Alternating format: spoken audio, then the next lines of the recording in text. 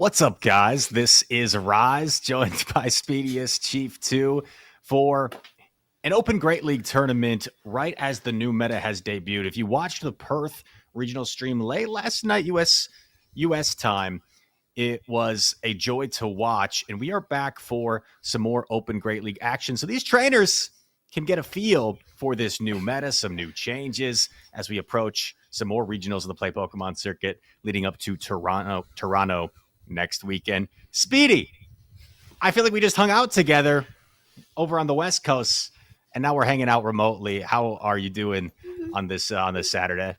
Dude, I'm doing great. I see you're also wearing I believe that's the same striped suit, man, looking sharp. Thanks. I told you this. A lot of people have reached out to me since your cast in Sacramento and said, "Man, Rise was awesome. He's a natural. He's on fire." I got lots of DMs like that. And then I asked, "Well, how did I do? You didn't comment on me. You just talk about Rise." No, I'm just kidding. Rise, you're awesome. I'm so excited to join you here for this Open Great League Cash Prize tournament. Shout out to Dez is the best for putting up the funds to support this tournament and give these trainers something to fight for. And like you said, we just had the Perth regionals. The Dual Destiny season is just starting, so we've got kind of like a hybrid weekend in Bogota and Perth, in the sense that you can use Pokemon that know the current moves. For example, a buffed Thundershock is eligible, but you can't use Pokemon like Bibarel in the official circuit because it just gained rollout. So we're going to see some interesting move sets today that you are not going to really see until Toronto 2 weeks from now. This is going to be a really, really fun tournament to watch.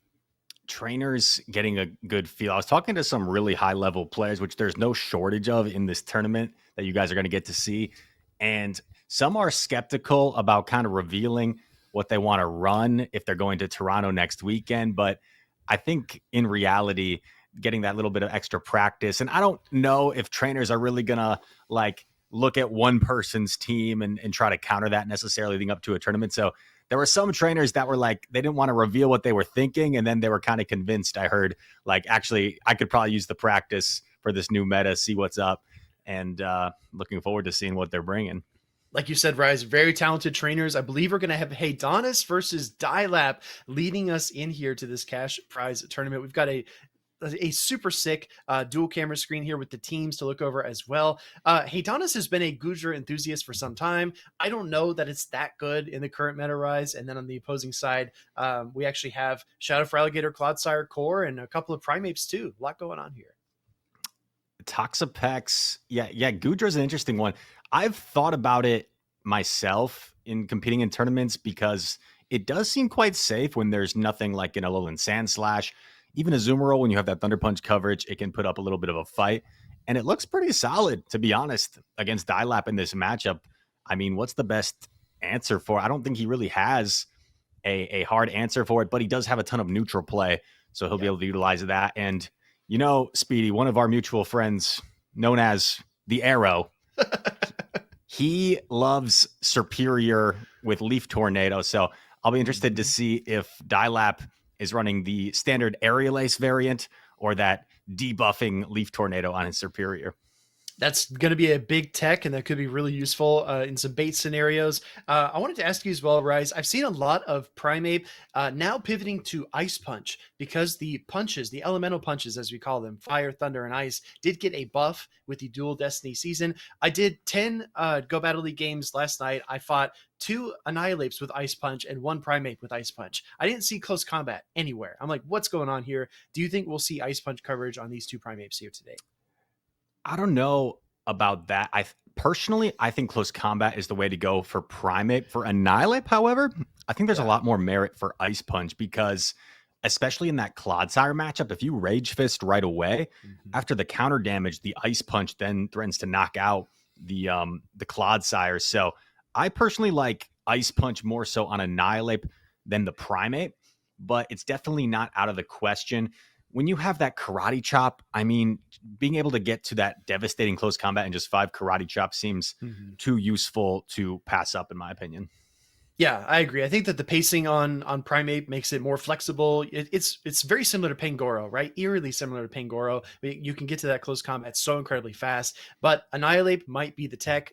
Z's Wireless on the Show 6 podcast was saying the exact same thing. He says, how many times over the past regionals have you seen a close combat land from an Annihilate? And I was like, I don't think I've ever seen that in the championship series. So we're going to go ahead and jump into this match. I see people in the chat saying Goodra sounds good. It looks like Haydonus agrees. We've got Primeape in the lead versus the Goodra.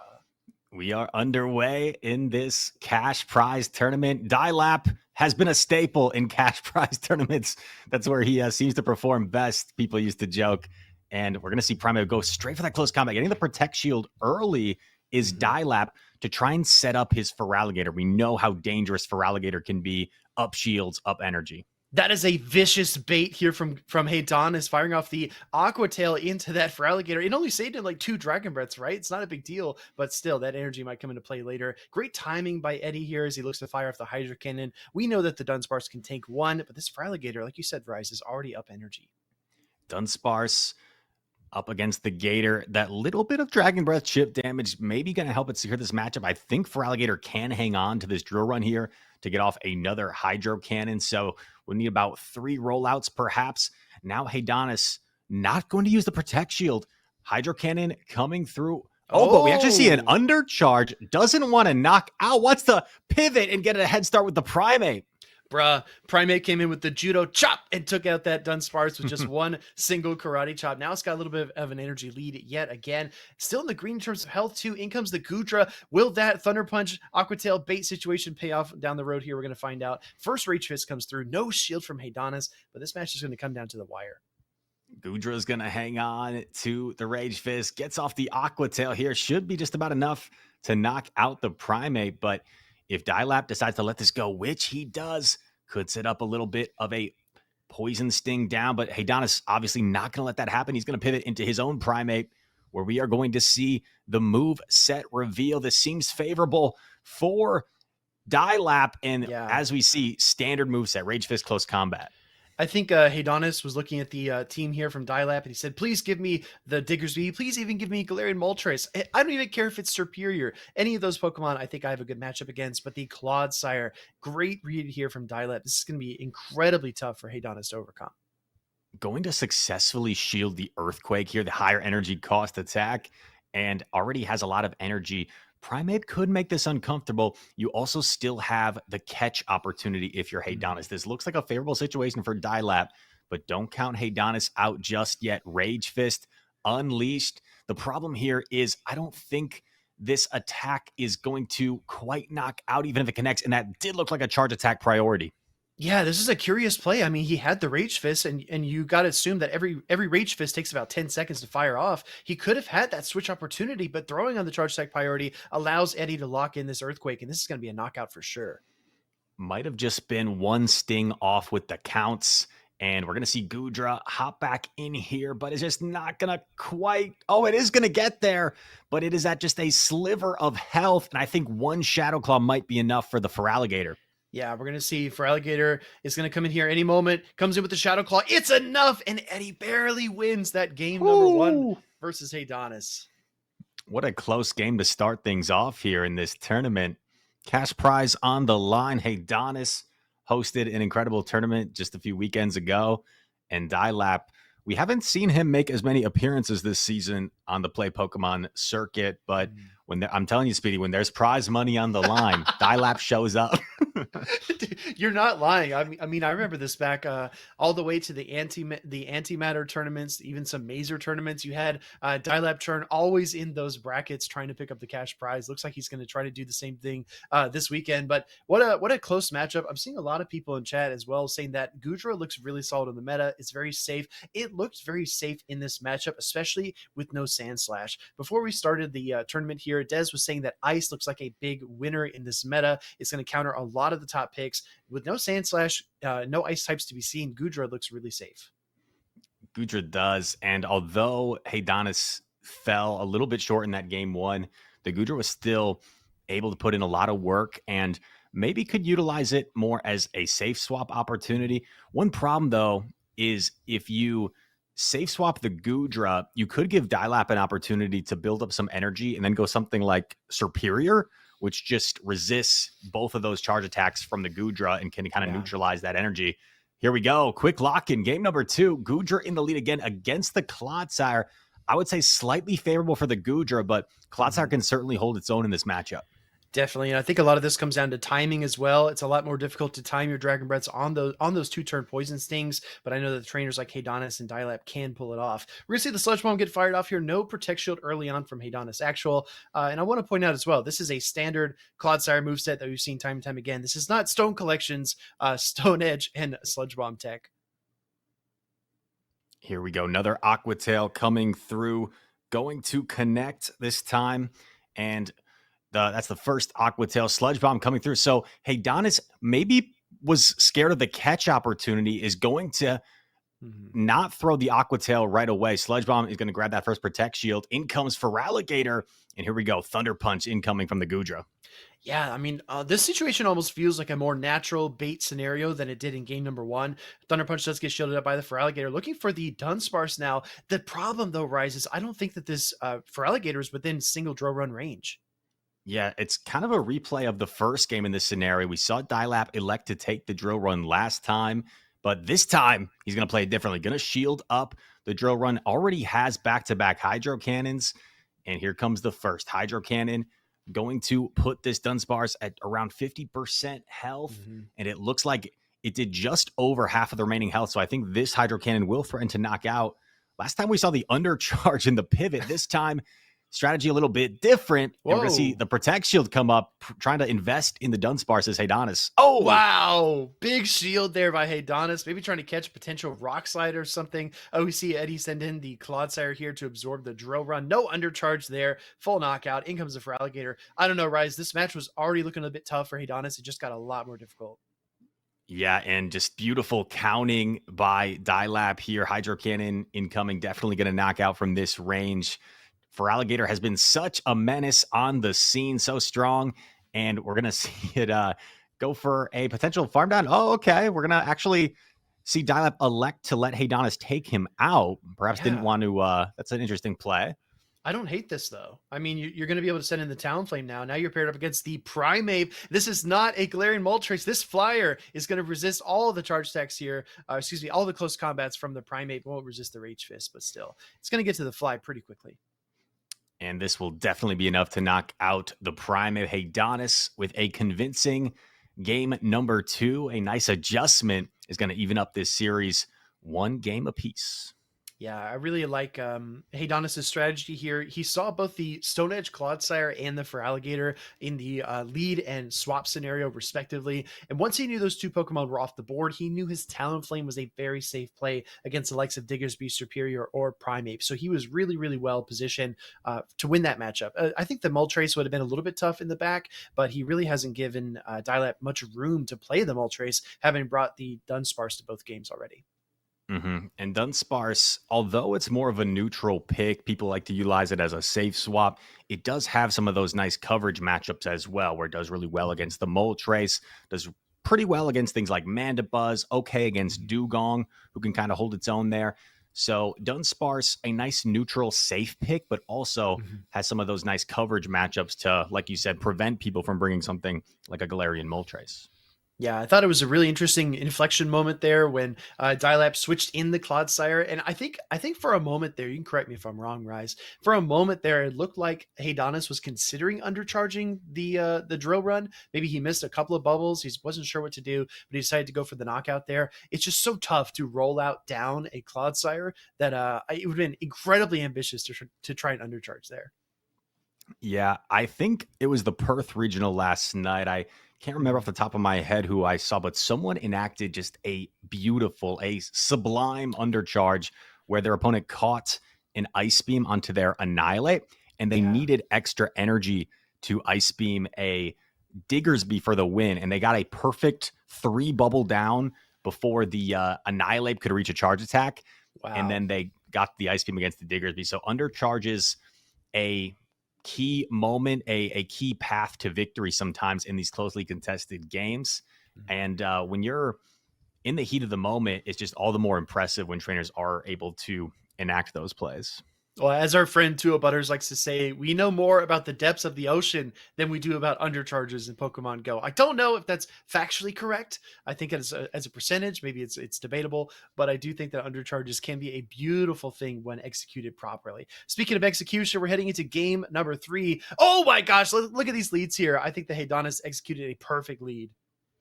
Here we go. Gastrodon gets where it wants to be against the Feraligatr, and we are going to see the against the Clodsire, I should say, the Feraligatr swaps in, and we're going to see a body slam. Successful bait here, grabbing the early Protect Shield from Dailap. That's a really nice bait to start things off. I'm a little bit questionable though, Rise, as to why the Gastrodon stayed in so long. I mean, you have a dominant matchup, Gastrodon and Clodsire. You've got the Toxapex in the back, and you know this is not going to be a crunch for alligators. So, I mean, Haydonus has a strategy in mind. Taking the shield is really nice, but I mean, you could just play for alignment, right? That's true, but I think Toxapex behind energy, you might actually be in a situation where the Feraligatr could pull a protect shield off you. Maybe he just felt like this was the safer mode of going about it. Did a little bit of mud slap damage first. He Mm, can take this Hydro Cannon, looks to go for a potential full farm down, and yeah. will have all this energy. And these multiple brines he's about to get off is going to do some solid chip damage to the Clodsire. Honestly, I think Haydonus probably banks a brine here, goes back into the Gastron because Dailap just force switched in that Clodsire. So now it allows Haydonus to pivot right back into his Gastrodon. This is a dominant position to be in, even with all this energy advantage. I think that Dailap's going to have a tough time. Yeah, good call, Speedy. I think that was probably the better course of action there. Earthquake coming through is going to pull a protect shield. Now, this could start to get a little bit dicey, right? I think Mhm. saving both protect shields for the Gudra would have been really nice. Now that you've committed a protect shield, we're going to see the Earth power come through. Is going to knock out the Clodsire. This could open up some possibility for Mhm. the Moltres to do what it does best and get some energy advantage here. Yeah, I think that the Gastrodon versus Moltres matchup is just so abysmal for the former Pokemon. It's going to throw the Body Slam here, and this is a lot of Gastrodon to sucker punch through. So I think that the Moltres is going to have to throw. If he does get the boost, though, that will flip some matchups here down the road. Body Slam, going to do some more chip damage here. And I think at this stage in the game, Dailap's hoping for something with minimal fast attack pressure, but he's going to be in for a rude awakening here against the Gudra and almost has to go for this bait. If you're Haydonus, it's such a tough call. Do you commit the Protect Shield or not? He's going to shield last minute, gets the successful bait. Here we go. Oh, here we go. Now we're cooking. Dragon Breath is also cooking, Oh, though, and it gets a massive knockout, and the dreams of winning the series fall as that Galarian Moltres gets KO'd. Beautiful plays, and Gudra, again, being a sturdy, steady backdrop there for Haydonus in this series. Haydonus able to take down one of the most scary names whenever you're looking at a bracket. Dailap, such a talented trainer, such a confident trainer. He always expresses his emotions on his sleeve as well in the championship series when we've seen him compete. And Haydonus, a very, very talented trainer in his own right, able to take him down here early on in this tournament on the back of the trusty Gudra. Yeah, I mean, as Dailap likes to say, he's not hungry for these cash prize tournaments. Rise, he's starving, and he came in here looking for a win. Hey, Donna's put a stop to that, so I think Dailap might have to go grab some lunch and try to regroup himself in that losers bracket. I think the recognition that the chat saw it, we saw it, and Haydonus, of course, saw it. The Gudra was so safe and was able to really put on a clinic in that matchup. Very well done, of course, by Haydonus, and he'll be moving on into the bracket. It's really cool to see trainers succeed with the Pokemon that they really enjoy playing. Last season, I know that Haydonus and Mango both played a lot of Gudra in the Championship Series. So seeing it here in Dez is the best Open Great League cash prize tournament is really, really fun. Speaking of playing with your favorites, though, Rise, I want to take it back to Perth for just a moment. We saw Yusei Faro playing with Alola Ninetales and Morpeko on his team, and the Seed Bomb Morpeko went crazy. I would love to see some Seed Bomb Morpeko in this tournament. I was looking at that myself, Speedy, and as soon as I saw the Seed Bomb Morpeko, I immediately was inspired to check out some online resources here on the Rise channel. We talk about pvpoke.com all the time, and I was looking at the simulation, seeing what matchups it can pick you up, and although maybe not as good for the bait opportunities with Psychic Fangs that helps flip some matchups, Seed Bomb allows you to win the zero shield scenario against Gastrodon, against Quagsire, and in a meta where ground types have become quite prevalent to counteract Mhm. some of these poison types, I think the Seed Bomb was a really clever pick and definitely has some merit. So you say with a few tricks up his sleeve over in Perth. Yeah, exactly right. And we did see several situations where he was able to force shields. And trying to play Morpeko in GBL, I've run into that all the time. If I see, a Clodsire or a Gastrodon, Shadow Kanto Marowak, excuse me, when I see those Pokemon, I really wish I could hit them with a super effective charge attack. Morpeko's got the attack stat to do it, so we'll see if it comes out to play. With that Thundershock buff as well, a lot of people are wondering if that Pokemon will finally be meta. I think as commentators, as content creators, spectators, whatever you want to call it, we've tried to will it into existence. We're like, oh yeah, I hope somebody plays it. But I don't know. Maybe this tournament somebody will. Morpeko just has such a high ceiling in terms of what it's capable of doing in terms of sweeping teams.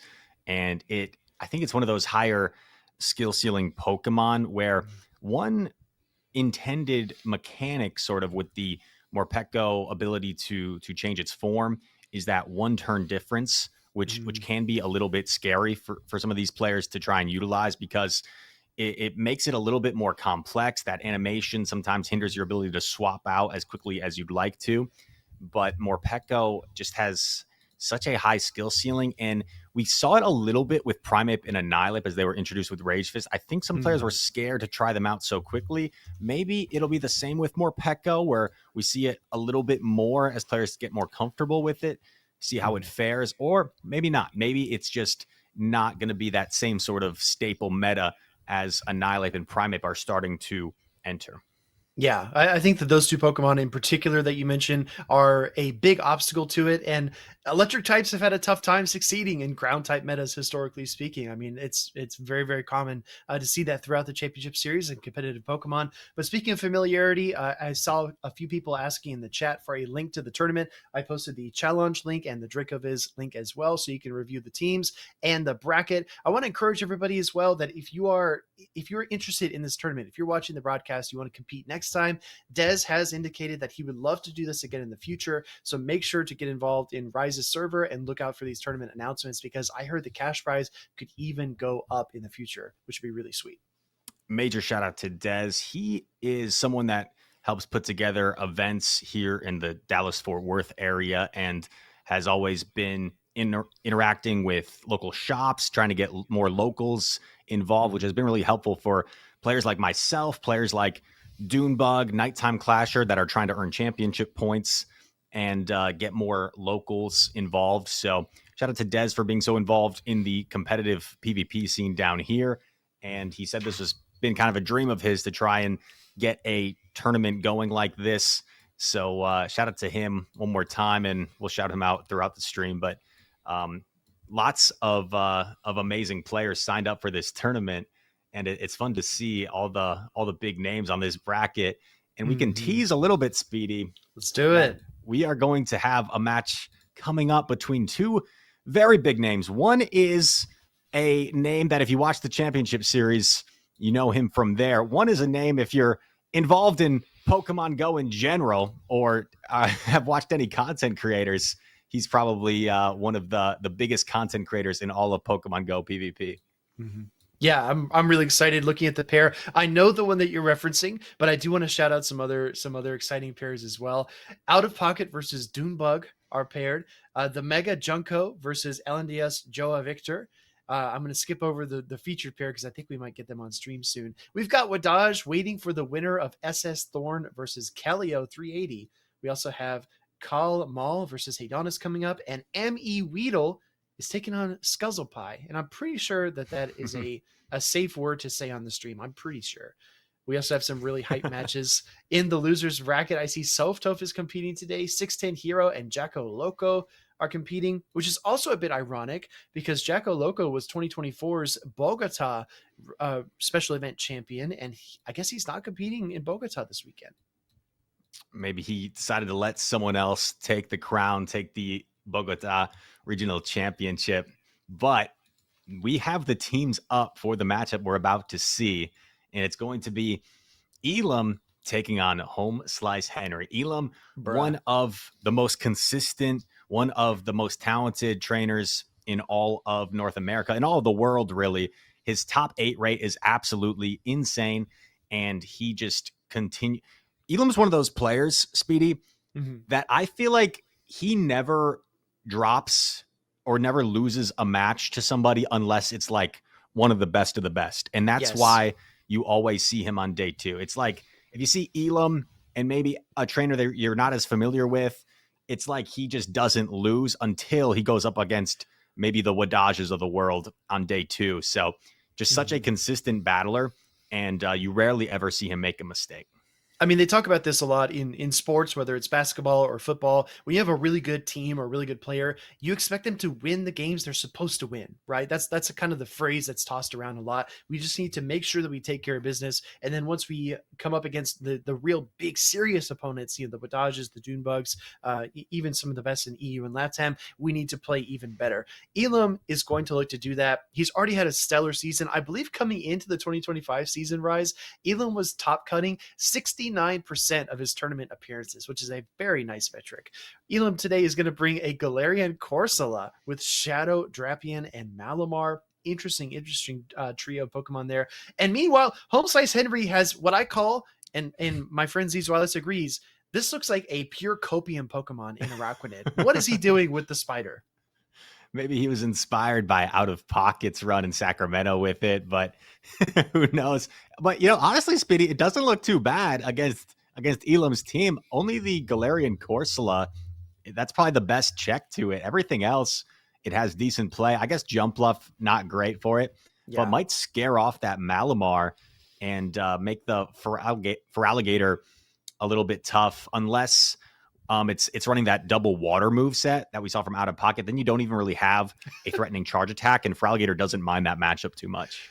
Yeah, we saw that in the grand finals in Sacramento, like you pointed out. It was so tough for Pocket to take down the Shadow Feraligatr because that was his best response. It was just really difficult for him to chew through the HP.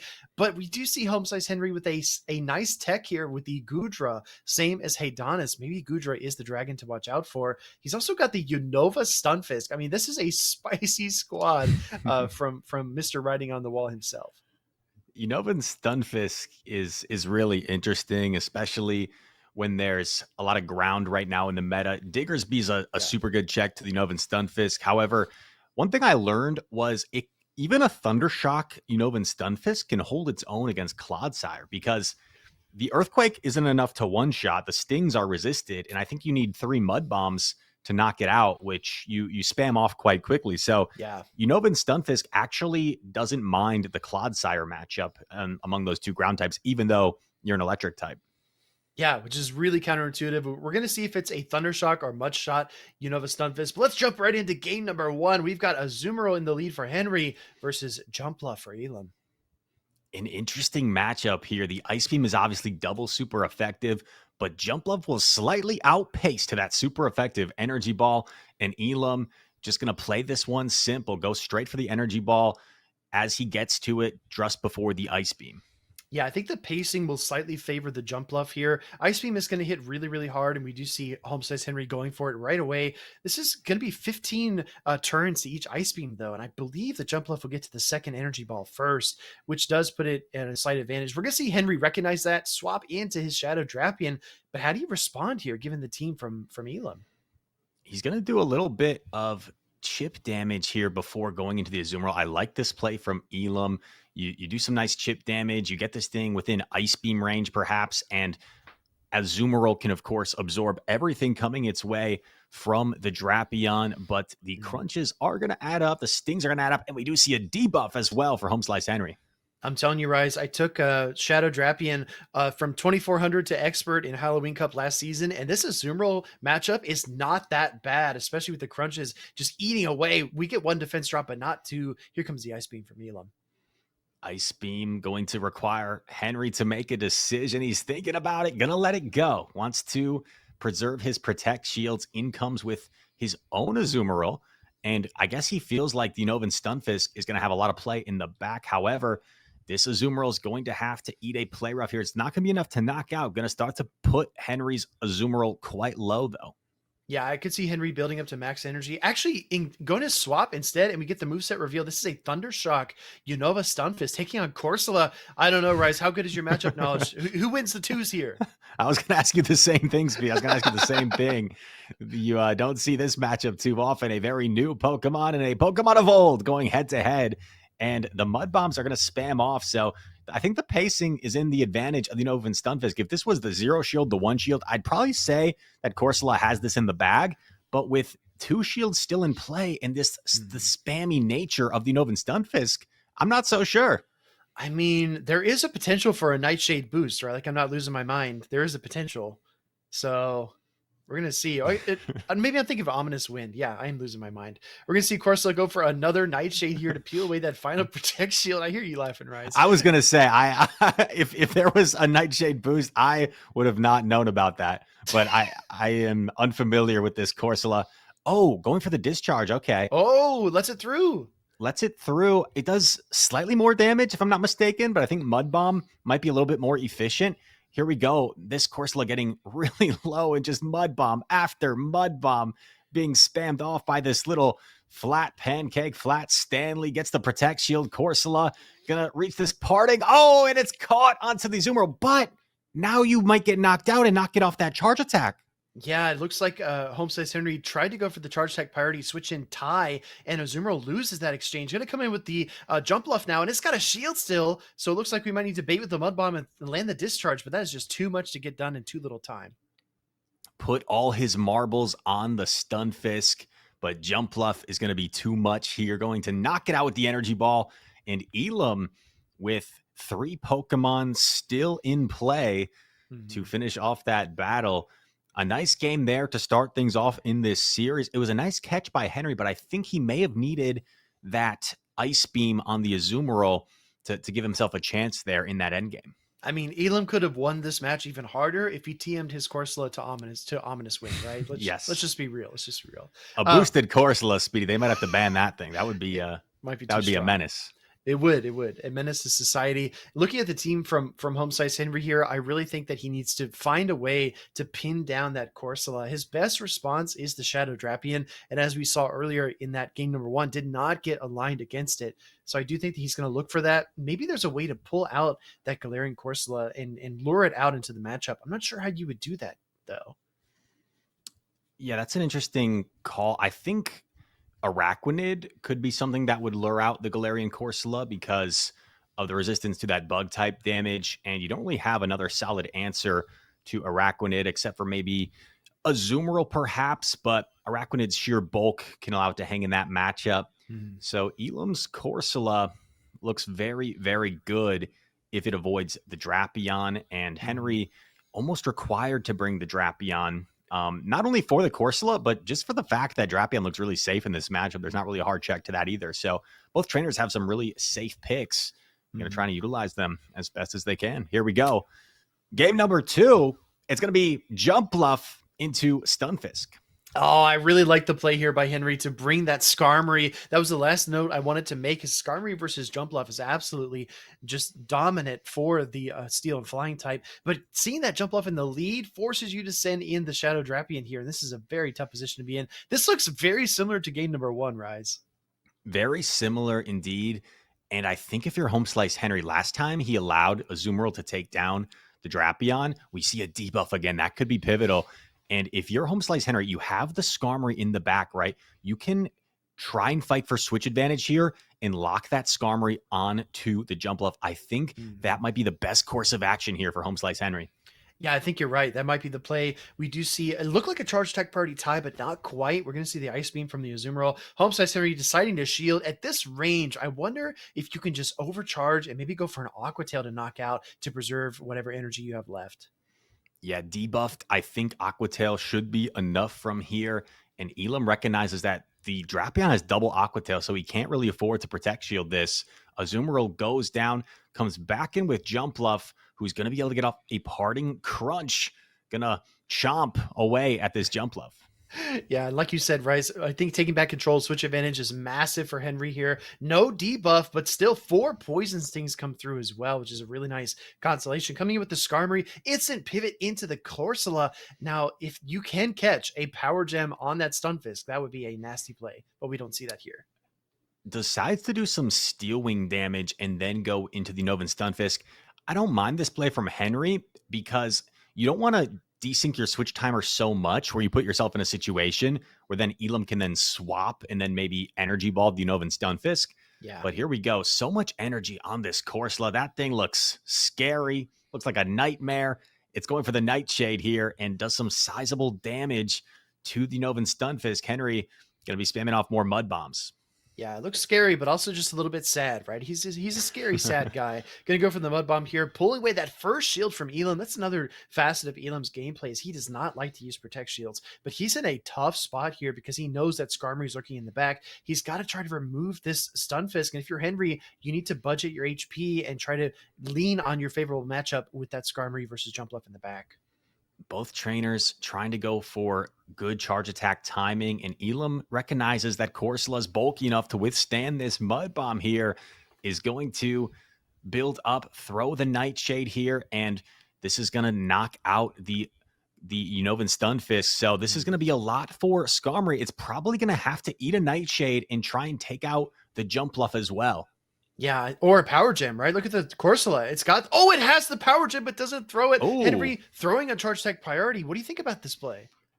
I like it. You get the final protect shield. Another course of action would have been to go for the full farm down and then try to get to 2 charge attacks against the Jumpluff. But now this Nightshade's going to do some nice chip damage. I wonder if the Jumpluff can maybe reach double Aerial Ace, if that's going to be enough to knock out the Skarmory. I almost wonder if you could have landed the power gem there, would have closed the gap a little bit more. We're going to see the Aerial Ace get fired off, like you said, maybe going for the double. You do not want to throw Energy Ball here. We see the first one. I don't know if it's going to be enough. Here comes the second one. I think Skarmory's going to hang on, Speedy. I think it's going to hang on. It's almost at the Sky Attack. Aerial Ace, just too underwhelming here. Skarmory able to survive and gets to the Sky Attack here. This is going to knock out the Jumpluff. Skarmory making an appearance and getting HomesliceHenry on the board.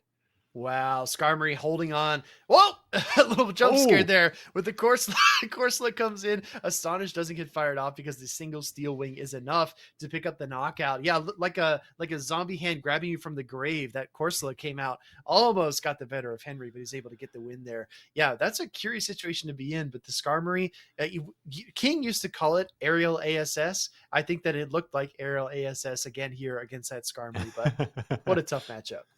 I remember those days. And shout out to King, by the way, for the raid party here earlier on the stream. What a nice bring from HomesliceHenry with the Skarmory.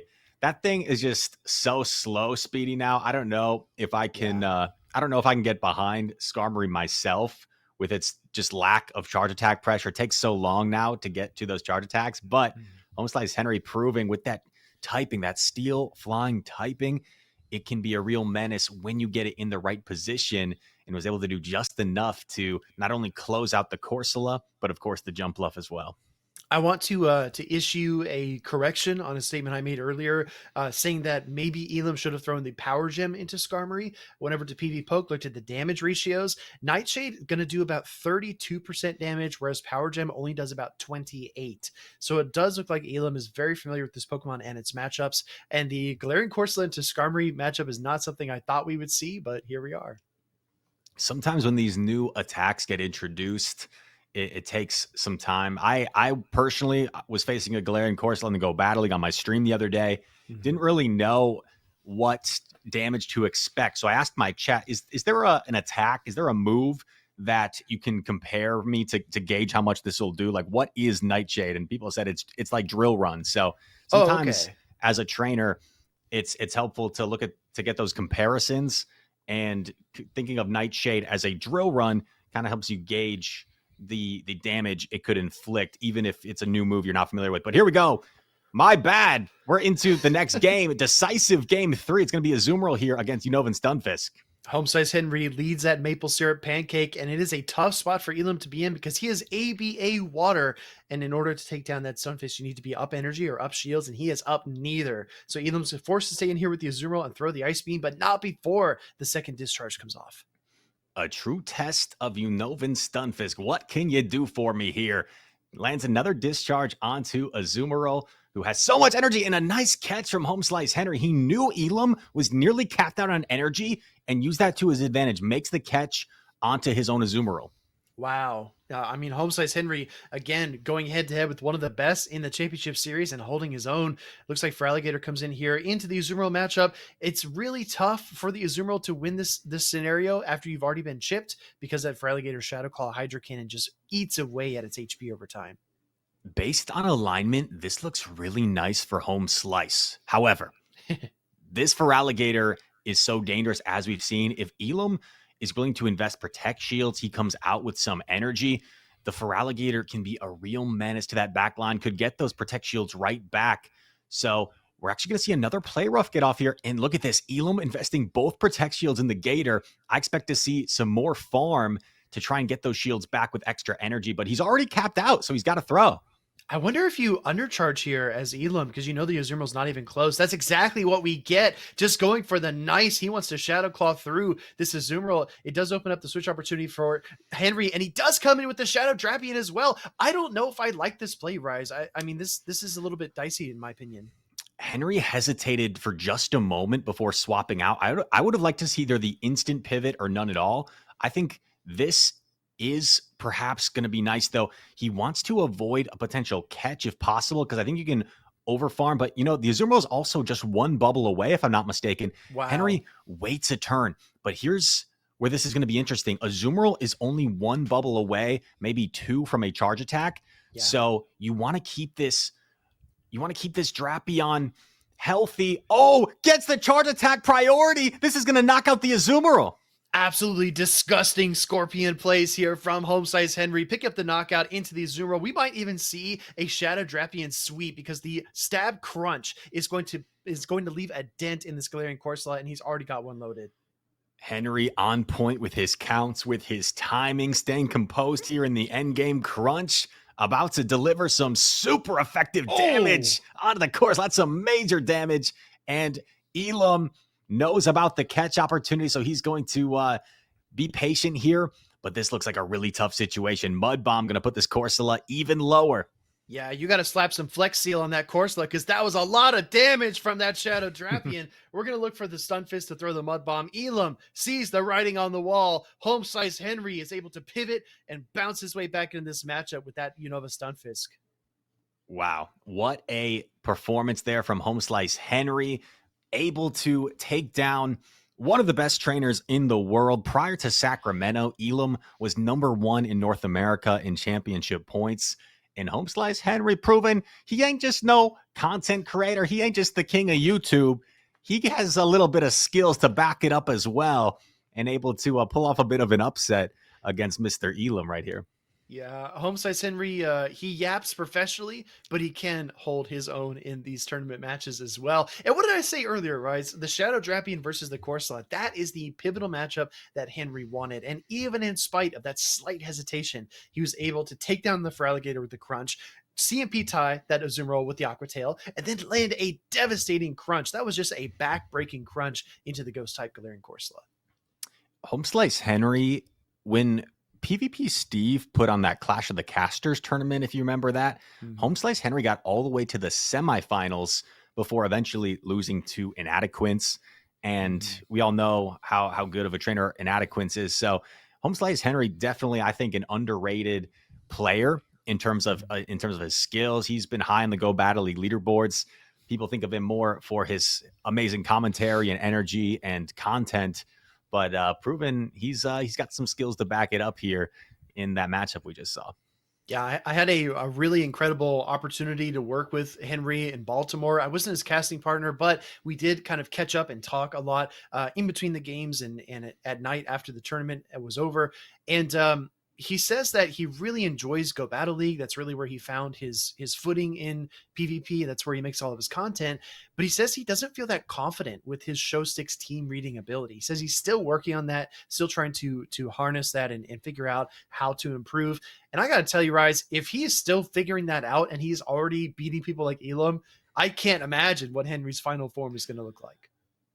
Yeah, we saw 2-0 Butters compete for the first time recently in Sacramento. It would be nice to see HomesliceHenry compete in a regional in the future. I'm sure the fans would love that. And honestly, he's more than capable, as we've seen here just now, of doing really well at a Play Pokemon event. So HomesliceHenry Also, credit to the team he brought. I mean, Unovan Stunfisk, Skarmory Core, that's pretty crazy stuff, but he made it work.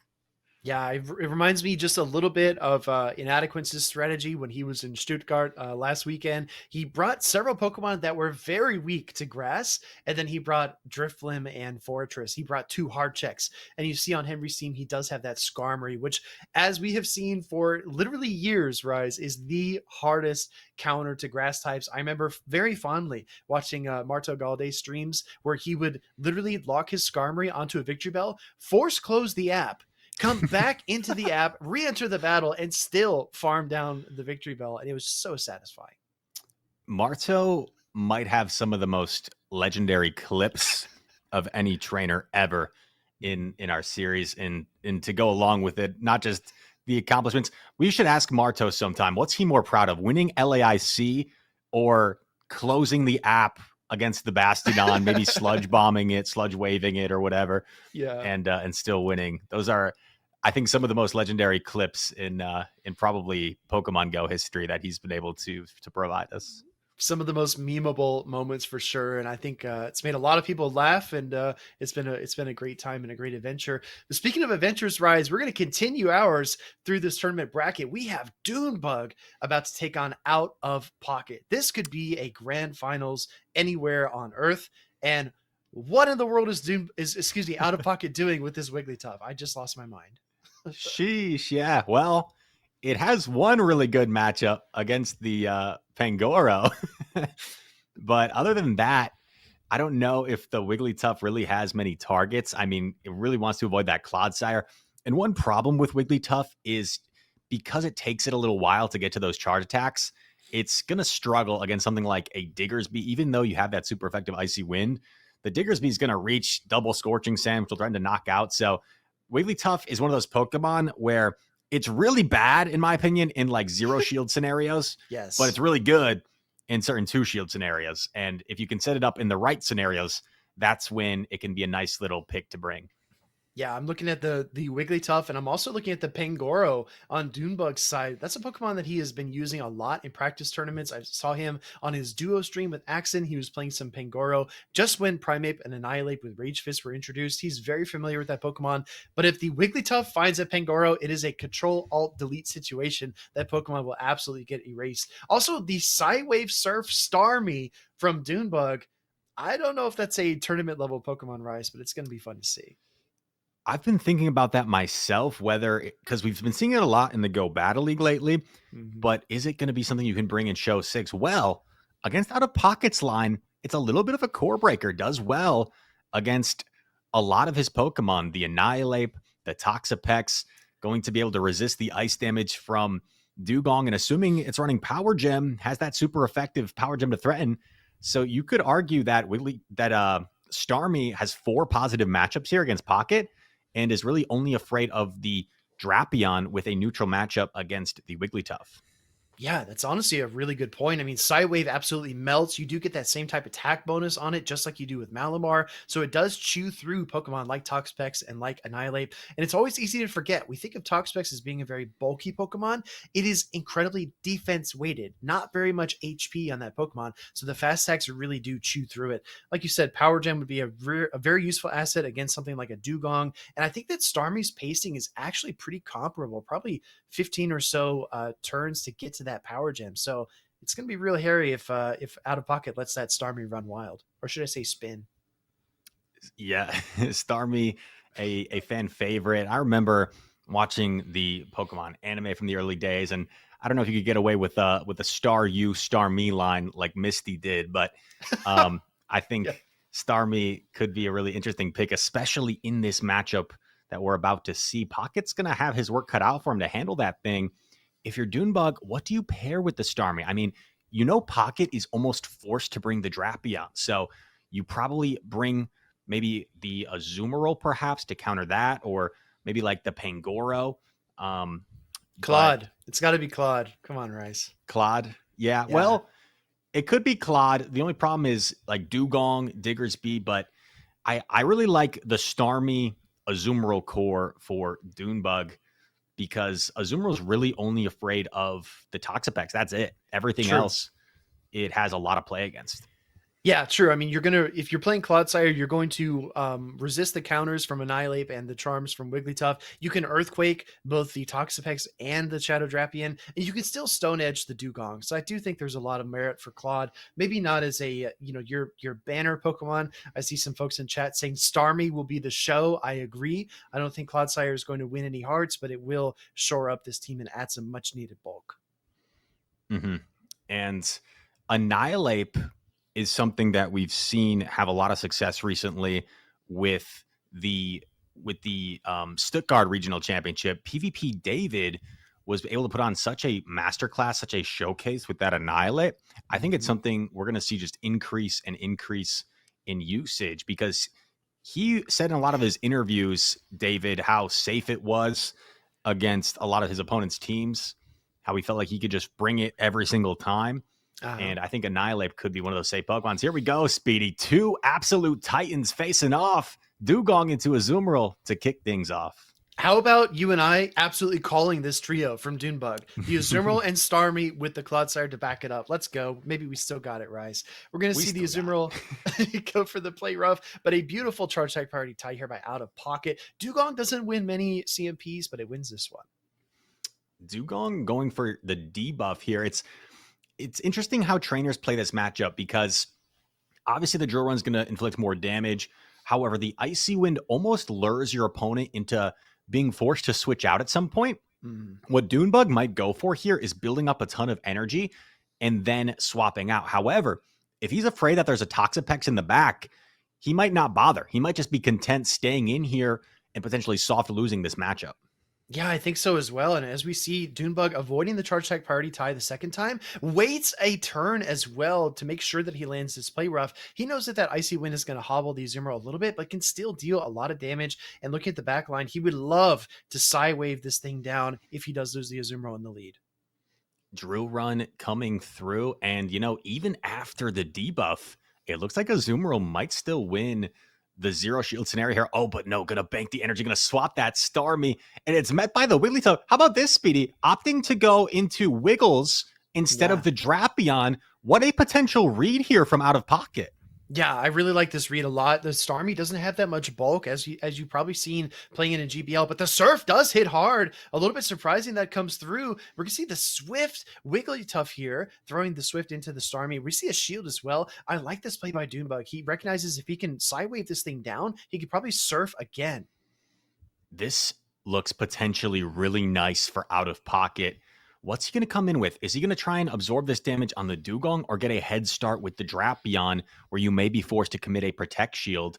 Let's see. Comes in with the Drapion. Going to try and sting this down. And, we see a...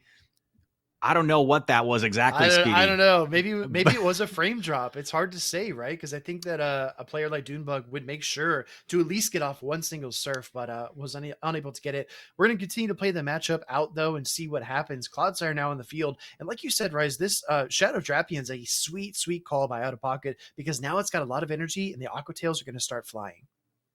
Aqua Tail is going to be spammed off, and with this energy head start, I think OutofPoket's in a great situation.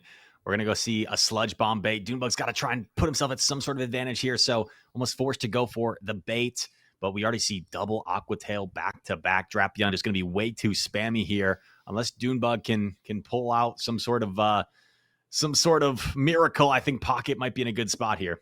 Yeah, Pocket's just going to keep on spamming the Aqua Tails here. I think the final shield will come up right now. And then the question now becomes, is Doonebug going to be able to catch something on the Azumarill, or maybe peel away that final shield and make a swap? He actually waits a turn on the Poison Sting to throw the Earthquake, but we saw OutofPoket wants that Aqua Tail. I suspect he will probably wait a turn as well. And the Azumarill has a charge attack, or... and we see the catch made. OutofPoket saw it all the way and is going to go for a play rough. Of course, this is going to knock out the Dugong. I think Drapion might be able to sting all the way down. Yeah. And now that he has the double Aqua Tail, says, might as well throw it here, and I can Aqua Tail the Clodsire. So OutofPoket, going to take game one.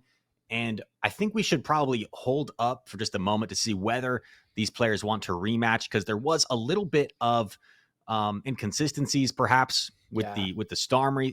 So not getting off that charge attack. So I think we can just hold up, see if these players are going to end up rematching or if this game will stand.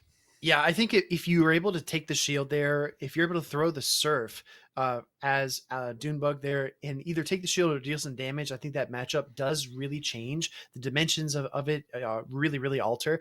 The good news though, Rise, is I see in chat that apparently that issue has been marked as resolved. So there is no problem at all with the game and we are good to go. Wow, that's crazy that it's resolved. So maybe what we saw there just was we were all hallucinating and didn't see, and maybe our eyes are just playing tricks on us. But these players will, I'm sure, discuss things, maybe ask the judges for a second opinion.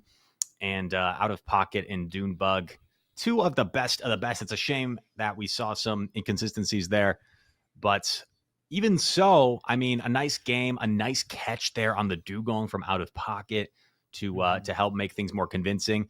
Let's say that Doonebug had grabbed that earlier protect shield, then maybe if he's able to, land a charge attack on the draft beyond, it makes it much more, I think, awkward for Pocket, right? Because he probably has to go for a catch earlier, or maybe use the dugong earlier as a catch, and then the Azumarill lands a play rough. So not exactly sure how that would play out if that Starmie did get off that surf as it was probably supposed to. Yeah, I think it's interesting as well to think back to the team read that Pocket made. We called it out during the middle part of the matchup when we saw the Starmie switch in. Pocket had the choice to go either with the Shadow Drapion or to go with the Wigglytuff. And I think that sending in the Wigglytuff there really showed that he was making that hard read and that he preferred flexibility with his backline. He knew that the Drapion was much more flexible if it was a Pokemon like Diggersby being the third for Doonebug, or as Inadequates for some reason believes Jumpluff should have come to that battle. If it was Jumpluff in the back, maybe the Wigglytuff would have had a more difficult time, but that Drapion is just so much more flexible. So it really highlights Pocket's ability to think in real time and to give himself windows, not just to make a hard read and just throw all of his chips on the table and say, if this swap doesn't pay off, then I just lose. Pocket never puts himself in that situation. A really nice team read in the moment, because if your opponent swaps the Starmie, your best answer clearly being the Drapion, it's very easy to just go that right away. Mm-hmm. But I think Pocket read that there was an Azumarill in the lead. Mm-hmm. It's only weak to the Toxapex, so you need answers to the Toxapex in back. What makes most sense? Probably the Clodsire. So Pocket able to just read that in the moment and go in with the Wigglytuff and save his Drapion for a better matchup. Because if he goes Drapion into Starmie, unless he can like preserve the Drapion with a bunch of energy or something, that Wigglytuff would just be devastated in the back by the Clodsire. So exactly. A nice read from OutofPoket, of course. Very well said. I see Inadequates doubling down, saying that Jumpluff is really good in this matchup. We might see it in game number 2, but as we continue to determine if that matchup warrants a rematch or not, we will defer to the judges for the time being. But Rise, I'm telling you, this OutofPoket versus Doonebug matchup, this could be like an NAIC Grand Finals or even a World Championship, late round Championship Sunday matchup. Of course. I mean, Doonebug, second place at EUIC last year. Pocket won NAIC, so they've both been to an IC Grand Finals. And Doonebug with 4 regional titles. I want to say the only player in Pokemon Go with 4 regional titles, right? Most to his name. So I think Wdage has won 4 titles because he has 3 regionals plus an international. Yeah. But so there's a couple players. There's only a few players in that 4 first place club. Doonebug with he won 3 in 1 regional season, titles. right? 3 in 1 season is kind of busted. Diabolical. Kind of broken. Yeah, absolutely. Doonebug might be hacks. But what are not hacks are the situation we saw unfold on that game number 1. So we're going to go ahead and talk about a few other things, Rise, while we wait for that matchup to get resolved. Because I do think the surf was pivotal. I do think that was a important charge attack in that game. And the Psywave can be so tricky. I'm not sure if you've had the same problem that I have had in Go Battle League, but adjusting to Starmie with Psywave, especially when the fast attack animations are inconsistent, it can be very tough to time your charge attacks correctly. Yeah, the animation gets in the way. I think I was watching Tomahawk UK's stream, and he was like moving his head to the side of the side wave animation as if that was going to make a difference and help him like Oh, see totally. around the side waves. So I don't know if you've tried that strategy. You guys in the chat Mm. can let us know if that works. If you can like look around the side wave if you tilt your head. It's interesting. I'll give it a try. I'll give it a try. Hopefully nobody will see me doing it, or they'll think things, right. But yeah, Sidewave with Starmie is definitely an interesting tech. Another Pokemon that's giving me trouble, Rise, is actually Sand Attack Gliscor. That Mm. Pokemon, it's the way that it throws its claw, and Xylis made fun of me for this, right? He said, "Oh yeah, blame it on the fast attack animation. It's not just you being bad at the game." But no, totally, it's got to be the fast tech animation on the Sand Attack. It's just no bueno. Sand Attack, I agree with you, does look weird. It doesn't even look like a one turn attack, right? Yeah. It's a one turn, but it almost looks like a two turn attack. So it's very awkward. Rollout is one that always messes me up. Yeah. I joke on my stream, I'm the worst player in the world at timing against rollout when you're like in a desynced situation. Oh If it's yeah, in the that's tough. lead, like that's fine. But if like they swap Dunsparce and I counter swap something, I'm the worst in the world at trying to time the rollout animation. I mess it up all the time. Yeah, no, I definitely get the feeling when you see that rock just roll into your Pokemon when you're doing your charge attack, it's so deflating. Like, oh, I thought I timed that right. I thought that I got that, but it unfortunately it happens more often than not. Rise, I have a question in the chat that is directed at you. HomesliceHenry says at Rise to Occasion, I have one question. How much damage does Dialga Breath do when Shield is down after damage on Thunder is more than super effective, but on Palkia is more than Togekiss Charm can block with his shield? I don't know if there's a problem with my reading comprehension, Speedy, but I'm struggling to understand exactly what he's asking. But actually, that's super obvious. It's 67 damage. Yeah. 67. Yeah, that's really interesting. Very, very nice work. But as we wait for the judges to convene on this matchup situation, it's an action-packed weekend, Rise. We've got Bogota and Perth. Perth already happened. It was only a one-day event. We did get a Pokemon Go stream courtesy of PvP Steve and the awesome work that he did. And we also have some sweet graphics to show you. This is the bracket of the Perth regional competition. I believe there were 40 trainers that participated. Seeing They Love Jai make it deep into the tournament, that was not a surprise. They Love Jai was incredible last season. But who is 89 CGY Flames fan? I've definitely queued up against them in the Go Battle League. I actually didn't know until recently that they were over in the Oceania region, but a huge congrats to them for capturing the Perth regional. And we just saw so many upsets that I saw the casters were talking about. People like Avrip went down early, as well as Rick Flareon, who both of them have had incredible runs at Worlds, really putting Oceania on the map, as well as people like Yakobovic. So congrats to some newer names. They Love Jai also got to the grand finals, if I'm not mistaken, last season in the Perth Regional against Rick Flareon. Yes. But Flames fan able to reset the bracket and capture the title this season. Yeah, Flames fan, very impressive. I didn't watch the final moments of the stream, but I did catch a fair amount of the stream before I went to bed last night. Saw a lot of Yusei battling. I saw, I believe, Avrip as well was on stream. A couple of the names that you come to expect when you talk about the Oceania region, but They Love Jai and Flames fan, very, very fun grand finals and the reset as well. If I remember last season against Rick Flareon, I believe that Rick Flareon was coming in on the winner's side. He lost the first set of the grand finals and then won in the reset. One of only, I think, 3 or 4 trainers to do that. Because once you seize the momentum in the grand finals reset, more often than not, that player continues to win and ends up winning the whole tournament. So very nicely played by Flames fan. And teams were fun. I mean, we saw a lot of Morpeko. We saw a lot of interesting things in Perth. And we've already seen some pretty fascinating things here, and Des is the best Great League practice tournament. And we take a look at some of the usage rate. Both Azumarill and Clodsire tied at the top at just over 50%. Whenever you're over that 50% mark, more than half the trainers are bringing you. That's when you know that Pokemon is really top tier meta, is really common. And then Dunsparce trailing behind with Mandibuzz. Annihilate moving up to 33%. A third of people brought Dailap on their team. That's definitely more than we've ever seen before. And we see 69% of those for alligators were shadow. That is incredibly nice. Gastrodon coming in at 33%. Galarian Corsola at almost 18% usage. And then Jump Bluff. I feel like since we've seen Marto win with Jump Bluff, and I believe it was SJ as well win with tournaments with Jump Bluff this season, that Pokemon has been taken off of the fraud watch, and it is now a legit contender. Araquanid, though, I think is still to be determined. It looks like we are going to be moving on shortly into this matchup with Pocket and Doonebug. I think we're still waiting to get word whether it was ruled a rematch or not.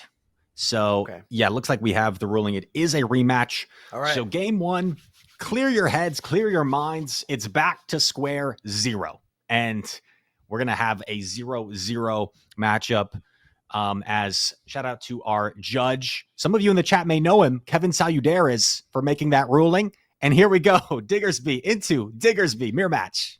Exciting stuff here, Rise. We've got the Diggersby mirror match. It looks like both are going to be running the Scorching Sands and Fire Punch combination that we've come to expect. We don't see any Hyper Beam shenanigans going on here, but I do think that Doonebug's Diggersby is going to win that charge attack priority.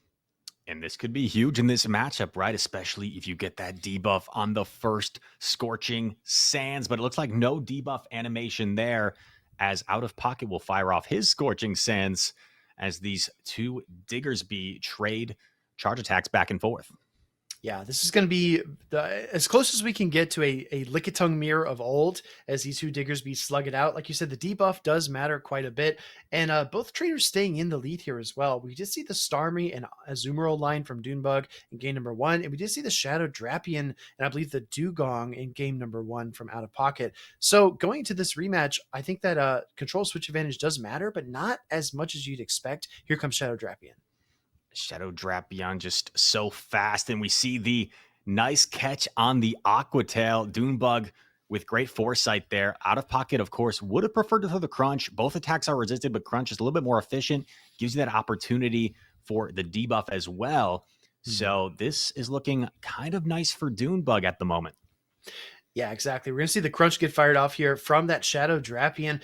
Again, a great swap by Doonebug. That's a rare mistake from OutofPoket to throw the Aqua Tail into that Azumarill.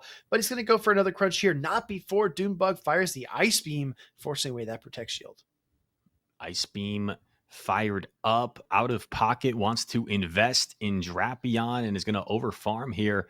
Now, the problem is I don't think this Crunch is quite enough, Speedy. So I think OutofPoket might be forced to fire the back-to-back. He might have to fire off Crunch plus Aqua Tail in order to avoid this Ice Beam. And that's what he's going to do. Fires off both attacks back-to-back. Doonebug content letting Azumarill go.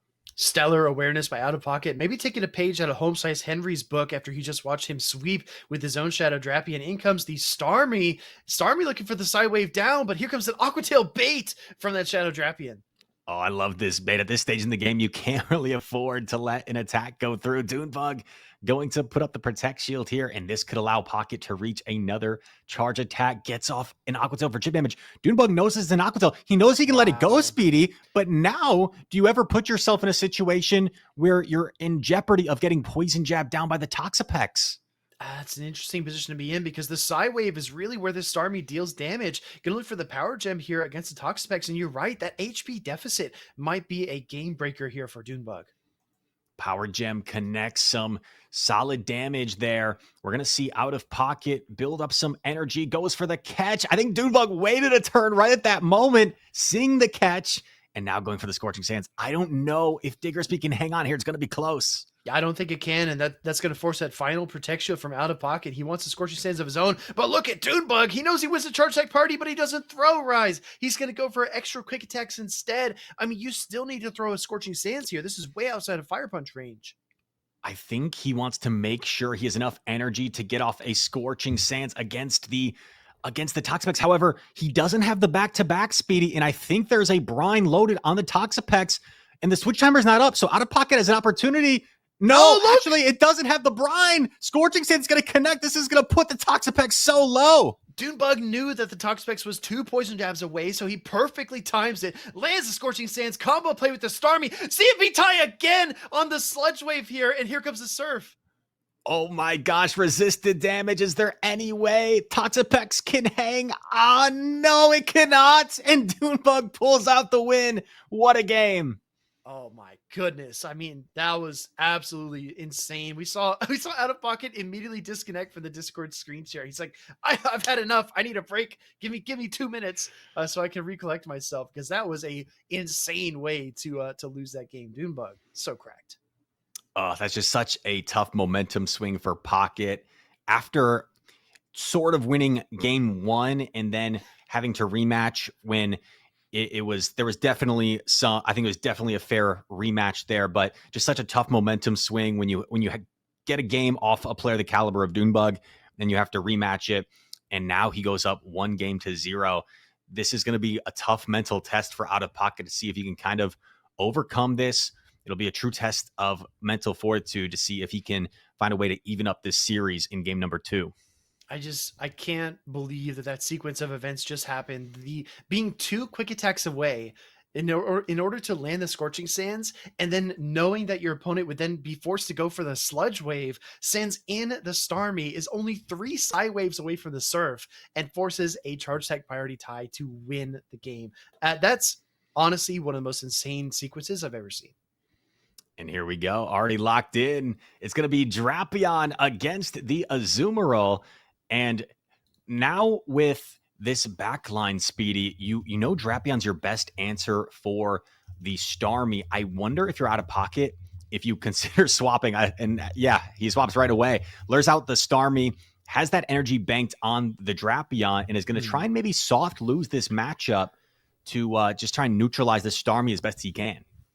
Going to go for the Icy Wind here to try to slow down the damage output from these Psy Waves and Power Gems respectively. Starmie, though, going to gather a lot more energy here. Looking maybe a little bit of a frame drop action again there, but this time Doonebug is going to get off the charge attack, and this is going to do a lot of super effective damage. I don't know how attack-weighted Starmie is, if I'm being honest, but I know that this will hurt.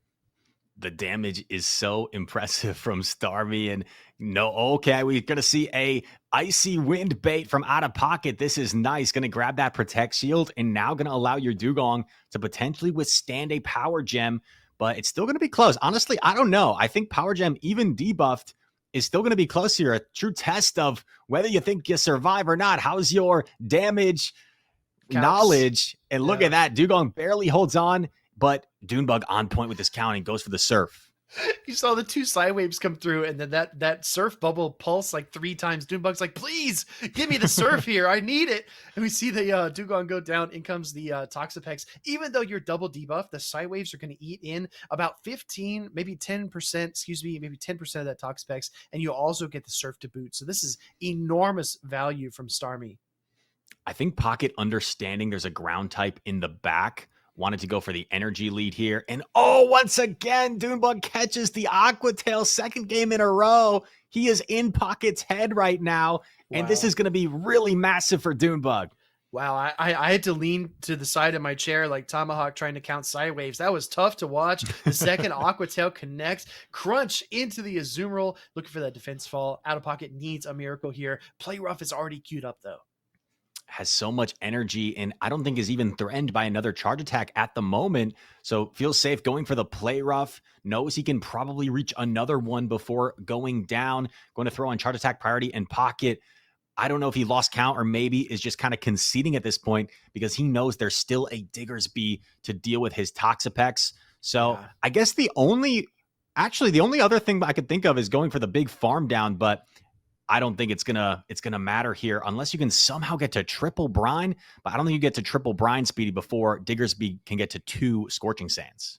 Yeah, exactly. I just think the math doesn't work out. A lot of players like Doonebug, like OutofPoket, at this point in the matchup, they've already done the mental math to project how this matchup is going to end. We do see the Scorching Sands, only a great because of Doonebug's Android there, not allowing him to get the bubbles he needs. But I think that's still going to be enough. Going to look for another charge attack any moment here. Doonebug trying to tie up this matchup with a bow, sighted under the tree. The gift is delivered. Scorching Sands delivers the final blow, knocks out the Toxapex, and Doonebug able to take down OutofPoket there in relatively convincing fashion.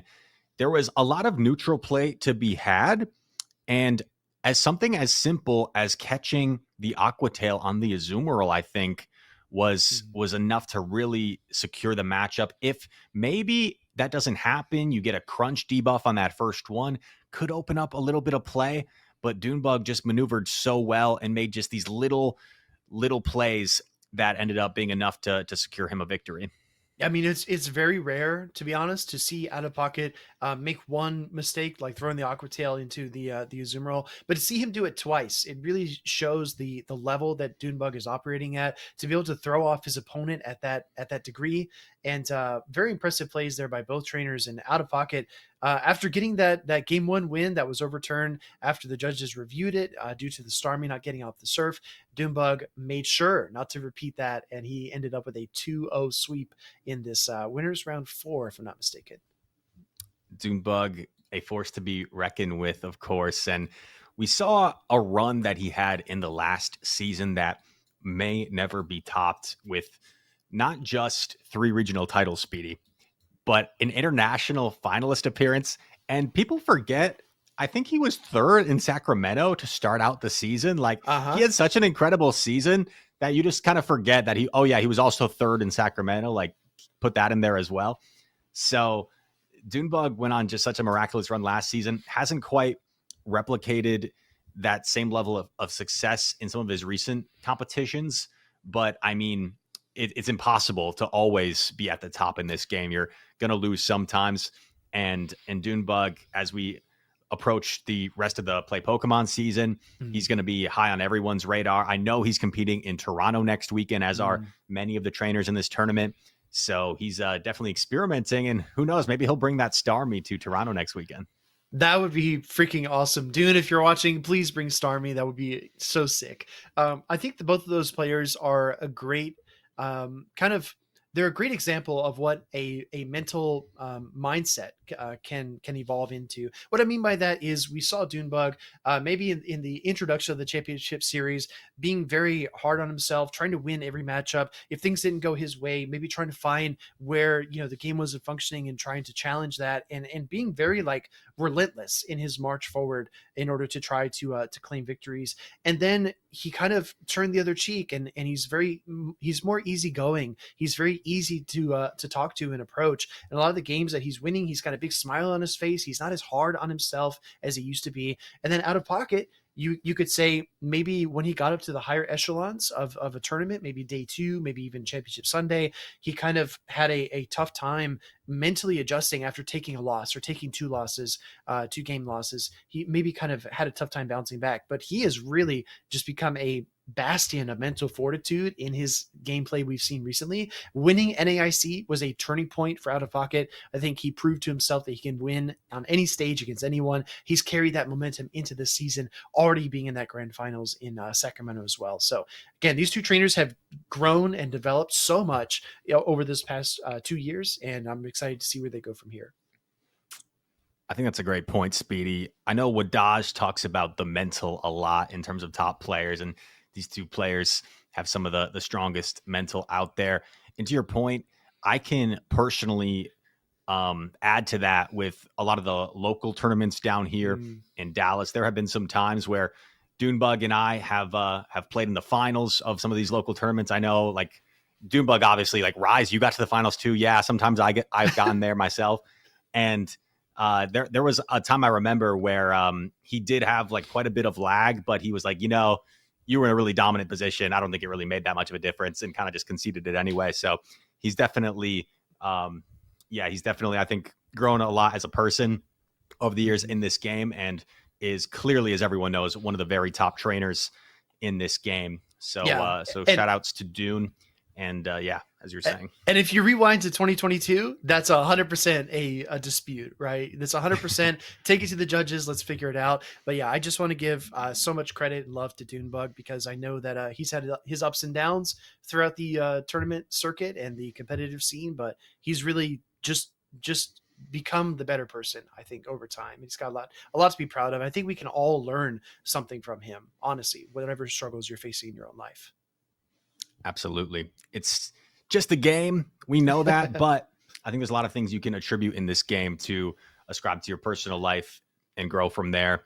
And I, on the Rise channel, get sentimental sometimes talking about that sort of stuff. But enough of that, because enough being sentimental, because we have the final boss about to make an appearance. Colin 6, a 3-time regional champion over in Europe, and he is taking on FIckedd. Now, Speedy, Yes. I don't know if you know FIckedd very well. He's not as known as Colin 6. He is a regular in my stream chat. Also, he is probably the most prolific Spicy Saturday submission person in my channel's history. He has run some absolute nonsense. Like, I don't even know off the top of my head. I think I could look at my submission form and just find you some crazy things that he's brought. But right now, I believe you. I would say a little bit more standard from FIckedd. He is bringing that Shadow Driftbloom, though. That's a pretty cool pick. Yeah, a little bit more tame, right? From some of the things that he's played. I saw on HomesliceHenry's channel today, he ran into an XXL, or no, sorry, not XXL, an XL level 50 Frigibax in Great League. And I don't know if FIckedd has played something like that. Also, it's FIckedd and not flicked, right? Wait, Speedy. It's funny you say that. I just checked my submission form, and like literally the first thing that popped up was flicked running Bax Caliber. And so yeah, definitely something similar to the Frigibax. Nice. See, same wavelength. But is it flicked or FIckedd? I've always referred to him as FIckedd, and he's never corrected me. Okay. So I guess we'll stick with that. Capital I. So we're gonna go with FIckedd. Okay, sounds good. Well, as you pointed out, Colin, one of the most impressive players in the world. I'm going to be 100% transparent with you, Rise. I wasn't super high on Colin in seasons past, but then I watched a regional tournament back without commentary. I put it on mute and I put it on 1.5 speed. And Colin's mechanics are some of the best. They're actually god tier. They are the final boss tier. And Wdage has also been one of the trainers that has really shouted out Colin as being one of the GOATs in some of his EU tier lists and other tier lists that he's done. So I'm really excited to see how Colin performs against a otherwise unpredictable trainer in FIckedd that I'm positive he has never played against before. Colin's gameplay reminds me of SJ in some ways. Yes. They remind me of each other, where it seems like it just always makes logical sense what they're doing, and they always seem to find some win conditions. I remember Colin having a win condition where he like did 2 fast attacks to bank a move and then transferred and incinerate to something else, and then had the move. I don't exactly remember what the Pokemon situation was, but I just remember I was extremely impressed, Speedy. And here we go, Azumarill into Primeape to start off this series. This is a neutral matchup with shields up. I do think that Primeape has a lot of fight here, especially once you start boosting the Rage Fist. We're going to see 4 Karate Chops convert into that first Rage Fist. I don't know intimately the shielding scenarios here, Rise, but I'm pretty confident that Primeape can win this in the 2s. Yeah, one scenario you often see is they go for 2 Rage Fists. Oh, but Ficked's actually going to dip out pretty quickly here, and we're going to see Colin 6 respond with the Drapion. Now, when Azumarill gets a little bit of a head start, this can pose some awkwardness for Colin, because this Azumarill is probably going to be able to reach 2 charge attacks before going down without having to expend any shields. Wow. Colin going to call the Ice Beam, knows that he can take it, and is going to prevail on in this matchup. Yeah, I like Colin's no shield as well. He'll leave that shield up for probably 75% of the charge attack animation. And then with just a quarter of it remaining, he'll pull it down. He'll say, no shield from me, man. You're not getting it. We're going to see another crunch get fired off here by Colin, trying to reach for that debuff and put this Azumarill into farm range for whatever Pokemon's in the back. Another Ice Beam coming through here. Going for the Ice Beam allows you to pace the second one a little bit more quickly, obviously. And Colin content just letting this go down, doesn't want to use a Protect Shield, and might look to farm with the Annihilate, perhaps. The Azumarill is completely dry, if I'm not mistaken. So can Annihilate get this in 8 counters? I don't think so. I think Azumarill will reach a charge attack. So is Colin, yeah, he's going to go for a charge attack of his own to not have to use a Protect Shield. Yeah, Colin very rarely loses track of energy, and this is just another showcase of that. Recognizing he can't get the full counter down, but he does boost up a little bit with the Rage Fist. In comes the Driftblim. The Drifty B is not what Colin wants to see. Ooh. Now we see the swap into the Primeape and the Ice Beam catch. Ficked is right in the thick of it. This Ice Beam catch is really nice for Fick, because now I wonder if you put yourself in a situation where you just invest both shields in the Drifblim. Looks like that's what Fick's going for. Going to go for the Rage Fist. Now, Speedy, I think he can do 2 Karate Chops and reach the close combat. Is that what Fick goes for? Yes, he does. Oh, nice recognition. And this is going to draw the Protect Shield from Colin. Yeah, drawing that first Protect Shield, I believe, of the game from Colin to protect the Azumarill. Now he's got the Drifblim in the back. He's got the Ice Beam loaded, but this isn't a clean situation, Rise. I mean, I kind of still think that Fick is in a winning position.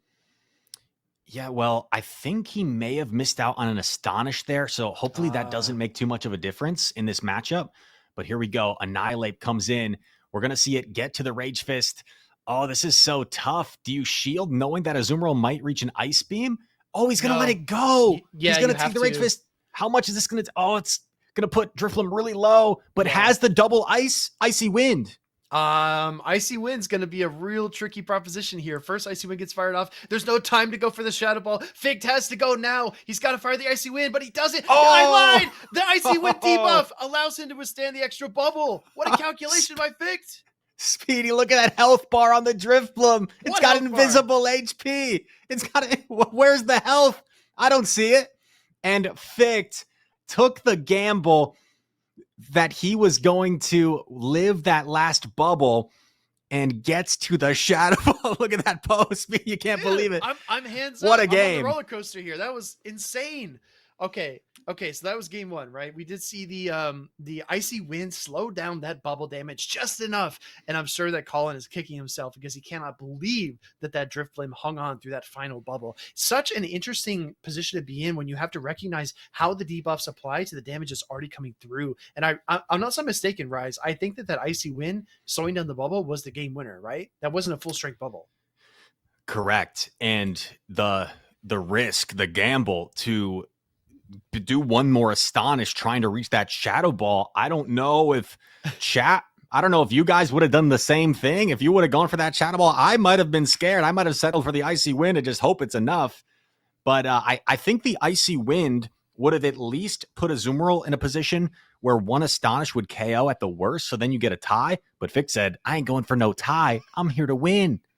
And he went for that Shadow Ball, and he takes a game off Colin, one of the premier players of our game. I'm telling you, Rise. I mean, there's 2 seconds on the clock. Fick says I can go for a layup and I can tie it and I can send it to OT, or I can go for the 3, and he nails the 3 there in the final 2 seconds of that game. What an incredible... Yeah, I see here. Perbayan says actual cinema. I agree. That match was a movie. Yeah, where can we buy our tickets to see these two play again? Well, I think they're actually free, and we're going to see them go back at it in just a moment. Ficked, definitely happy to see him with such a nice win there against Colin. He's been a longtime supporter of the channel, and Colin has become a friend as well. So I always enjoy rooting for him. And I saw someone as well say in the chat the Moltres looks really good in this matchup. I tend to agree to some extent. I mean, looks good against the Diggersby, against the Driftblim, solid against the Toxapex, but there's definitely some answers on the side of Ficked, and we'll see how they respond in game number 2. Drapion for Colin against the Primeape. This is one of those matchups, Speedy, that could go a lot of different ways. Yeah, it absolutely could. I mean, the 5 karate chops to the close combat. If that combat connects, that Drapion goes night-night. Going to go for an Aqua Tail here to try to chip down the Primeape a little bit. And this is the advantage of the Primeape in this matchup as well. It doesn't need to shield that first attack. But the Drapion is in a shielding situation. Does Colin call it? This is going to be a gutsy call. No, he throws up the shield. Big bait for Ficked here, starting off this matchup. And now we're going to see Colin wait a turn, go for the Aqua Tail, going to probably put up a Protect Shield from Ficked. Let's see, he's thinking about it. And now I'm not convinced you can bait and still reach the close combat. We're going to see what Ficked thinks. Yeah, perhaps you can. Perhaps you can bait and still reach the close combat. It's going to be close, though. Colin is going to think about himself and going to shield once again. This isn't five head. This is like Galaxy Brain because he gets the third Oh, Rage Fist. This is resistant rise, but it is double boosted. Is it enough? I don't know. I don't know if it's enough. Rage Fist, not Oh, quite. Drapion withstands it, but Azumarill is going to be able to withstand this damage no problem. So this is only going to be a little bit of chip, but at least Colin has switch advantage. But if you look what's lurking in the back for Fick, Speedy, this could be tough for Colin to overcome. yeah, I think it could be. We do see the bubble connect, KO that Drapion. No defense fall from the crunch. In comes the Azumarill mirror match. And yes, Fict is up a shield, but Colin does have a significant health advantage. At this point, I think that Fict might be content to just let this game play its way out. He doesn't want to give up the shield because if you think about it, if it's Annihilate in the back, if it's Feraligatr in the back, you cannot cede a shield advantage with Drifblim. So I fully expect Fict to just let this matchup go as it's currently progressing. Perhaps try to just neutralize this Azumarill as best as you can. And then when it's time, let the Drifblim shine. Save a shield for it in the back. And we're going to see another play rough queued up here. Really, as you said, Speedy, just trying to stay in here, do as much damage as possible before revealing that third Pokemon. Yeah, I think that once we see this Azumarill dump energy from Colin, I think that's when we might see the swap. But at the same time, Colin's anticipating it. He waits for the catch, waits a turn before throwing his play rough. Again, I highly doubt Ficht uses the shield here. And he does. I'm eating my words. Ficht has a plan. Okay, uses the final Protect shield. I don't know if he's going to end up regretting that. Oh, okay, going to expend the Ice Beam here, but Colin has energy banked on his own Azumarill now, so that could pose a threat for the Drifblim of Ficht. I'm wondering if you just built a double Icy Winds here as the Drifblim, and you, well, I don't think even a single Icy Wind's enough to KO this Diggersby. This is a really awkward position to be in. It's going to be close. Icy Wind does a little less than half to Diggersby, so I don't know if you can get an Astonish down and come out with a charge attack loaded. But here we go. Another Fire Punch coming through. Ficht is going to want to have energy for that Azumarill, of course, as we mentioned. But here's the thing. After he throws a charge attack here, the switch timer is going to be up.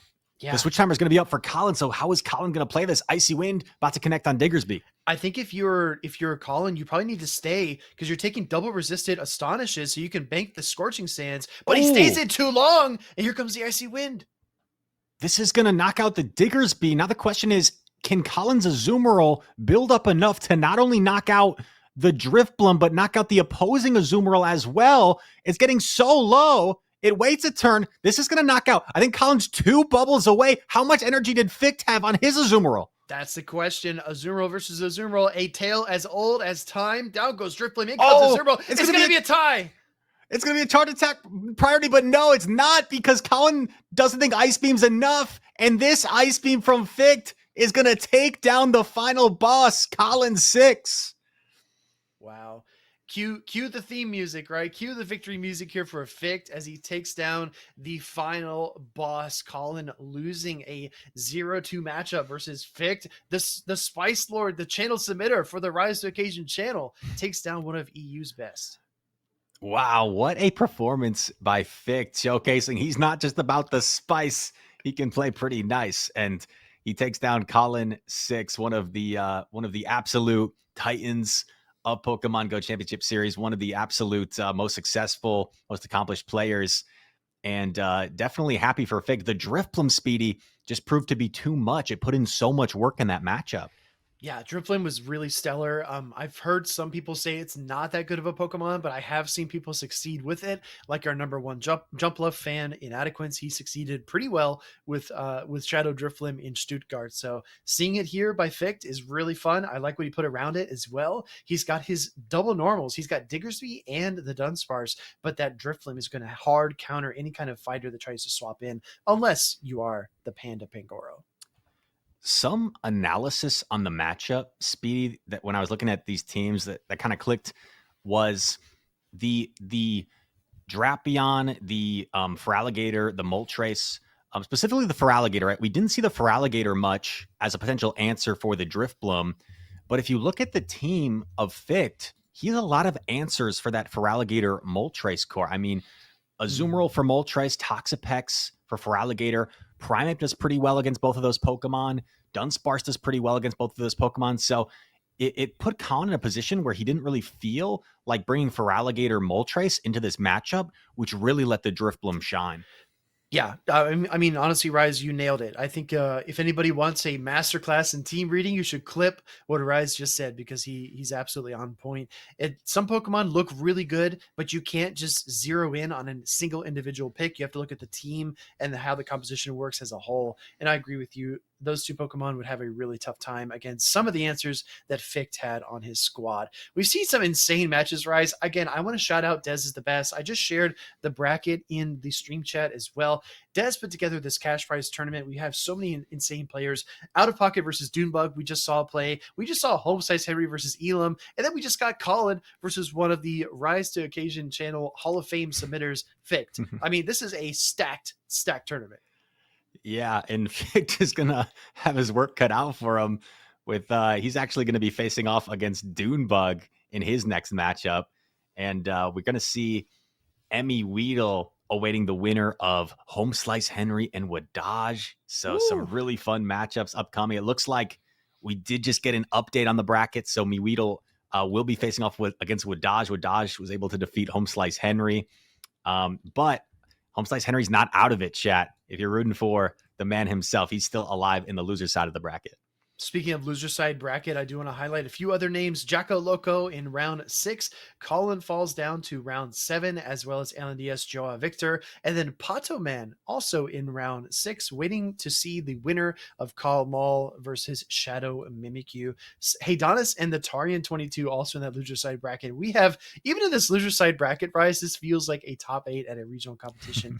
But holy Wdage versus MEWeedle, that match is going to be a banger. We shouldn't put that on stream, right? We shouldn't stream that. I think we've got to. I think it's a requirement to showcase that matchup. Sometimes it's unfortunate, like hands tied behind your back. There are certain matchups in the Play Pokemon Championship Series, like for example, when It's Axon played Elite, I think in like losers round 3 in Sacramento. Yeah, you gotta keep things going, stick with the winner side of the bracket. But I think no matter where these two trainers face off, Wdage and MEWeedle, we got to showcase that. A couple years ago, Speedy, they were the kings of the seniors division, and now as they've gone into this Masters division, they have continued their success to a great degree.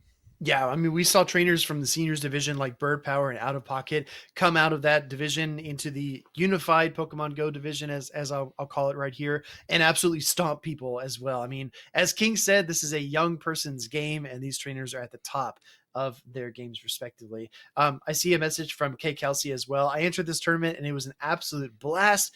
Thanks, Rise, for hosting. Oh, thanks, Kelsey. Shout out to you. It's awesome. It's awesome. It's a great experience. And like we talked about before, Des wants to host more of these Open Great League tournaments. And I really feel like it is a huge service to the community to give people an opportunity to practice this way. I know Inadequates hosts a lot of practice tournaments in his server, but they aren't streamed. So getting an upfront, up close look at the players in the matches in this format is really special. I also see Thomas Young with the raid. So shout out to Thomas Young, and just lots of exceptional battles, I think, to just start off the stream and this tournament. And shout out to HomesliceHenry getting all the way to winners semis, I believe, or maybe it was winners quarterfinals before falling to Wdage. Yeah. So I know a lot of people will be rooting for HomesliceHenry to try and come out of that winner side of the bracket. But yeah, look at these names, Speedy, in the winner semis. Ficked against Doonebug and Wdage against MEWeedle. Bruh. They will be looking to try and advance to the winners finals, which will be the first best of 5 matchup that we'll see in this tournament. But we'll get to that later on. For now, it's going to be Ficked making an appearance back-to-back on the stream against Doonebug 97. You know, we talked about the Shadow Driffy B in the last series. I'm looking at the matchup here. I think Driffy B has a lot of play here as well. I mean, you can Icy Wind the Jump Bluff. You can Astonish down the Starmie. You can pin that Diggersby like we saw in the previous series. It's pretty neutral to Zermal, and you can also Icy Wind the Clodsire. There's a lot of offensive output here. It might force Doonebug to bring the Pangoro. I think it looks really good, Speedy. I think it looks really good. You know, not to make this about me, but Drifblim was always one of my favorite Pokemon. Here we go again. And when Drifblim got the Shadow variant, I already had this like Shadow Drifblim Rise emoji, and it was just so fitting. It was just so fitting that it got the Shadow variant. And the Shadow Drifblim, it looks really good in this matchup. I mean, the Pangoro is really the only solid check to it. It has really good play against everything else. So Doonebug's going to have his work cut out for him. I feel like he's almost required to bring the Pangoro, and Ficked has Azumarill, Toxapex, Primate. Like, he's got some solid answers to it as well. This is really interesting. I'm calling it. We get the Shadow Drifblim on the stream this late. It's Ficked. It's a channel submitter. I'm calling it, Rise. This tournament is scripted. This whole thing is WWE style, written and shipped. I mean, this is manufactured at its worst. Looking here at the chat as well. Dune had Sludge on Claude. That's a great point by Lauren. Yeah, this is a Sludge Earthquake Clodsire. So the only answer, Rise, has to be the Pangoro. Dune might be in trouble. And he does like that Pangoro. I've seen him do some crazy things with it. At LAIC, I remember he took down Paulasha, and that Pangoro just like swept the entire team. So maybe he'll look to do the same here. But we have a lock-in Drifblim in the lead against Diggersby. Oh, okay. So the Drifblim comes no matter what. The question is, what did Ficked assemble around it? He's got double water. No way. With the Toxapex Azumarill. Looking at this team here from Doonebug, man, Doonebug needs to put in a lot of work. He didn't bring the Pangoro at all. No. And maybe just trying to 5-head his opponent, right? His opponent thinks that Pangoro's got to come, but apparently not. And Ficked is already investing in the Drifblim. He's shielding a Fire Punch from Diggersby to inflict this Icy Wind and then take less damage from the next Fire Punch. Yeah, I mean, he's going to try to ram this balloon down Doonebug's throat. He's trying to make sure that this Pokemon stays on the field as long as possible. The first Icy Wind does connect there. Diggersby now in the yellow, going to fire the Fire Punch, but struggle as it may, Doonebug doesn't have a swap here. He doesn't have a place he can go, and he is stuck. Drifblim looks really menacing against this line from Doonebug, and now we're seeing Ficked build up more energy, wants to take some residual into the next matchup.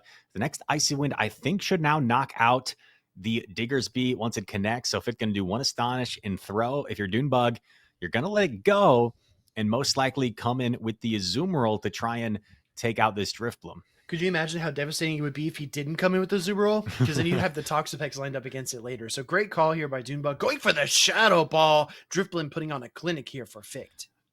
Oh my goodness. And although this Azumarill is going to get maybe a farm down here, this energy is not going to be super useful when Ficked comes in with his Azumarill counter the Toxapex. So this is going to be all up to the signature Starmie to try and find a way to victory, as it has a shield advantage. So this game's not over, but it's just a lot of work for the Starmie to try and overcome. Yeah, it's so much work. And I do think that being in this matchup right now against the Azumarill with the bubbles is a very good spot to be, because you're able to gather energy, dish damage, and take resisted fast attack pressure. But as soon as that switch timer comes up and that Toxapex hits the field, it's going to start to eat away at this Starmie. So Ficked is really putting the pressure on Doonebug here. Goes for the play rough, grabs that first Protect shield. And now do we see Ficked invest the shield here? Doonebug's going to throw, of course, right before the play rough. Ficked might want to shield to get off this play. Oh, but no, he's going to let it go. And now all of a sudden, Starmie might be able to actually do this. I mean, it's going to put in a lot of work against Toxapex here. I'm honestly shocked to see the no shield, Rise, because not only as the Toxapex do you have to chew through the Starmie, but you also have to chew through that Azumarill, and it takes time. It takes HP, and having already spent the shield on the Power Gem, Starmie's going to get to another Power Gem. Can Doonebug do this? I think he might be able to. I think this game might have just flicked on its head as we're going to see the Power Gem connect. And now this Toxapex is just so low and has the play rough, and it's going to be revenge of the Azumarill. I think Azumarill is going to take out its nemesis, Toxapex. Doonebug going for the revenge play in this story. He says, yeah, my team composition looked tough, but I am the better overall player. Going to land this play rough, and this is insult to injury. Talk about salt in the wound, Rise. Oh my gosh, poor Toxapex. Didn't think it would see the day where it loses to Azumarill. That's what it's there for. That's what it's known for, is being the hardest check to Azumarill, an absolute wall. But Doonebug able to flip what we thought was a really bad-looking situation and FIckedd will have to go back to the drawing board. I think, like you called, Speed, the pivotal play there was no shielding the Azumarill against that power gem to try and maybe pull off that last protect shield against the Starmie. It's so hard to predict, and we talked about this early on in the stream. The amount of HP, this is where Pokemon like Toxapex and Drifblim are wildly different. The amount of HP on Toxapex is relatively low compared to its defense, and then you look at Drifblim, it's got an abysmal defense but a massive pool of HP. So if you were to be Drifblim in that situation, you could take the side waves, you could take the damage, even super effective damage, you could take that over time. But as the Toxapex, you absolutely melt in the face of those side waves. And how about Doonebug as well? Not bringing the obvious Pangoro pick. I mean, that was like written all over this matchup. You need a Pangoro. And Doonebug said, yeah, he's going to expect the Pangoro. So that's the one thing I'm not going to bring. That's honestly wild. Yeah, not bringing the Pangoro when it feels like you really need it. I'd be shocked if Doonebug does that again in game number 2. I think it's coming for sure this time somewhere. But if you're FIckedd, it can be very difficult to keep track of the energy, especially a new Pokemon, right? That Psywave Surf Power Gem moveset could be tough to keep track of. So if you're FIckedd, maybe you were worried that it was going to be a Surf Bait and then he like already had the Power Gem loaded if he Surf Baited you. Yep. So I could definitely see the difficulties there. But Doonebug, as we've seen him do in the past, just able to pull a game out of a really bad situation. Here we go. Game number 2. All right, let's see if FIckedd can respond. He's going to lead his Azumarill into that Starmie, like you called, Rise. There's a Pangoro in the back for Doonebug. Will it find its intended target, though? Because that Drifblim is still a nuisance for Doonebug's team. Starmie building up energy, going to fire the Power Gem here any moment. Decides to let Azumarill go first. Play Rough coming through. Starmie is a high attack Pokemon, so this Play Rough's going to hurt and is going to put in some big pressure. We're going to see the Dunsparce pivot, met by the Clodsire. Speedy, how about this call from Doonebug? He knows Drifblim is coming, so he's saving the Pangoro for the Drifblim. Absolute galaxy brain read there. He hesitated for a moment. He said, this is a trick. I'm not going to send out the fighting type Pokemon. I know what he's trying to do. Great plays by Doonebug. And I think that this series is really illustrating what we have in terms of raw talent from FIckedd. Immensely talented and immensely experienced, but Doon is just that much better. He's been in the heat, through the fire and the flames for multiple seasons, and it's really showing here. Doonebug saying, you're trying to trick me, but I won't let you do that. I won't fall for it. Swaps in the Clodsire to greet the Dunsparce and actually going to invest a Protect Shield. Now, I wonder if this opens up some play for FIckedd, because now I wonder if the shield advantage for Drifblim could cause some issues. We're going to see a Sludge Bomb, and it's not going to knock out and then catches. Oh, but actually does the combo to avoid the Drill Run, throws the Surf here. Saves the Clodsire for reasons that should, I guess, make themselves apparent down the stretch. But yeah, gives up shield and switch advantage there. And now it's paired up against gosh. Look, see how much damage that Astonish did? That did so much damage. But it is going to pull a Protect Shield, and it's also going to give minimal farm. Only 2 Astonishes for the Drifblim, as we're going to see Pangoro now make an appearance. Doonebug going to wait out his switch clock, because he is switch locked momentarily. FIckedd is not. So FIckedd can actually swap the Azumarill if he wants when he sees this Panda come in. Going to do a couple of Astonishes, and yeah, Doonebug so fast. The only 4 Karate Chops per Night Slash going to actually draw the first Protect Shield, or the second Protect Shield from FIckedd. Yeah, second Protect Shield goes, and the Astonish fires, the Astonish converts into the Icy Wind. FIckedd can fire this off, no shield from Doonebug. I think that saving the Clodsire is actually pretty clever, because you remember that Azumarill was still in the game. No swap out until very late by FIckedd, and now the switch timer is reset. Is that a huge mistake or what? It allows Doonebug to clear the debuff on his Pangoro, but he's going to have to use the final Protect Shield here, and Azumarill's not quite in Sludge Bomb range, so this is going to be really interesting. So we're going to see this Clodsire, I think, forced to probably expend the second Sludge Bomb. Let's see how this plays out. Yeah, this is a curious position to be in, because Azumarill does have a little bit of residual energy. Clodsire already has the Sludge Bomb, though. Does Doon know where it is in terms of energy? He throws right on a potential charge tag priority tie. Great play by Doon. But now the question is, Rise, can you connect a Sludge Bomb and then finish this Drifblim with the Night Slash? Is that the winning recipe? If he's only 2 Poison Stings away, which he is, he's going to connect, and this is going to put the Drifblim within Night Slash range. Doonebug has the Night Slash loaded on the Pangoro. We see the combo play, and the Panda is going to get where it wants to be in the end, knocking out the Shadow Drifloon. FIckedd bamboozled by the Pangoro here from Doonebug. What a play to pull off that game to win. And again, Rise, I feel like this is a story of raw talent from FIckedd. And yes, a lot of experience in Go Battle League, but the monument, the iceberg of experience from Doonebug really shone through in that series. Yeah, just managed to find a way, right? Just managed to find a win condition in both games, although it looked positive for FIckedd, especially in that game one. Game number two, Doonebug just kind of read it all the way through. And, I think maybe if FIckedd had elected to stay in just completely against the Pangoro, because you got the debuff against the Pangoro, right? So the debuff Night Slash, I don't think would have been quite enough. And then maybe you can force Clodsire to expend a sludge or even get off an icy wind against the Clodsire. So although it seems counterintuitive, I think staying in with the Drifloon at that point against the Pangoro might have been a path to victory. Which is, yes, incredibly counterintuitive. That's not at all what you'd expect. And I feel like in that series, Doonebug was just so much more decisive than FIckedd. I mean, FIckedd had the team composition advantage. I'll say that. I feel like on paper, he had a very, very good shot at winning the game. Like when you queue up for fantasy football at the beginning of the week and you've got like a 67% chance of beating your opponent. That's what it felt like. It felt like FIckedd had the advantage leading into it, but Doonebug just really flexed his team composition muscles. And the late swap into the Clodsire turned out to be absolutely pivotal because he saved that Pokemon, sent in the Starmie to deal a little bit more damage, and then having that Clodsire in reserve allowed him to Sludge Bomb the Azumarill and then Sludge Bomb the Drifblim and eventually tie up the game.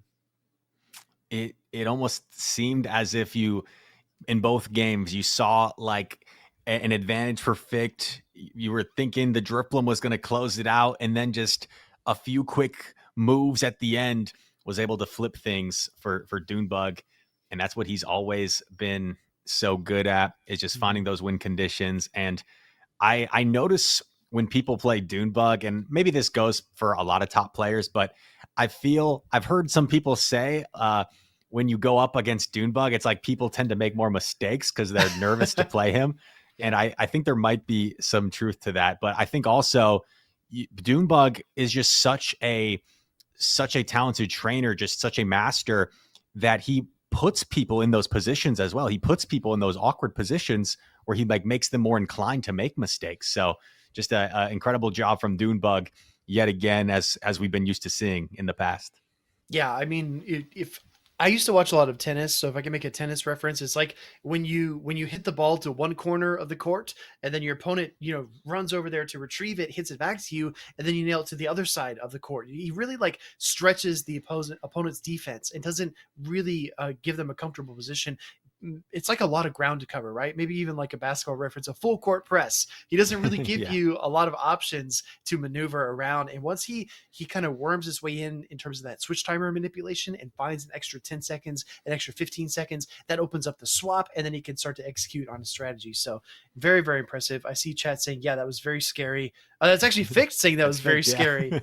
Yeah, it was FIckedd. It's terrifying to go up against somebody like Doonebug, but that's why he's one of the best.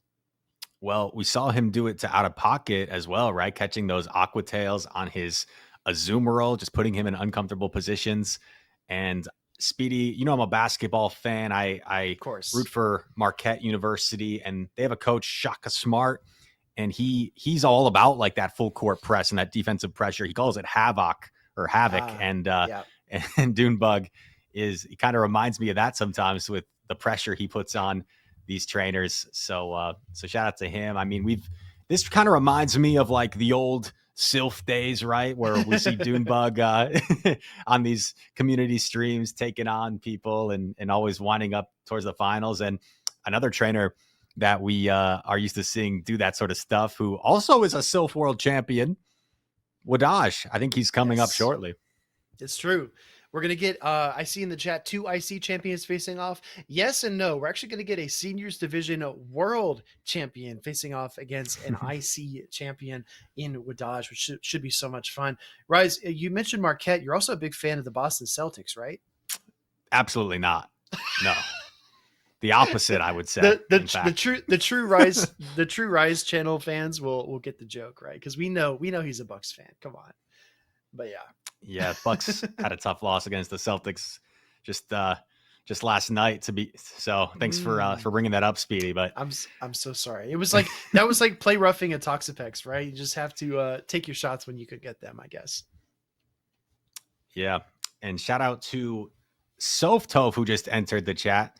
She says so many Sylph World Champions in this stream. I was sitting next to one on the caster desk. Well, I guess virtually, he's not like right here in person, but the first ever Sylph World Champion, and now we're seeing Doonebug, who took the crown the following year, and Wdage, who took it in the final year, is about to make his appearance against MEWeedle.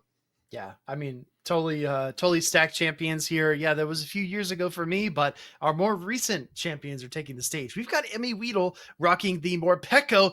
Thank you, MEWeedle. First, for not bringing a Raquinid. Second, for bringing Morpeko, because this Pokemon is a lot more fun to watch. Meanwhile, Wdage actually bringing the Sandslash and Superior. If I'm not mistaken, I believe Sandslash was on his winning team in Baltimore as well. Mm-hmm. And he's been a critic before of Sandslash. He said it's a complete RPS Pokemon, but apparently he's bought into it. Maybe he's changed his opinion on Sandslash in the current meta, where if there isn't a fighter, it tends to be a lot more safe. If there isn't a fighter or a fire type, perhaps, but there lies one on the side of MEWeedle, and that's the Annihilate. Yeah, Annihilate is going to be a lot of fun. Will we see an Ice Punch Annihilate tech? I have a feeling that we will, especially when you consider the nuke coverage that Pokemon like Brave Bird, Galarian Moltres, and Aura Wheel Morpeko bring to the fold. So looking at the team composition though, Rise, what are you thinking in terms of what's going to stand out, what's going to be strong? Because one of the Pokemon that Sandslash fears the most is the counter user, and there is an Annihilate there for MEWeedle, as we pointed out. Well, I think the Morpeko might be difficult for MEWeedle to bring, but one thing it does do is provide some nice bench pressure where it's tough to lead something like in a Azumarill with a Malamar in the back if there's a Morpeko, because you cannot afford to be ABA weak to that thing, or it is going to put you on notice and sweep you. So MEWeedle, I don't know if he's going to bother bringing the Morpeko, but it's certainly going to be on Wdage's mind. In terms of what looks good, I would say the Annihilate looks pretty solid. I mean, only afraid really of the Malamar and perhaps the Azumarill, but that matchup's not the worst really for Annihilate. Mm-hmm. So I really like the Annihilate on the side of MEWeedle, and as well for Wdage. And what do you know? It's going to be the battle of Annihilate to start things off. Yeah, I actually agree with Koenig Lionheart in the chat. The Annihilate from Wdage, if that Pokemon gets loose with an energy or shield advantage, it could wreak havoc through the opposing team here for MEWeedle. We're in the mirror match right now. Rage Fist does connect, no shield on the first one, but Wdage, it looks like did lose that charge attack priority, which means he's got a slightly less attack Annihilate. And perhaps because of that, MEWeedle more inclined to use the Protect Shield, knowing he can really put the pressure on, win the charge attack priority here. Do you ever catch this if you're Wdage? No, he's going to throw it, and he's gonna put up a Protect Shield to maybe try and draw both Protect Shields early from MEWeedle. Yeah, I like this play quite a bit. He's going to be able to fire this off. This should get the shield as it does. It looks like a shiny Annihilate as well from MEWeedle. We're going to see probably a swap out. No, actually, Rise... I wasn't sure if you're going to swap out or not. He goes into the Azumarill, might buy the Clodsire, but that shield advantage could end up paying dividends down the stretch.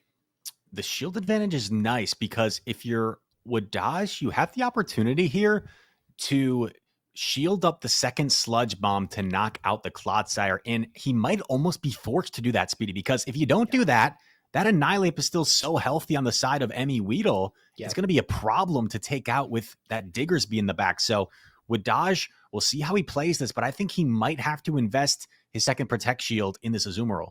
I agree. I think that Annihilate from MEWeedle is still outside of Scorching Sands range. No shield though, Rise. What the heck's going on? What do I know? What do I know? Apparently nothing. He's going to put this on Diggersby and maybe try to build up energy where it can Scorching Sands the Annihilate. I don't know if it's quite in Scorching Sands range, but it's close. Oh, and we see the quick pivot by MEWeedle into Dugong, but Wdage, he's almost just going to give him free farm here. Just gives him free farm, swapping in the Annihilate. I just feel like Wdage is kind of out of options, right? I mean, you could stay in here with the Diggersby. You could switch out after the Icy Wind connected, but now he's got only one Pokemon remaining.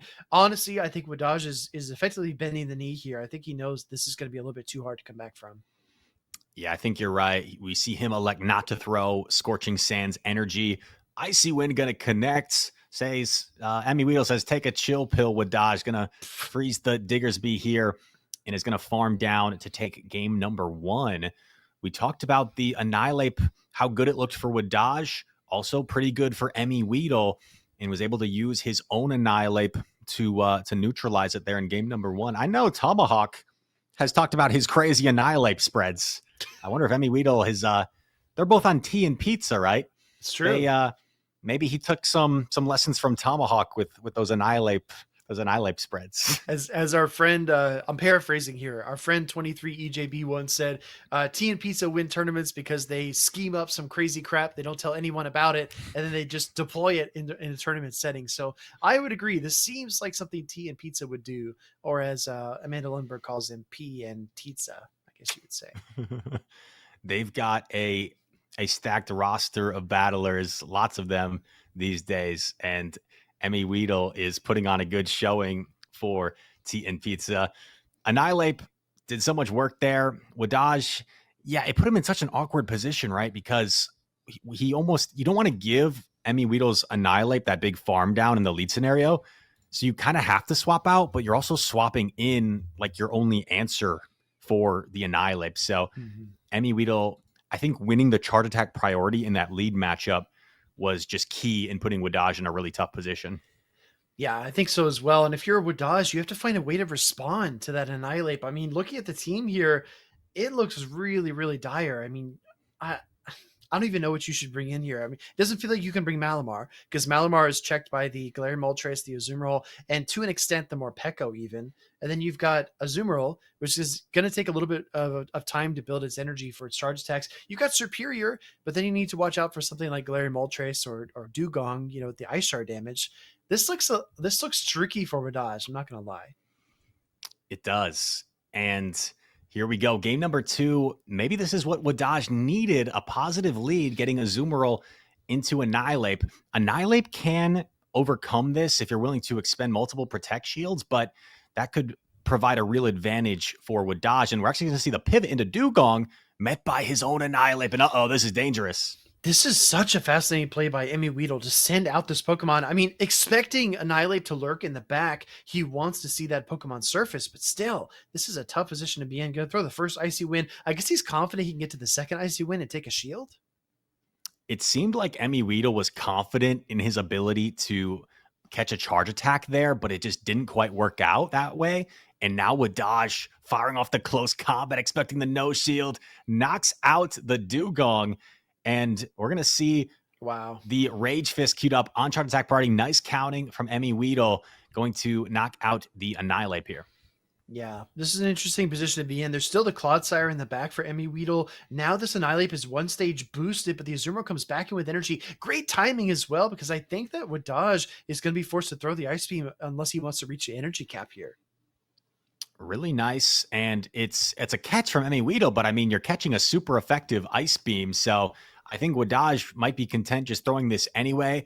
Perhaps would have rather had saved that energy for Annihilate, but you've got such a hard punish here with the Diggersby against the Clodsire. This looks like it's just a really commanding position at the moment for Wdage. Yeah, Wdage has kind of wrestled away control of the current situation. Going to use the shield on the Earthquake here. I guess in terms of relative damage, you only need to fear the close combat from the Annihilate or the Earthquakes from the Clodsire. He's building up so much energy because he knows these switch timers are just a little bit displaced. He doesn't want to leave this matchup without a Scorching Sands locked and loaded. First one comes through here. Clodsire barely hangs on by just a little flop. And here comes an Earthquake. Actually gets off a parting Earthquake. That's pretty nice, but this might not matter too much because you come in with the Annihilate.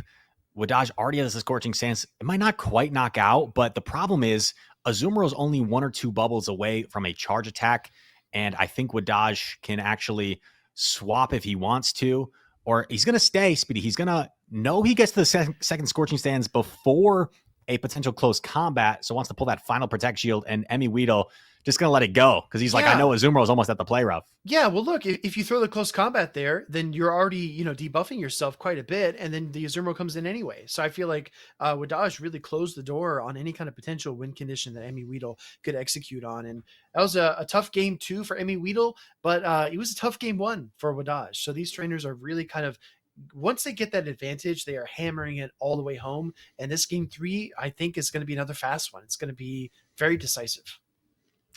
Both games so far have been pretty one-sided for each of these trainers. It felt like at different situations they were handcuffed, they were under arrest, they had no place to go.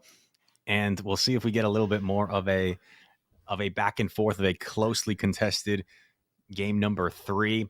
But two of the world's best, Speedy, two of the world's best going head to head. Not much more we can ask for, and we'll see who takes this series in our decisive game. Let's talk about what we haven't seen, though. If I'm not mistaken, I think Wdage just played the same 3 Pokemon in both games. I don't think he's brought the Malamar, the Superior, or the Sandslash. Meanwhile, MEWeedle is effectively leaving the Galarian Moltres and the Morpeko on the bench. But he has been willing to bring 4 instead of just the 3 that Wdage brought. Going to this next battle, I almost feel like we've seen a lot of Clodsire, a lot of Annihilate. Those 2 Pokemon we can probably rely on coming. Dugong might be a pivot option here for MEWeedle. Do you think he goes a different route going to this game number 3? It's possible for sure. We haven't seen much of the Galarian Moltres, right? And I think it looks like it has quite a decent amount of play, but we haven't seen that. And here we go. Game number 3, Clodsire into Superior, and a quick swap into the Annihilate, but there's no obvious answer from MEWeedle, so he's going to be forced to stay in with the Clodsire. And this is not the Ice Punch Tech Annihilate for either trainer, so you got to start to ramp up your damage with the Rage Fist. Close combat resisted by that poison typing on the Clodsire, so you have to settle for just a little bit of chip damage as you build your way up. Here comes an Earthquake and the first shield, with Wdage giving up a switch and shield advantage early on in this game. Here we go. First shield is peeled off, and then they swap into his own Annihilate. I expect MEWeedle to be forced to invest the Protect Shield here, but this is going to be awkward because Wdage can now shield. He can pull off the next Protect Shield, and he doesn't necessarily need to shield this Rage Fist. It hasn't been boosted yet, so Wdage is going to take this, and he's going to be able to reach another Rage Fist against MEWeedle.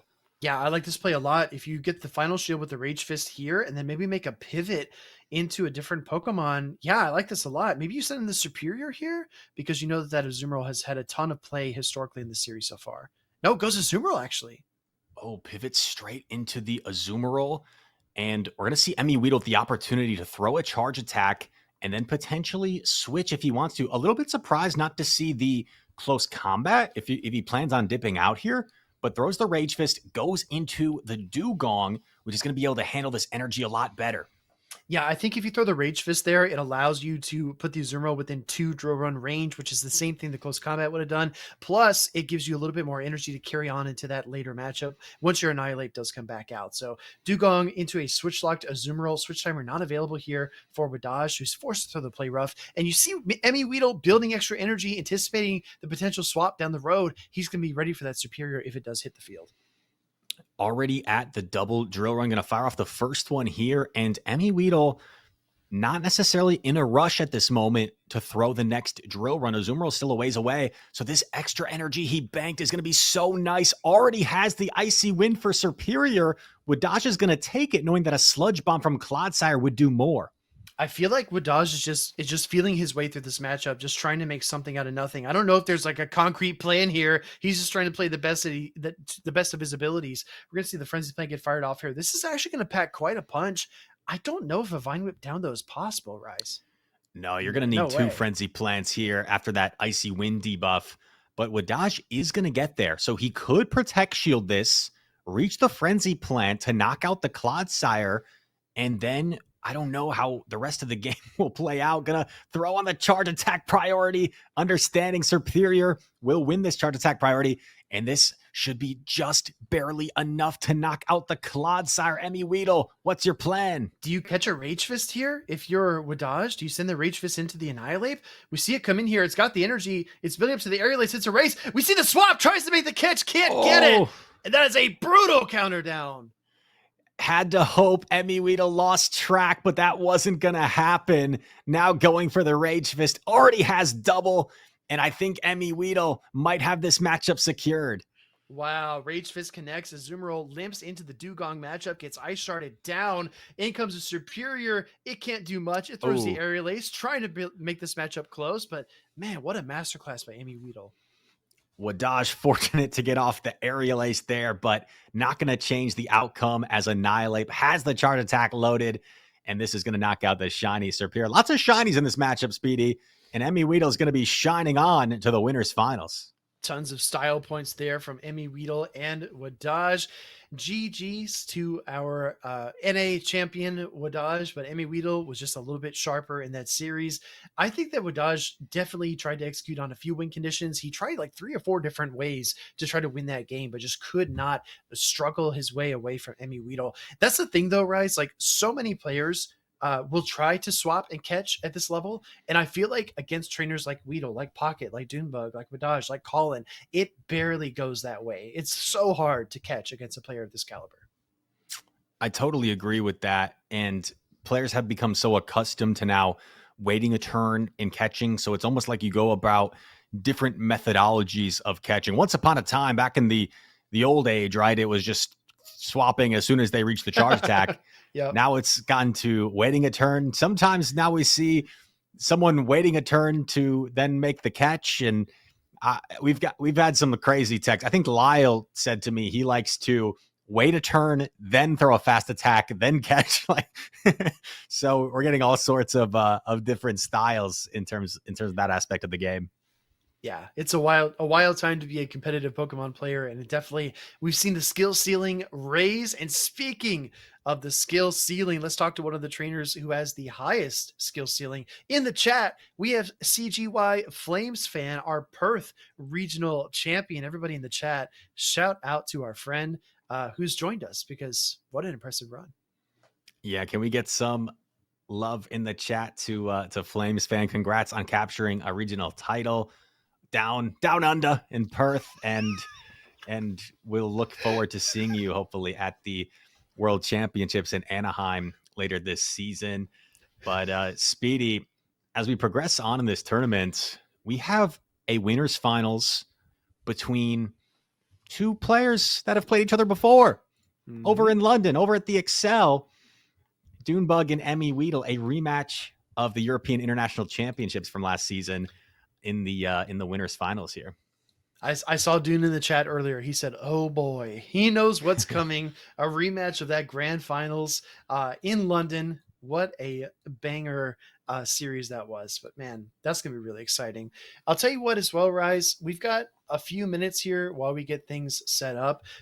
So I'm wondering if there's anything you want to discuss, if you want to talk about Bogota or Perth while we have CGY Flames here in the chat. I don't think we've looked at the top teams from Perth just yet. Maybe we could spend a few minutes doing that. Yeah, Bogota going on right now this weekend, and we saw Perth last night. And, you know, I feel like the Aussies tend to bring some spice, some of their own takes on the meta. They love Jai with that second place runner-up finish. With that Unovan Stunfisk, we saw HomesliceHenry running, and I think that Shadow Alolan Ninetales is one of his signature picks. He brings it to pretty much every single regional. Back when it used to be really meta, now when it's not so much in the meta, still likes to bring it. And PvP Steve, I heard mention on the broadcast that he wanted to bring Shadow for Alligator, but he doesn't really have one. So he settled for the regular for Alligator. Hey, I know the struggle. For myself, I have a lot of Shadow Mankeys that I want to evolve and get some Rage Fist action going, but no Rocket event. So I'm still waiting for that, as I know several people in the chat are waiting for as well. Pokemon Maker with Shadow Dragonite, one of my favorite Pokemon to see in tournament play. We also see one of our Aussie long-standing players in Avrip take home 4th place. And then some newer names, right? I'm not sure that I'm that familiar with La Luloha or Jamathi. But these trainers down under are incredibly talented, and I'm so proud that Steve and Debbie and Fishy Legs and everyone was able to put on a great show for us. And hopefully we can catch that VOD, because I did not watch the grand finals yet. Neither did I. Was up late watching as long as I could, but will definitely be one I make sure to go back and watch. And The Shadow Dragonite is a really cool pick. I've often thought it looks really oppressive against some teams where you're almost forced into bringing like the Azumarill for it. So I think Shadow Dragonite can be a really clever pick right now. And always some nice stuff from the Aussies. And shout out to Flames fan once again for capturing the Perth Regional. Interesting statistic here, Rise. You know that on the podcast I do with Zwilus, we like to talk about metrics quite a bit. If I'm not mistaken, I believe that Flames fan running the Shadow Kanto Marowak and the Shadow for Alligator, I believe he's only the 10th player in the world to top cut with that core. I think there were, 6 others that were at LAIC. Then you had S. James do it, as well as the winner of Stuttgart in PvP David, if I'm not mistaken. But a very like common set of Pokemon. Like we see those Pokemon quite a bit, but we very rarely see them paired together. So very exciting to see Shadow Kanto Marowak, Shadow for Alligator core really just tearing it up. That's really interesting that you say that. And with the threat of a superior perhaps to try and break that, they do have a lot of nice complementary pieces. I guess they do kind of counter some of the same things like Clodsire perhaps, but 2 very common Pokemon and 2 very strong Pokemon as well. But as we progress on in the tournament, we're going to be approaching our first best of 5 series with MEWeedle and Doonebug. And if we look at the losers bracket, there's still some big names that are going to try and work their ways back up, with Colin 6 against Patoman. I see Wdage, FIckedd, HomesliceHenry still in it, Haydonus still in it. So the losers bracket is going to try and catch back up as we progress on in this tournament. And we've got a lot of great matches, I think, still in store for y'all watching. Thank you, everybody, for hanging out with us here in the chat. Yeah, we saw a Wdage get knocked down by MEWeedle, but do not count him out because I distinctly remember, I believe he was in Baltimore, Wdage did fall to that loser's bracket after losing to Elite and then came back into the grand finals and forced the bracket reset and then won the entire tournament. So any of these trainers could go all the way. And I know we say that, that's like a canned line, you know, that a lot of commentators will say, oh, this player could take it all the way. But we really mean it. Like, these trainers are legit. And I do think that it's going to be fireworks because we're going to get either Colin versus Wdage or Patoman versus Wdage in that loser's side bracket. And either one, I think, would be a treat. Also, I see a lot of fans for HomesliceHenry amping him up, telling him he can win this next round. So let's see who he gets between Haydonus, Abhinav, and the Torian as his next opponent. And one more point here. Shout out to It's Thomas. Dr. Trotter was the 4th caster in Perth. Thank you so much for that. I was pretty sure it was, but the government name Surge threw me off. And that's all I could think of. I was like, wait, his name's not Surge. His IGN is something else. I'm hearing as well from production that there was a malfunction. Apparently Steve's name was Josh on the broadcast. That seems very inaccurate. Yeah, I don't know if you've ever had trust issues, Speedy, but when I found out that news, I didn't know what to make of anything anymore. I had heard a rumor prior to the HomesliceHenry subtle controversy about that first name, but so I was a little bit aware of that before that came out. But this whole PvP Steve Josh thing, it was definitely a shock to my system. So still sort of recovering from that. I gotta say, when the name, I won't give the full name, the full government name, even though it's been on the stream before. But when a new caster was introduced to the team named John, I distinctly remember Nighttime Clasher coming into the chat and saying, "Is that Caleb Pang?" And I really feel like we should have got Nighttime Clasher on the case here with the mystery of Steve or Josh, because I'm sure he could get to the bottom of it. Yes, Nighttime Clasher is a renaissance man. He's a detective. He's a caster. He's a PvPer, and he's a really interesting character as well. Has become a friend. Speedy, I think as we approach the winners finals, we're going to take a really short break and just kind of get things going on in this tournament. But you guys have been awesome in the chat. Let's keep up the hype. Let's get ready for Doonebug versus MEWeedle and some other massive names coming up. We'll see you guys in just a few minutes. Stay tuned.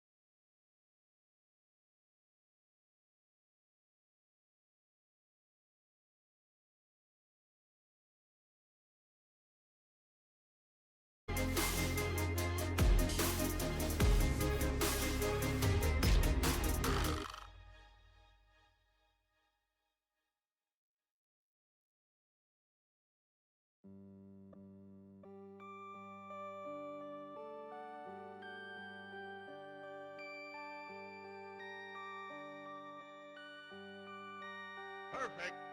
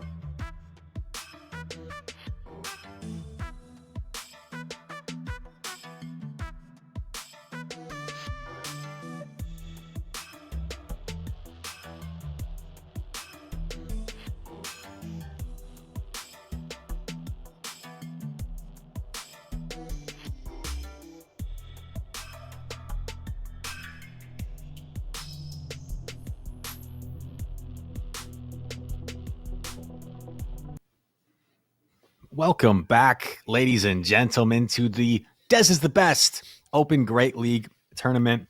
Speedy, if Dez is the best, how could we describe the champion of who wins this tournament? What other adjectives, superlatives, maybe, for our champion today that takes the crown? Yeah, I'm trying to think of something, because if Dez is already the best, it means that this trainer, whoever wins, is going to be like the second best, like the Second best, really good, great. Yeah, great. Exceptional is a good word as well. Dez 2.0, perhaps. Yeah, I mean, just I like that. A derivative, I guess. I like that. I like exceptional. And speaking of exceptional, two battlers about to take the stream. Colin 6, who we saw earlier, a bit of an upset. FIckedd, fan favorite, Spicy Saturday favorite, managed to take down Colin, and he's going to be taking on Pato Man. Now, Pato Man, just a really talented young battler. We know the storyline behind this youngster. I mean, he was a multiple-time finalist, eventually was able to claim a regional title, and you just saw the emotion. It just meant so much to him. So two of Europe's best going head-to-head. Colin, of course, representing the Netherlands, the Dutchman. I know there's been some debate who's the best Dutch battler over the course of the last few seasons. And Pato Man representing Spain. And I can feel the comments, Speedy. I can feel the chat. The Ditto marks an unknown Pokemon here on the team graphics. There is not actually a Ditto on the side of Pato Man. Yeah, it actually. I'm here from production. It's actually Superior coming in here for Pato Man. So a little bit of a fire weakness, right? He's got the Alolan Sandslash and the Superior plus the Wigglytuff. So if there was a Talonflame per chance on Colin's team, it would be really tough. But alas for Pato Man, there is no Talonflame at all. Or alas for Colin, excuse me, there is no Talonflame on his team. So he's going to find some creative other ways around this composition from Pato Man.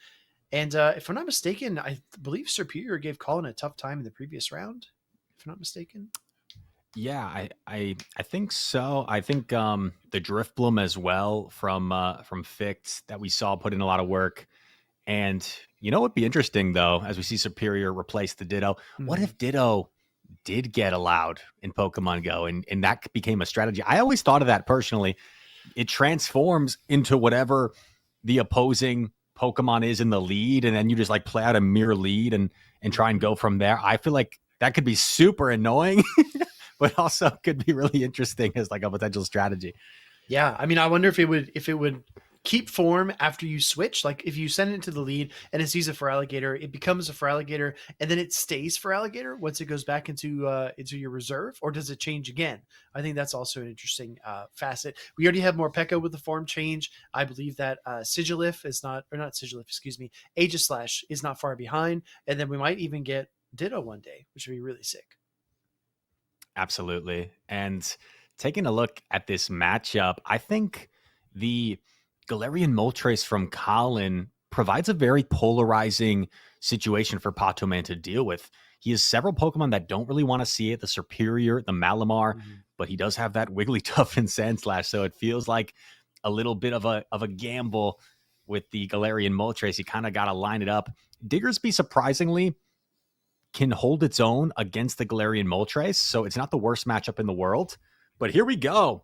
Colin 6 against Pato Man. It's going to be Annihilate starting things off against Superior. Well, I'm glad I didn't say this, Rise, but I was going to mention that I think that Wigglytuff comes to every single game for Pato Man, given its matchup, so we don't see it here in game number 1. Looks like the Rage Fist will get fired off here. We never shield the first one unless it's a really special circumstance, and Pato Man chooses not to shield that first one because it does the least amount of damage. Going to wait a turn, actually, and go for the Aerial Ace. Pato Man perhaps trying to go for a shield advantage here against Colin. In this lead matchup, Colin is going to get slightly outpaced to this next Aerial Ace. And once again, Speedy, Pato Man waiting a turn, firing this off. Colin knows that Justiniano is actually investing both Protect Shields early. And we're going to see the quick pivot from Patoman into Azumarill. Yeah, I like this play a lot. You don't allow the superior to get countered down. You send the Azumarill, start to get an energy lead, and you don't let this Annihilate really run away with its Rage Fist damage. Yes, you're going to take one there, but it's still a negligible amount. And now this Annihilate can get to a second one. But we see the swap try to catch the Ice Beam. Colin trying to bamboozle Patoman, but he does not fall for it. A little too patient, and now firing the play rough in the Azumarill mirror match. Colin's team does not have a really great response to Azumarill. So Patoman was aware of that, and he was able to utilize that. And I'm looking at the team graphics actually, and I'm wondering if maybe Azumarill is actually there instead of the Wigglytuff. I'm not sure, but here we go. Play rough firing off against this Azumarill in this mirror match. The two going to be dancing back and forth. Yeah, absolutely. We see the superior swap in now. A little bit of HP can go a long way when you're resisting these bubbles, and forced to throw the Ice Beam. Colin going to expend some energy into that superior, which makes this matchup a bit more manageable for Patoman overall, because now this Azumarill is low in health and also energy depleted. Going to be awaiting what comes in here. Still 2 Protect Shields to hide behind for Patoman. I'm wondering if maybe that Annihilate can sweep by itself with those 2 Protect Shields. We're going to see the combo play here. Using that energy he had banked, Rage Fist going to peel off 1 Protect Shield from Pato. Yeah, I like this play quite a bit, but it does not really disrupt the plan here from Patoman. He's going to ramp up with the Annihilate, probably avoid the Charge Type Priority tie unless he's 100% certain he would win it. Going to throw maybe 1 or 2 counters early into the opposing Annihilate, but he's got a little bit of residual energy to carry into the next matchup as well. I didn't see Rise this. Is this a close combat Annihilate from Patoman? I believe so. I believe it is. And now ramped up, 1 shield to hide behind. The switch timer is not up yet, Speedy. So Drapion gonna throw the Aqua Tail and hope that the switch timer is up here to try and pull off some sort of miracle. Yeah. Protect Shield coming up from Patoman. It's going to be a waiting game, maybe anticipating the catch doesn't fall for it. It is going to build up extra energy. I think I know what's coming. Yeah, also don't forget that Azumarill is out of energy completely, so this Rage Fist, it will connect. That's enough to KO. That Drapion does have an Aqua Tail stored, actually closing in on the crunch, but it's not quick enough. Here comes the close combat. This is going to be absolutely devastating. Chat, what percentage does a double boosted close combat do here? I don't know. I would guess probably close to 100 as Annihilate knocks out the Drapion and delivers a game 1 victory for Patoman. Now, able to grab that 2 Protect Shield lead early on in the game. I think that just really set him up nicely in the end game. And when you get both Protect Shields and then swap in something like in Azumarill that can just really absorb all that energy, really nice strategy enacted there in game 1 for Patoman. I just want to mention the patience, right? He waited in the Superior versus Annihilate opening matchup. He waited twice to see if the opponent would switch or throw, and he delivered 2 Aerial Laces, coming in with the Azumarill, threw a few bubbles, and then waited again, anticipating the swap into the Azumarill from Colin, and that's exactly what happened. So he's able to throw the play rough into that opposing Azumarill. So Pato was cool, calm, and collected as I've ever seen him in this matchup, which is really tough to do against a player like Colin, but we've seen Colin do the same thing, right? He's no stranger to waiting turns and trying to nail his attacks and avoid catches. Absolutely. And the Annihilate has been just one of the strongest picks as of late, not only in this tournament that we're seeing today. We saw it from PvP David winning Stuttgart, and just seems to be really safe against a lot of teams. Not only is the Azumarill safe in this matchup for Patoman, but the Annihilate looks quite safe as well. The best answers probably being the Feraligatr and the Azumarill, but it can hold its own in those matchups as we've seen. And here we go. Game 2, Drapion into Azumarill. Speaking of holding your own in a matchup, I don't think that Drapion's in a bad spot here, especially with the shields up against Azumarill in the lead. Taking a look at the back lines, we've got Shadow Feraligatr and Annihilate. Very high octane offense for Colin. On the right side, a little bit more conservative with Superior and Annihilate. However, I do think that the typing advantage would probably lean in Patoman's favor. Crunch connects. Is there a debuff? Yes, there is on the very first time. And this is big in this matchup. This is a matchup you've probably played in the Go Battle League. Play Rough is going to connect onto the Drapion. That's going to leave a mark for sure. But that first crunch debuff, what this typically allows is for this crunch plus the Aqua Tail to knock out. If you don't get that debuff, the Aqua Tail usually isn't enough. But here we go. The pivot and Feraligatr making an appearance against the Annihilate. Yeah, this is interesting. We saw this in the grand finals of Stuttgart, actually. I believe that if Annihilate 2 shields through this matchup, it can win. But if you're only willing to play out the 1 shield, you will lose it. You're going to see the Rage Fist get fired off here from Patoman's Annihilate. You probably don't need a shield if you're Colin, but also you really want that second Hydro Cannon, so we do see that shield come up. Feraligatr trading blows with the Annihilate. Another Hydro Cannon coming through, going to outpace and pull off this Protect Shield from the Annihilate. No Protect Shields remaining now for Patoman. He is going to get the full counter down, however, has all this energy, might be able to pull a shield back depending on what comes in. It would be shocking to see close combat into the opposing Annihilate. Let's see what Colin decides to send in. He sends in his Annihilate. Is it a close combat? Is it a Rage Fist? Colin has to decide. He knows that Patoman is too good. It's got to be the Rage Fist.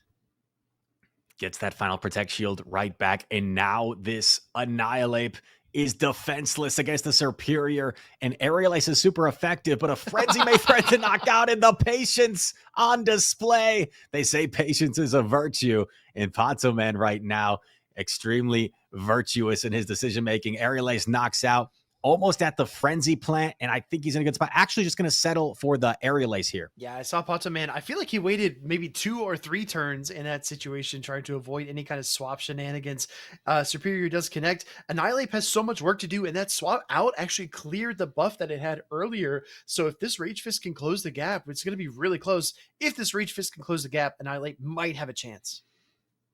I wonder if there's any win condition for Colin here. He knocks out. He's going to knock out potentially. No way. The Azumarill here. How healthy was that Annihilate on Patoman? I'm not sure. No way. Here comes Colin. 2 KOs. Can he get a third? Here comes Annihilate. Colin needs it, but he can't get it. What a close photo finish in the boxing match between the two Annihilate. It's Patoman who had just a little bit stronger of a chin, as it was almost a simul KO, but Colin's Annihilate goes down to the knockout punch. And what a performance there from these two trainers. A showcase of the two Annihilate, and it came right down to the wire. Colin nearly finding just that minute win condition in the end. Rise, I feel like we needed Kevin to run out onto the field, and when those counters are landing, he would just slap his hand out. 1, 2, 3, he's out! And there was the knockout for that Annihilate from Patoman. That was way too close. It was like a stand-in 10 count for the Annihilate, and just able to hang on by a thread. I said two of Europe's best earlier, but really 2 of the world's best going head to head there. Shout out to Colin. He was on stream twice and wasn't able to win in his stream matches this tournament, but we've seen him capture many titles on the official streams. And Patoman is just such a talented young trainer. And he is moving on the loser side of the bracket. Speaking of the loser side of the bracket, Rise, we have an interesting, I guess, a series of events shaping up, because the winner of the Colin versus Patoman series is going to take on Wdage, and it will be Patoman versus Wdage. Meanwhile, we are progressing through other matches as well. We're going to get HomesliceHenry versus Haydonus, and the winner of that series will take on FIckedd. If you remember, FIckedd was knocked down to that loser side bracket by Doonebug, if I'm not mistaken, earlier on in the stream. What a gauntlet, right, for Patoman. You got Colin 6. If you win, you play Wdage. I think you actually had to go through Zhao Victor before that. So this is just an absolutely crazy tournament. Des, what have you gotten us into with this tournament you've put on? This is certainly one of the best and highest level competition tournaments we've seen and yeah, Patoman able to advance, and like you mentioned, Speedy, getting ready to take on Wdage. That's going to be the next matchup we're going to showcase. Oh, I can't wait for that. That's going to be really fun, because Patoman was incredibly patient. We know Wdage has done the same. He could not get the better of his opponent earlier on in that winner side bracket, which was MEWeedle, but I think Wdage wants another shot at the EUIC reigning champion. I just dropped the bracket in the chat as well if everybody wants to follow along. And also, Rise, I gotta say, dude, your chat is absolutely awesome because we were at 369 viewers before we went to break. We went to break, got a snack, stood up, stretched our legs, and let our players catch up in the loser side bracket. And now that we're back up to almost 360 viewers. I mean, your people show up and they rock. I think that has a lot to do with all the people helping this tournament run. Speedy next to me. Shout out to Miss Mystic being our lifesaver, our savior behind the scenes. I was a little bit delusional, Speedy, thinking like maybe we could just do this on our own. And then I thought about it and I was like, no, if this wasn't for Miss Mystic helping us out on relatively short notice, this would have been just a pretty casual probably stream between the two of us. Yeah. And now we got some like professional standards and this has been just an absolute joy. So shout out to her. And I'm looking forward to our upcoming matches. Yeah, I'm not going to lie, Rise. It's hard. It's very difficult to produce a stream and commentate at the same time. I mean, just ask Josh over in Australia or Amanda over in EU because they've done that several times. It is a bear to handle everything all at once. Also, good movie, by the way, if you haven't seen it.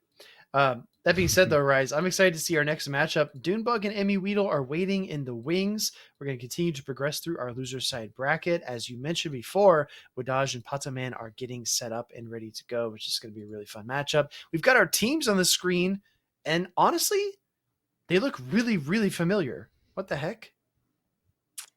Yeah, well, we've already seen both of these. Is this a complete mirror match, Speedy? Is this a complete mirror match? I'm checking the Draco of his teams. It looks like a complete mirror match, my friend.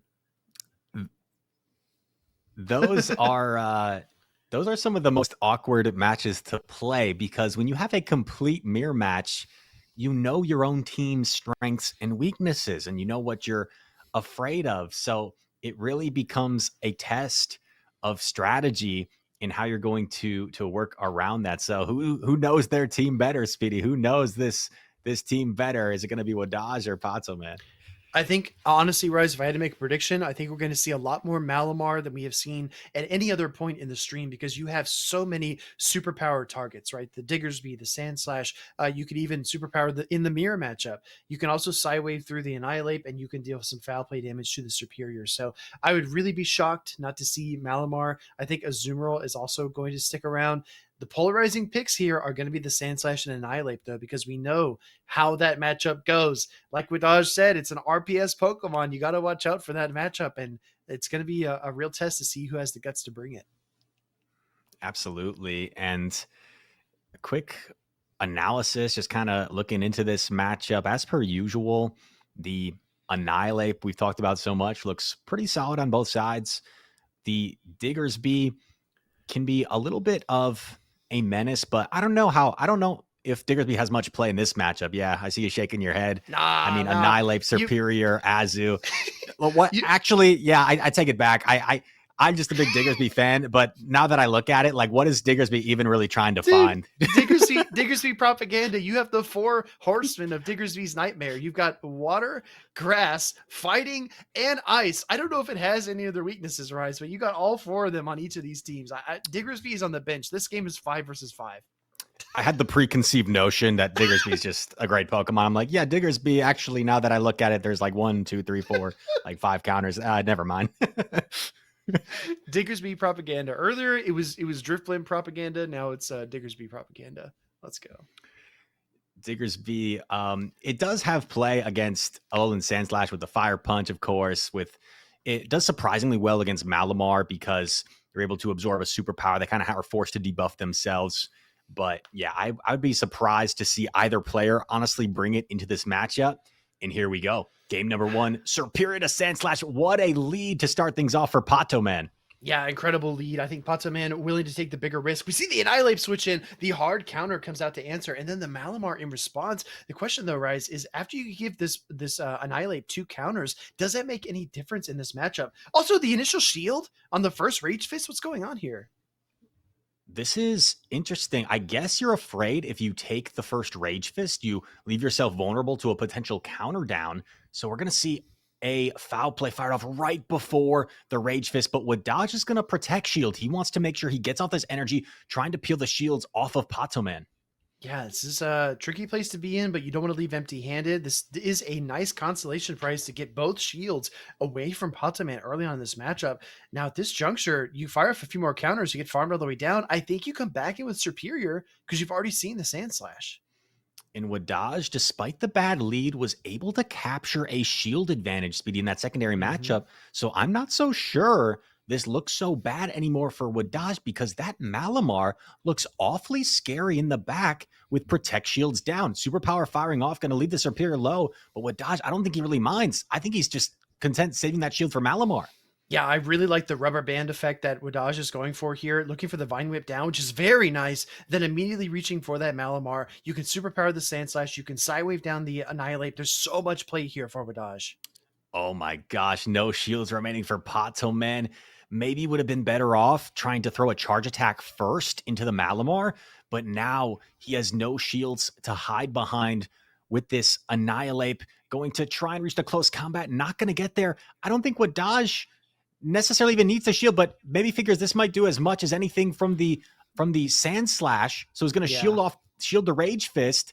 And I don't think Malamar's in range of a draw run. I think he simply just gets to a superpower, Speedy. And this is definitely Wow. going to knock out the Sand Slash. My, how the turntables with Dodge superpower, double super effective. It doesn't need to be stabbed. The squid gets it done. That's a massive knockout into that Alolan Sand Slash. And a good lead turned out to be an imploding loss for Pato Man in that game number one. Wdage turning things Woo. around with the Alolan Sand Slash into his Superior. Had a strategy for it, clearly. And these trainers at the highest level, I mean, we see the lead, right? We're like, oh no, Superior into Alolan Sand Slash. But I think the top trainers have a plan. Okay, if I see this, I'm going to do this. And it went really well for Wdage. Yeah, I mean, again, the phrase that I said earlier, that's really what sticks out in my mind. This is a rubber band game where you kind of give your opponent a ton of momentum to start, but taking back both of those shields in the Annihilate versus Malamar matchup really paved the way for Wdage. And I feel like if you're Pata Man, you're trying to send that Malamar out in the middle game. If you're Wdage, you're recognizing the closing power of Malamar in the late game, and that really was the icing on the cake there that allowed him to win. I think the Annihilate safe swap is now going to be on the mind of Pato Man because he wasn't able to secure it in a way to without putting himself at a disadvantage. And once all the protect shields were gone, we actually mentioned it one time on the Sacramento stream, Speedy. There was a matchup where I remember the Sand Slash looked super safe. And I asked you, like, what is even the best answer for Sand Slash on this team? And you're like, probably Malamar up energy, but that's like really Yeah, specific. And that's very. exactly what we saw there. We saw Malamar up a shield as the best answer for the Sand Slash, or Yeah. a answer. Well, I honestly, yeah, when the Annihilate went down, the Malamar went to town, right, with the superpower pressure. Going into this game number two, like you said, the Annihilate safe switch is going to be a really tough thing to deal with. We're going to jump right in, though. Let's see what we get. We get Superior in the lead. And again, Wdage leading Superior into Sand Slash game one, sends it out again, but this time picks up a Malamar. I tend to prefer this matchup for Superior just thanks to its bulk and that frenzy plant. However, we've seen players play this in a variety of ways. OutofPoket, I remember, was able to charge attack priority on the second charge attack in this matchup in Sacramento and made it a really nice situation. Wdage going to let this go through? I expect maybe a decision to shield the next charge attack and go for a full Mm. Vine Whip down potentially from Wdage. And let's see, Ooh. superpower coming through does put up that protection. Well, the foul plays are 6 and then 5 in terms of Vine Whips, right? And then the superpower is 5-4. So if you recognize the pacing there, you can kind of weave your way in the middle. A Superior swap in by Pato Man here, and no Sand Slash from Wdage to hard punish it. So he's forced to stay in the matchup, probably fire off both of these aerial aces, Rise. And then I guess what do you do? Do you pivot to Annihilate? Winning the Oh, charge this is attack bad. priority, Potso, man, that's really nice. Not having to take another aerial ace worth of chip damage. This is going to make Wdage's Superior go down. In comes Annihilate, but this looks like an uphill battle for Wdage. He's down a Protect Shield, and we see a potential mirror match lurking in the back. So let's see how this plays out. Yeah, Pato Man safe switching superior was not on my bingo card for this matchup, but he does it anyway. Here comes the aerial ace. We know this is not quite enough to knock out, but it probably will take away this protect shield. Wdage needs to make a call here, and he lets it through, which is actually a stellar call, because if that was Frenzy Plant, that would have taken him really deep into the red. Aerial ace going to grab the protect shield. The final protect shield here. Wdage going to get the counter down and has some energy to threaten whatever comes in here. There is still that Malamar available as a catch opportunity. Wdage just simply waits a turn, knows he wants to make sure there's no catch, so is going to get off this Rage Fist, provide some valuable chip damage to the Azumarill before sending in his own. Yeah, this still is not a very clean position to be in. Yes, you have a health advantage here, but the shield advantage is still on Pato Man's side. And now that the switch was made, Wdage is switch locked here for the next 40 seconds or so. And the Malamar is available for Pato Man to send in. So Wdage needs to be very careful about how he throws. And I think both trainers probably need to make a catch to win this game. My favorite matchup in the world, the Azumarill Mirror. And I don't know if the Rage Fist chip damage was enough, perhaps, to put this into double play rough range. It's going to be really close. The Azumarill look like they're just about on even health. Yeah. And this play rough coming through from Pato Man onto Wdage, like you said, Speedy, two very low health Pokemon lurking in the back as catch opportunities. And if there ends up being a situation where it's counter against Psywave with that minimal health, I don't even know which Pokemon is going to knock out the other first. This is really close right here. Yeah, it's going to be incredibly close. It might even be a simultaneous knockout. We're going to wait for these trainers to wait a turn. Oh, tries to go for it with Dodge too early. Hits the escape button, but actually gets hammered down by the bubbles. Has the play rough. And even if this isn't enough, I think maybe the Psywaves from the Malamar are going to be too much. Connects the quick swap. Oh, and it's caught. It's caught on the Malamar, but I don't think it's going to matter. I think Pato Man is going to be able to bubble down here. Yeah, I think Pato Man only needs maybe one or two bubbles. One will get the job done, and that is an impressive win by Pato Man. I just want to call back to early on in the game. Safe switching the superior. I mean, that was a call out if I've ever seen one, Rise, because we just saw Wdage lead into A/ in game number 1. And then game number 2, Pato Man says, I know what you've been saying online. I know what you've been saying about Sand Slash. You're probably too afraid to bring it. So I'm just going to safe switch my grass type into your team. And that gamble paid massive dividends. Sometimes you have to take those risks, those gambles, and when your opponent's not expecting it, it can be really worth your while. Maybe there's some thought process for Pato Man, depending on what the lead was. Like, if he leads this, I don't suspect this to be in the back, so I'm going to gamble with that. Or maybe he's just throwing a risk and taking a chance. But it ended up working out for him. A really close end game. Wdage tried to go for the catch as a potential win con, but Pato Man, what a display. We saw Colin attempt to make so many catches against Pato Man. Wdage now doing the same, and Pato Man has not fallen for it once.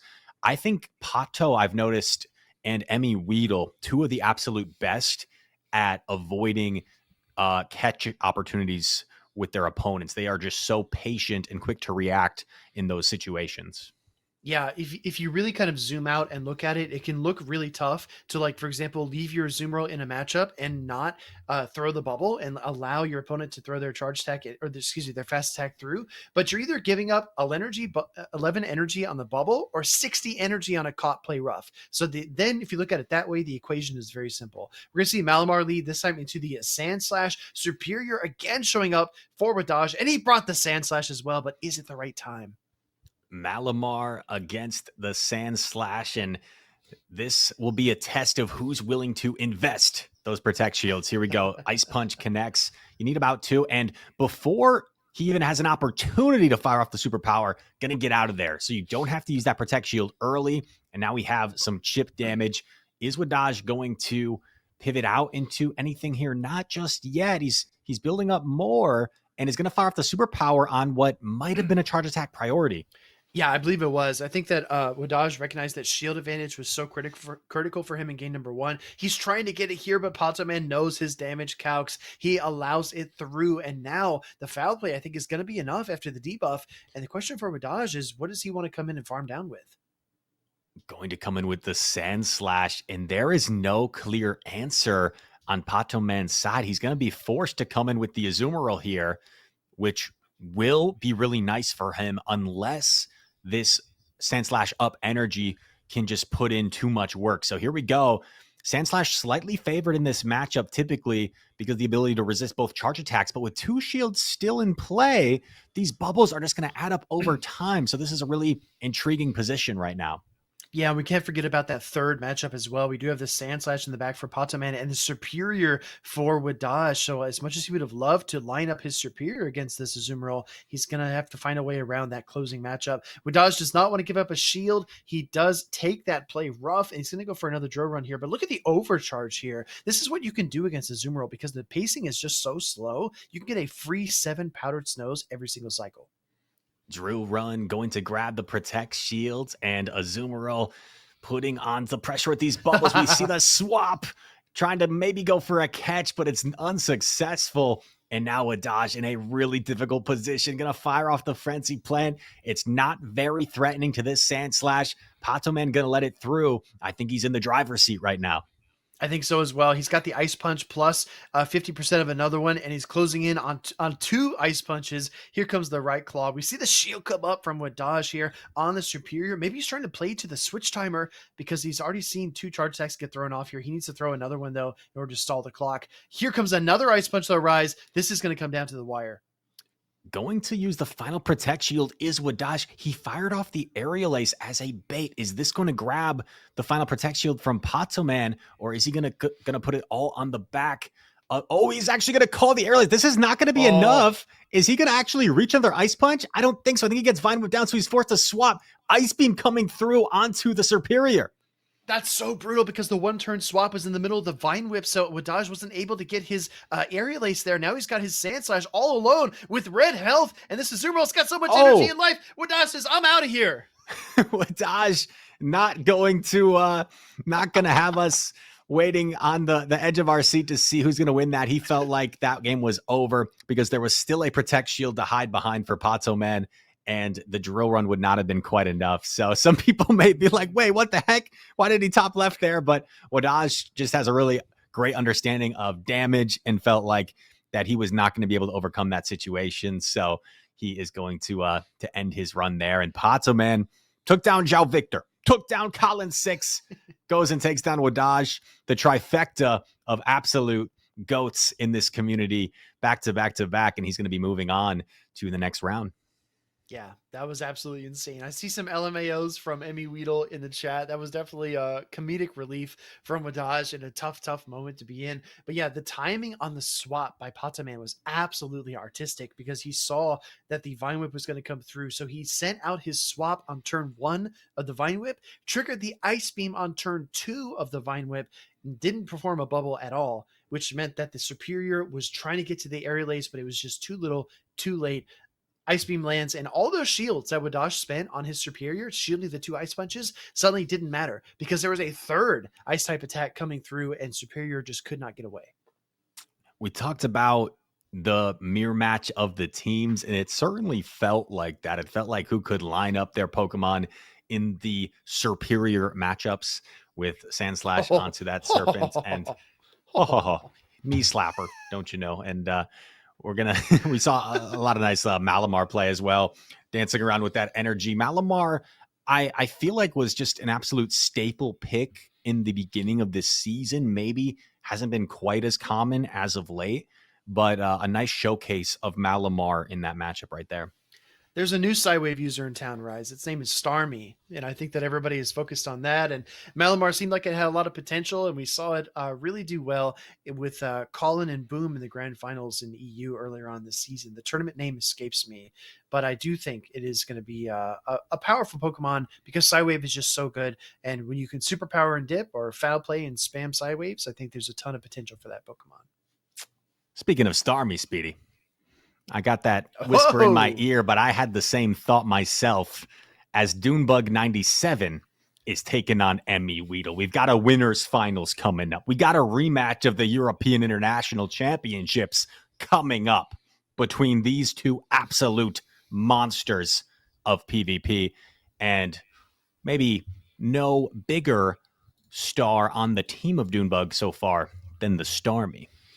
Yeah, Starmie has been a shining light here for Doonebug. As the tournament has progressed, he's melted down Toxapexes, he's spanned power gems at Dugongs, he's found ways to win battles that looked pretty hopeless from the onset. And it looks like the Morpeko here from MEWeedle is going to be running Aura Wheel and Psychic Fangs. So there is no Seed Bomb threat for the Starmie or the Azumarill or the Diggersby, most notably. You're going to have to rely on some bait tactics in order to win. I don't know, Rise. The more I look at this team, the more I like the look of that Pangoro. I think Pangoro can chop its way through the Morpeko and the Dugong. It can fire Night Slashes against the Annihilate. But it does take a lot of damage at the same time, right? You take a lot of counter damage, and Azumarill is definitely not where you want to be. I see some very polarizing matchups here. The Starmie doesn't really want to see the Galarian Moltres or the Morpeko, but it has some really nice play against the Dugong, the Annihilate, the Clodsire, and then Pangoro, same sort of thing. Really gonna dominate that Galarian Moltres, taking double resisted damage from those sucker punches. Gonna like the matchup against Dugong and Morpeko. However, you really don't want to get lined up against that Annihilate if you are Pangoro or Azumarill. The crazy thing with Pangoro, Speedy, is like if it boosts or lands a couple close combats, it actually doesn't even mind Azumarill. I've seen it flip that matchup, as crazy as that sounds. But Pangoro is going to put MEWeedle in a predicament, right? It's going to make him think like, I can't really go ABA to Pangoro against this line. So it's going to limit perhaps what he feels like he's comfortable running with his lines. Yeah, I do agree with you. Polarizing is a great word that you used earlier. We're going to see how this matchup goes, though. Game number one, a rematch from the EUIC Grand Finals last year. We've got Clodsire flopping onto the field, and Annihilate rises up to meet it. Here we go. An interesting matchup that we've seen in the Go Battle League a lot lately. And Clodsire, of course, with that threatening Earthquake, can put on some major charge attack pressure. However, Annihilate is going to get things started first with the Rage Fist, ramp up that attack, and just try and punch its way through this thing for at least a while. I admire the commitment that Doonebug has to the Starmie. Great shield here on the Earthquake from MEWeedle on the field, but in the backline, Starmie lurking back there, and I don't know how many targets it's going to have, but we're going to find out pretty soon. The double water strategy is something that Doonebug has employed multiple times already in the stream. We see him playing that again. Both shields rise into the Annihilate. This is a Rage Fist lock-in my opinion. Earthquake gets shielded, and we're going to see the pivot after getting both Protect shields. We've seen this happen a few times against Annihilate because you don't want to give it that extra energy, so you dip into the Azumarill. Not an obvious answer on the side of MEWeedle, so he's going to stay in momentarily, try and chip this thing a little bit more, and goes for the catch opportunity, but no, Doonebug doesn't fall for it. Dude, absolutely crazy to leave this matchup with two Rage Fists on your Annihilate. Yes, you're down 2 shields, but Annihilate can get those shields back quick, smart, as PvP Steve likes to say. We're going to see the Azumarill versus Azumarill matchup. Rise's favorite matchup. I thought it was the Lickitung mirror, Rise, but Azumarill is probably your first favorite, right? I love it so much. Honestly, because sometimes the Azumarill lives the third play rough in the mirror. Sometimes it doesn't. That's why I love it so much. It's so exciting. But here we go. Starmie making an appearance, and Speedy. On paper, I thought this looked like a tough alignment for Doonebug, but now I'm starting to see some potential issues for MEWeedle. For example, if he can build enough energy, if there's a way for him to maybe throw on a charge attack priority against that Annihilate, that could pose an issue. But we're going to see the power gem here. The question is this enough? I don't know. I think it will actually be enough. Starmie's a little bit attack weighted, power gem, not stab, but it connects. Don't forget there are 2. Oh no, there are 2 Rage Fists on that Annihilate, and now you've got Starmie trying to catch maybe the power gem. No, MEWeedle is going to allow it through. You've got Sucker Punch, Galarian Moltres, and a double barrel loaded Annihilate in the back line. I mean, Starmie's got a lot to overcome. That hurts. Big power gem damage, but it's not quite enough. Surf's up, dude. Surf is going to knock out here, but there are still 2, right? There's 2 Rage Fists loaded on that Annihilate. Is Annihilate going to be able to close here? Gets the counter down. It is like nearly capped on energy. There's still a shield to hide behind, and there's a move. There's an attack on the Azumarill, And Wow. Doonebug is going to overcome this situation and take down MEWeedle. Wow. All the energy in the world won't get you anywhere if you don't have Protect Shields. And that Azumarill lands that devastating play rough into that Annihilate. What an insane endgame there. Doonebug really, again, I felt like he had the team composition stacked against him. Double loaded Rage Fist on Annihilate, plus Sucker Punch, Glare, and Moltres. And still, Starmie found a way. I see some Starmie army in the chat. Let's keep that up. Starmie Army. I saw Z's Wireless say that. I like that a lot. I like that a lot. And we saw Starmie, man, really put in work. Even when it was lined up against Galarian Moltres, it had the Protect Shield advantage, was able to build up energy. I was personally surprised that that Power Gem knocked out. I thought Azumarill might barely hang on, but you knew it, Speedy. You knew it was going to knock out. And Starmie has just been like the MVP for Doonebug so far, even against a double dark team. He's bringing it, and it is doing so well. I think I just want to mention, because we mentioned it earlier in the stream, but I don't know if we mentioned it prior to this matchup. Since this is the winners finals, this is going to be a best of 5. This is going to be the first best of 5. And as we go to the losers finals eventually and grand finals, those 3 matches will be our best of 5s remaining in this tournament. That's a great shout out, Rise. And yeah, that definitely changes the dynamic of this series and how it's going to play out. It's much more of a test of endurance. You can get a call right on the lead in 1 game, maybe 2, if you are really in the flow state, but it's really tough to get a good lead all 5 games. Also, quick shout out to Wiggly Woo for the raid. 33 raiders just joined us, pushed us over 400 viewers, and they are about to witness Starmie in action. Oh, a tough lead for Doonebug. He's going to pivot Jumpluff into a Moltres, which is still not a great situation for the Jumpluff, as we see the energy built up, and Doonebug going to fire off an Aerial Ace here for some chip damage. But this is, oh, interesting. We actually see, oh, it's the acrobatics. My mistake, Speedy. My mistake. It's he's running double high energy cost attacks with the Energy Ball acrobatics Jumpluff. Yeah, I mean, acrobatics definitely commands shields even against other flying type Pokemon. Brave Bird, great call here by Doonebug. That could have easily been the ancient power, but he keeps his wits about him. And now, if you're MEWeedle, you're switching an Azumarill into a loaded Jumpluff. You're really like reaching deep into your pockets, man. You're out of options. What is going on here? And I think the problem for MEWeedle is this Jumpluff is going to reach double Energy Ball before the first Ice Beam. But, and we actually see a pivot and catches the Ice Beam on this Starmie. Doonebug, knock it off. Yeah, Doonebug is saying, you know what? Getting to the Energy Ball would be really nice. You know, be even better catching a resisted Ice Beam on my Starmie. And that is exactly how you put someone like MEWeedle on the back foot. Here comes Power Gem. Power Gem, 1 turn before the play rough. Doonebug just always on point with his timing, with his counts. And this does enough to knock out the Azumarill, similar to last game. We're going to see Moltres come back, and I think MEWeedle is just in a really difficult spot, but is firing off this threatening Ancient Power is going to be just enough to knock out Starmie, no boost, and we have quite a bit of energy banked, if I'm not mistaken, on that Jumpluff still. Yeah, this is an important decision. Coming in with the Clodsire, revealing the 3rd Pokemon. This is very telling. I think the Clodsire versus the Morpeko is definitely a winning matchup for the ground and poison type. But now you're forced to shield the Brave Bird. This makes this a little bit more interesting because I think we'll see the Morpeko switch in almost immediately. Yes, we actually get it here from MEWeedle. Gonna look for that Psychic Fang as quickly as he can. This will be really interesting going for the big Earthquake. Does MEWeedle ever try to call the bait here? He's behind. Oh, he tries to call it, and Doonebug's making all the right calls. 1 shot's Morpeko, and I think Doonebug's in a good spot here. I don't.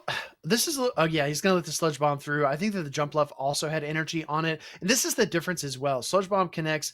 Galarian Moltres goes down. That's a 2-0 for Doonebug. But what I'm trying to say is that this is the difference of acrobatics, right? If that Jumpluff had Aerial Ace, maybe, just maybe, if you are the Galarian Moltres there, you could stay in, throw the Brave Bird to the Clodsire, and try to get another Brave Bird against the Jumpluff. But you just have to respect the acrobatics. It does so much damage, and there's just no time to store the extra energy that you need.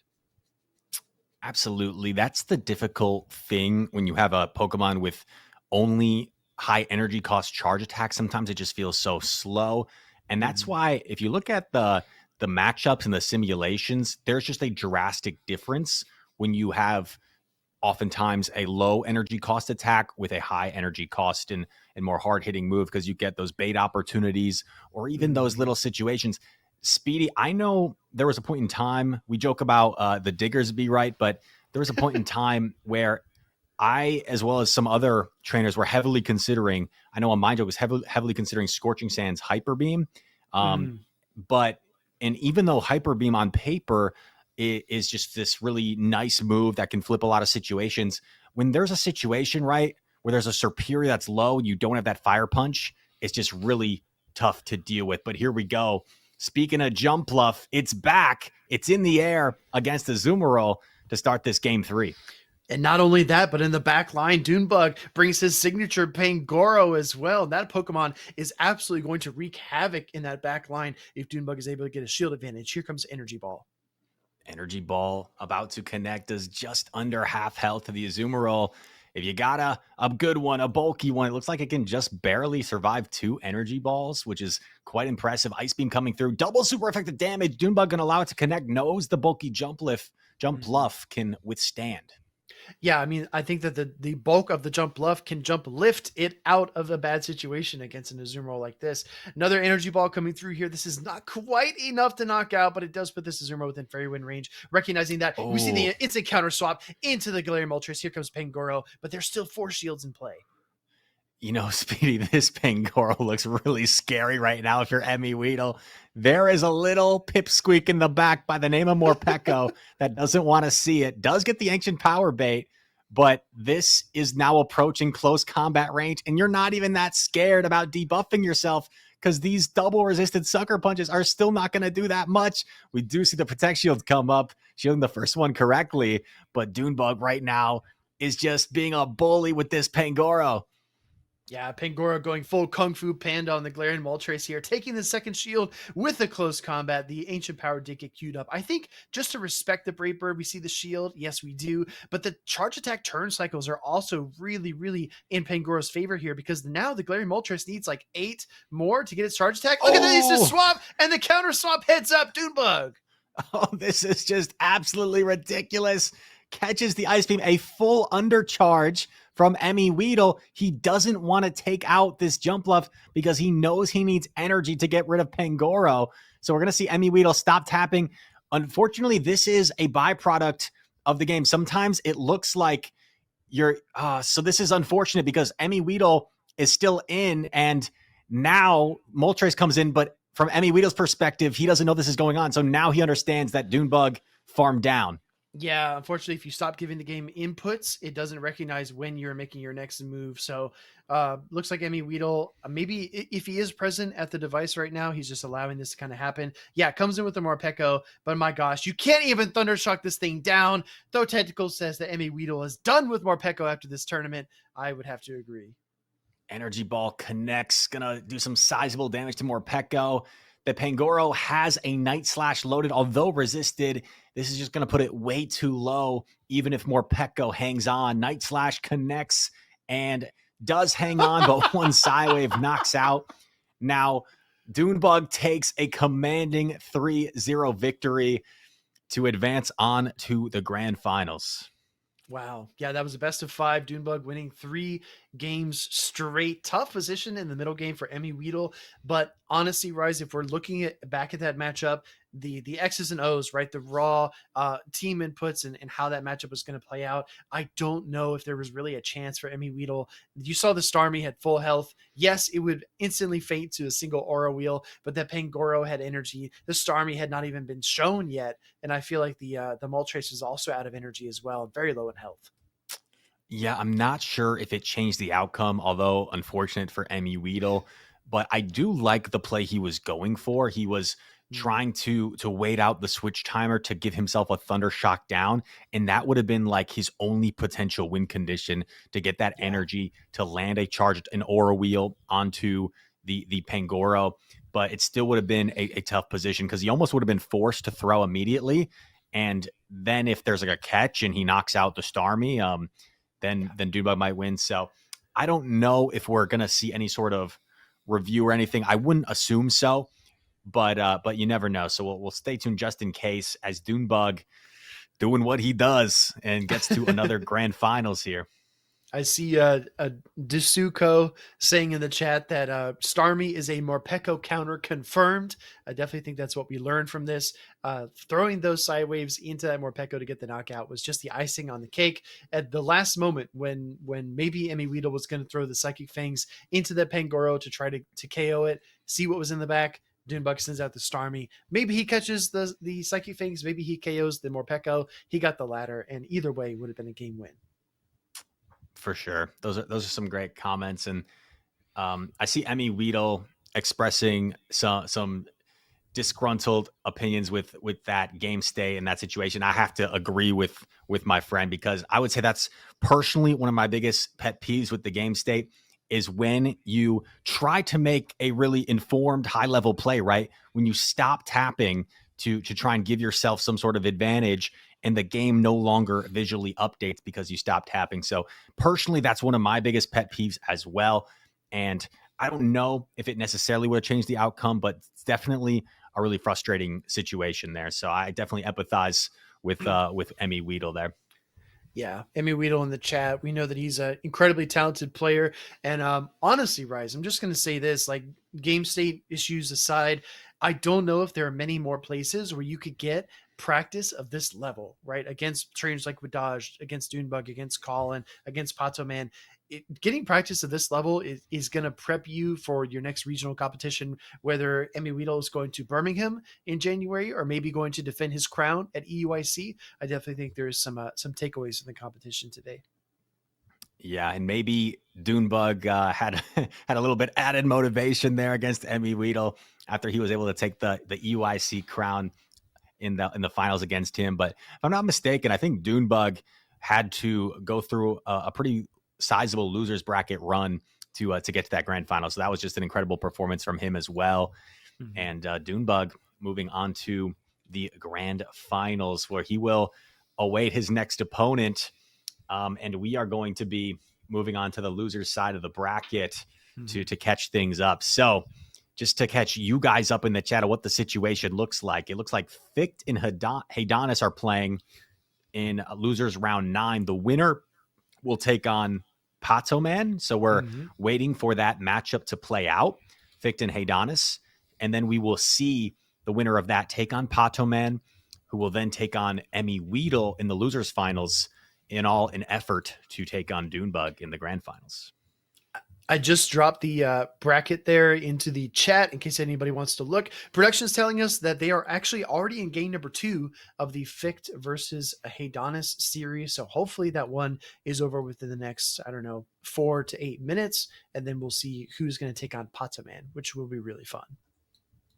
It's just all such incredible trainers remaining, and FIckedd taking on Haydonus at the moment. We'll await who comes out on top in that matchup. Haydonus has performed really well in some regionals, has been really close to going all the way. And Haydonus is a youngster. I think he's in college. He's a content creator as well. So when I first saw him streaming, he was just like so mature and well-spoken. I thought he was a lot older than he actually was. And I was surprised to find out that he was so young. Dude, he's like 14, right? Yeah, somewhere like that. Yeah. Okay. But I think he's going to university actually now, and is a terrific young trainer, and he'll try to actually, looks like we did get an update. My mistake. So we're singing the praises of Haydonus, but it's FIckedd, the fan favorite, the Spicy Saturday submission artist, who is going to be taking on Pato Man. Speedy, we're talking about all these big names, and FIckedd making a name for himself beyond Spicy Saturday. He's in losers round 10. He's in the top 4 of this incredibly stacked tournament. Wow. I don't know, Rice. Maybe you should spotlight him on the channel sometime, because he definitely seems like a really talented player. And I think he only got tripped up by, was it Colin? Or no, I think it was Doonebug who beat FIckedd and sent him down to that loser side bracket. Yeah. So definitely a very, very impressive run for him so far. We'll see how far he can take it, because he has taken down some of the best as it is.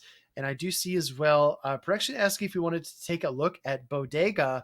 I think you meant Bogota, which was the championship that's taking place in Colombia, if I'm not mistaken. We've got a couple of sweet graphics. This is a doubleheader this weekend because, as you know, Rise, we had the Perth regional competition and we also have the Bogota special event. Jocko Loco was not competing this weekend in Bogota. He's actually in this tournament right now. And I think he might already be knocked out at this point, but it was really cool to see former regional champions competing in Dez's first tournament. Perhaps Jocko Loco wanted to give a chance to someone else. And as you mentioned, Speedy, the results from last Bogota regional championship, Jocko Loco in first place, and a lot of talented Colombian trainers there in the top 8, as well as Angelo making a nice run. And it looks like it was actually a Swiss format, the Bogota, instead of our classic double elimination format that we're used to here. Yeah, I'm so glad you brought that up. I was going to mention, it says Swiss record 4-1, 3-2, 5-0. Let's hear you in the chat if you would like to see Swiss head over to the Play Pokemon circuit one day, because I think a lot of trainers would definitely love to see that change being made. I'm also getting word in our production chat from our illustrious judge, Kevin Saladeras. He says that FIckedd and Patoman are ready to go. They'll be getting things set up. I think Patoman still has to share his screen and such, but they are getting ready. And man, what a debut tournament for Dez is the best. He said it was his dream to host a big tournament, and he has made that come true in just a large number of participation, right? What was the final number? 77 players participating in this tournament. Correct. If this was a regional, I mean, this would be kind of like standard numbers for a decent sized regional. And and Dez, shout out to him once again for putting this all together. Yeah, I mean, we have nearly twice as many as Perth and just a few more than are registered in Bogota. So this is an awesome tournament. I also think that it highlights the potential for online competitions for Play Pokemon. I would really, really love to see, I've had ideas for like a continental online regional. For example, like once per season, you would have an NA tournament where all the NA trainers are invited. Once per season, an LATAM online tournament. Once per season, EU online, and then APAC/Oceania as well. I think that would be awesome to see a continental clash 4 times a year and one champion from each make their way to Worlds. But I don't know. We'll see if we can get something like that going on the Play Pokemon side. I know the other games have some sort of global challenges, right? Sometimes where they play remotely. So yeah, it'd be cool to find a way to adopt that and go in some sort of way. But Speedy, we've got the teams back up. And I was trying to remember Fickedd's team, but the one pick I knew I remembered was the Shadow Drifblim. And once again, it looks a little problematic for Patoman. I mean, the Sandslash, of course, staring at you in the face. That's a nice answer to it. But other than that, has pretty solid play against everything else, Speedy. Yeah, I have to agree with you. I think the Drifblim looks incredibly problematic. I mean, even if you line up against the Malamar, it still needs to respect that Astonish damage, the Icy Wind slowing you down, and the potential Shadow Ball nuke. I think this almost forces Patoman into a position where he has to bring the Sandslash. And speaking of Sandslash, you have that Diggersby matchup where you have to kind of duck between the fire punches, but you can land a lot of ice punch pressure. You've got the Toxapex, which Sandslash really walls effectively. And then you've got neutral matchups like Azumarill or the Dunsparce. But I don't know. I mean, I don't think there's like a clear-cut Pokemon that really stands out. But I will say, Rise, I do think that Diggersby does have play in this series, unlike a series past. I agree with you. I think it does. Well, actually, it still doesn't look... it doesn't look great for Fickedd against Patoman, but for Patoman, I think it does have some nice play against right. Fickedd.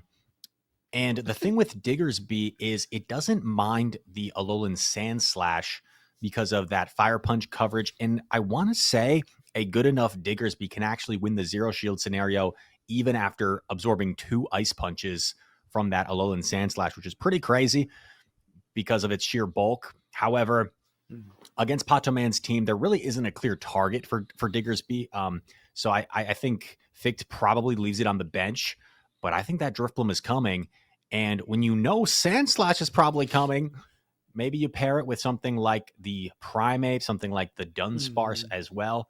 However, Dunsparce, one of typically the safest Pokemon in the meta, doesn't look so safe against Patoman at all. I mean, Annihilate staring you in the face, Diggersby and Superior, a pretty good matchup against Dunsparce as well.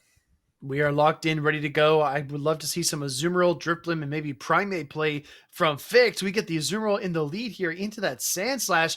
Did I just call the line, Rise? Let's absolutely go. You have been reading lines all day, Speedy, and here we go. Sandslash against Azumarill, going to, of course, resist both charge attacks from Azumarill and fire off this drill run after building up quite a bit of energy, maybe just in case they decide to swap out or something like that. But Sandslash content staying in here. The non-shadow variant typically wins this matchup, and Patoman going to be content just letting this play rough go through. Ficked with the absolutely unhinged clockwise spinning motion into the counterclockwise play rough. What is he cooking over there? I don't know. But here comes the Sandslash. Like you said, the regular does have a slight edge in the matchup. It's just able to tank these charge and fast attacks just so much more efficiently. Drill run coming through. Let's gauge the damage that this does against Azumarill. Looks like it can maybe barely hang on to another drill run, but Patoman actually electing not to throw the drill run.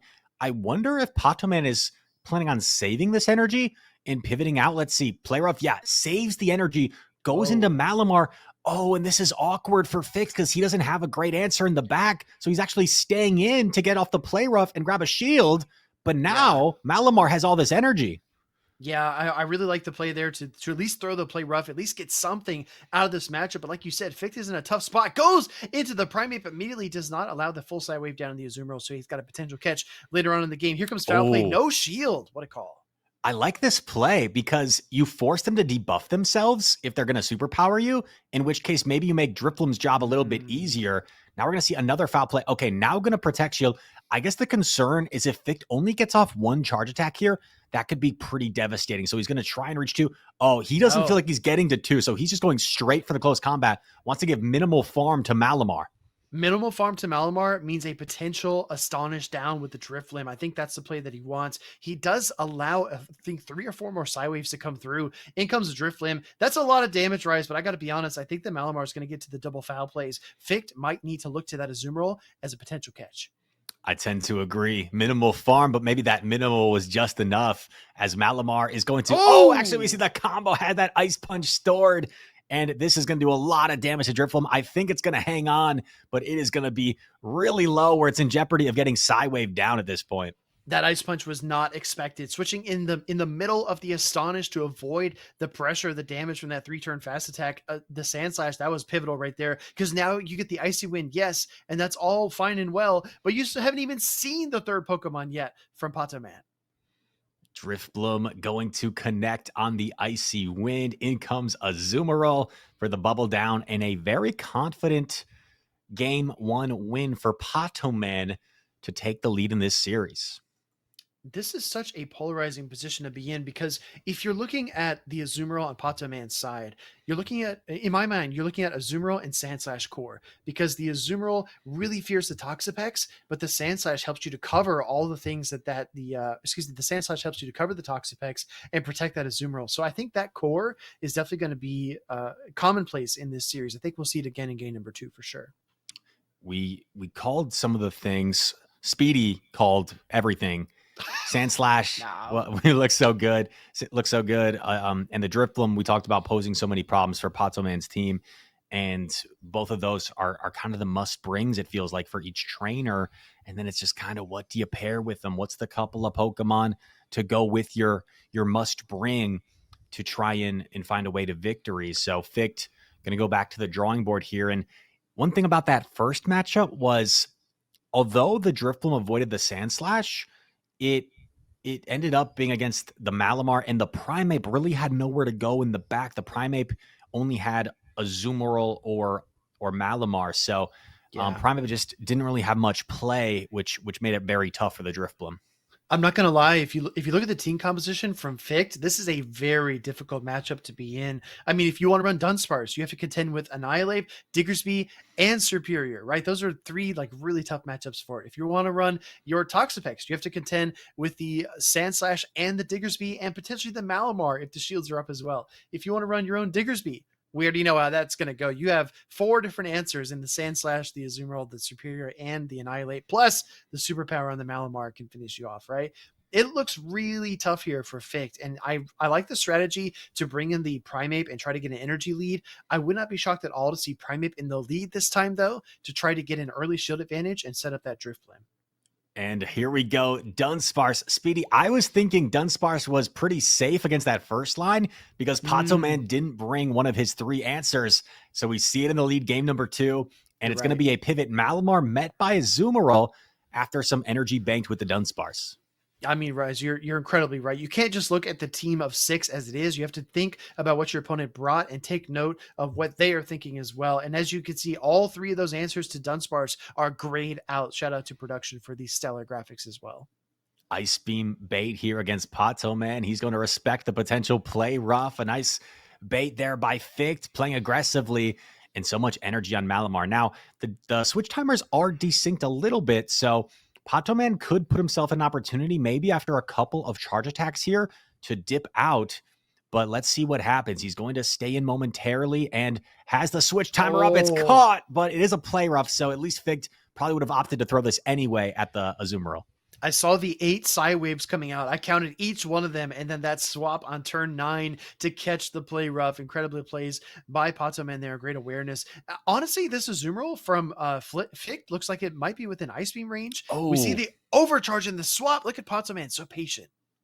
I don't know about this. Maybe he was perhaps trying to catch a play rough, but now you've just put your Drifloon in a situation where there's so much energy on this Azumarill. It's going to get to double Ice Beam before you can even reach a charge attack here.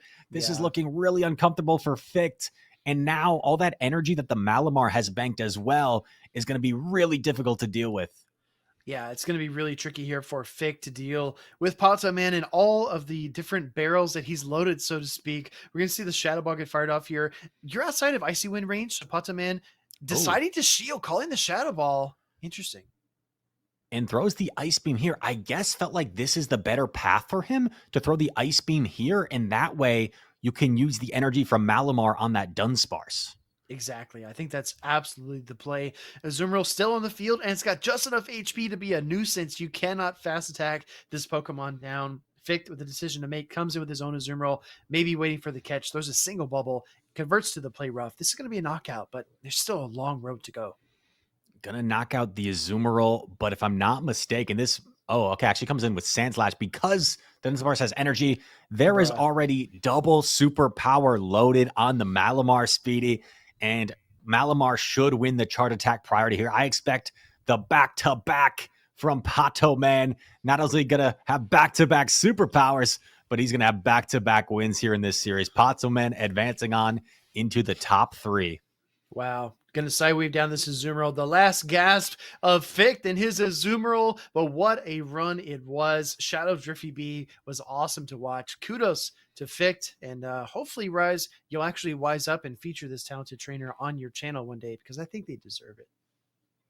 That's no problem. That's no problem. He's had a lot of airtime on the Rise channel, whether he's featuring Baxcalibur in the Great League or any sort of crazy spice picks. So shout out to Ficked, has always been a fan favorite on the Rise channel, and getting top 4 in one of the most stacked online tournaments we've seen in some time, and nothing to be ashamed of there. Patoman able to outplay Ficked a little bit there in that last matchup, but that's what Patoman does to everybody, as we've seen, and he'll be moving on to the top 3.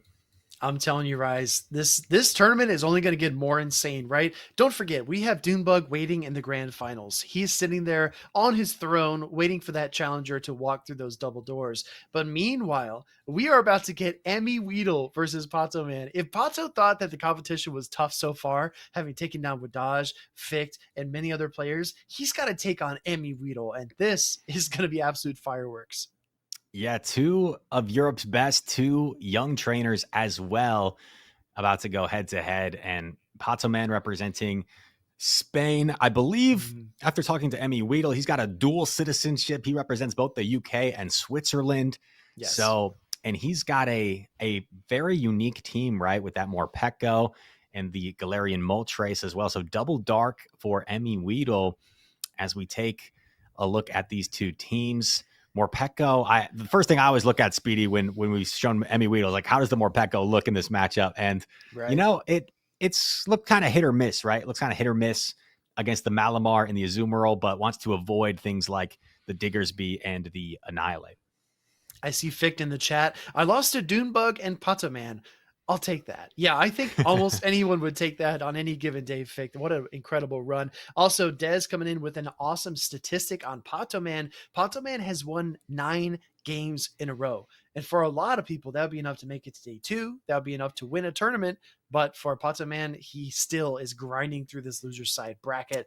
I got to say, Rise, to circle back to your point about Morpeko, when you've got Superior and Diggersby on the opposing side, it does not look like favorable conditions. But I don't know. I mean, Patoman can't bring those 2 Pokemon in every single team, and he still has 5 others to cover for on MEWeedle's squad.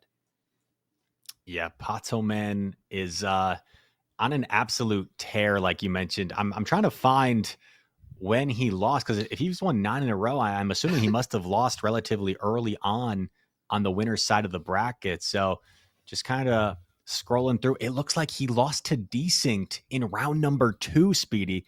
2? Lost to Desynct in round number 2 and has now won 9 consecutive matches on the loser's side of the bracket. So an unreal run, unreal momentum right now for Patoman. Woo! Yeah, I had to do the old Control F and search through the bracket to find him. That is absolutely insane. This matchup, though, it's not going to get any easier, right? Because if you're Patoman, you have to get through MEWeedle. And then once you take down MEWeedle, you have to take on Doonebug in a grand finals where you have to reset the bracket. So you can't get hyper-focused on the length of the journey ahead of you. You have to take it one game at a time. Zeroing in here on game number 1, though, Rise, what do you want to see from Patoman? Because yes, you have to respect the Morpeko, but I feel like that Galarian Moltres could also be a bit tricky. You got your Sandslash and Azumarill, and I think those are fine, but I don't know. How do you cover for everything on MEWeedle's team? I think it starts with the Annihilate. I think it looks really safe in this matchup. Its biggest threats being probably the Azumarill and the Clodsire. So perhaps if you're Patoman, you know they kind of have to bring those things for the Annihilate, right? Because Dugong's going to struggle against it. Galarian Moltres with those neutral sucker punches can definitely hold its own, fairly neutral.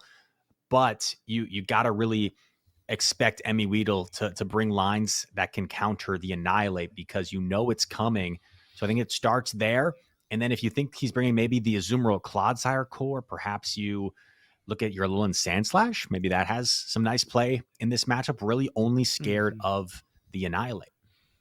Yeah, I think that's a stellar read. The Annihilate there for Patoman looks really insanely strong. We've seen MEWeedle kind of struggle with fighters before as well, notably losing to Doonebug with his Pangoro. So seeing the Annihilate on the opposing side is going to be a little bit dicey. And we've seen a lot of Annihilate mirror matches already in the tournament as well. Those are never comfortable. They're never fun. It's almost like a Frostlass mirror where if you let a charge attack through, it could be the end of the matchup entirely. So we're going to see what happens. But Patoman, hailing from Spain, MEWeedle with the dual citizenship, but both trainers are titans of the EU scene. If aliens were coming to Earthrise and they challenge everyone to a Pokemon Go PvP and you had to select trainers from Europe, it would be hard to look past MEWeedle and Patoman. Or I don't know if any of my fellow ESPN First Take fans remember if Martians invaded Earth and had the death beam pointed down, who do you want taking the last shot? Give me MEWeedle. I don't know. Okay, let's go. The running joke, as some people will probably know in the chat, was Andre Iguodala, random sports reference there. But Patoman versus MEWeedle is who the names are that we're focused on right now. And you mentioned, Speedy, taking it one game at a time. Yeah. I remember just recently, PvP David was doing his multitude of interviews after all his wins in Stuttgart, and they were talking about who he's going to play next or maybe who he could play down the line. And he kept reiterating just taking it one game at a time. So I think it's a very great, healthy mentality to have. And perhaps it's what Patoman has needed to have after dropping early on in this tournament on this 9-match winning streak. Talk about a marathon, right? I don't know if Potoman is planning to compete in Birmingham, but I would be really shocked to not see Potoman at EUIC in February.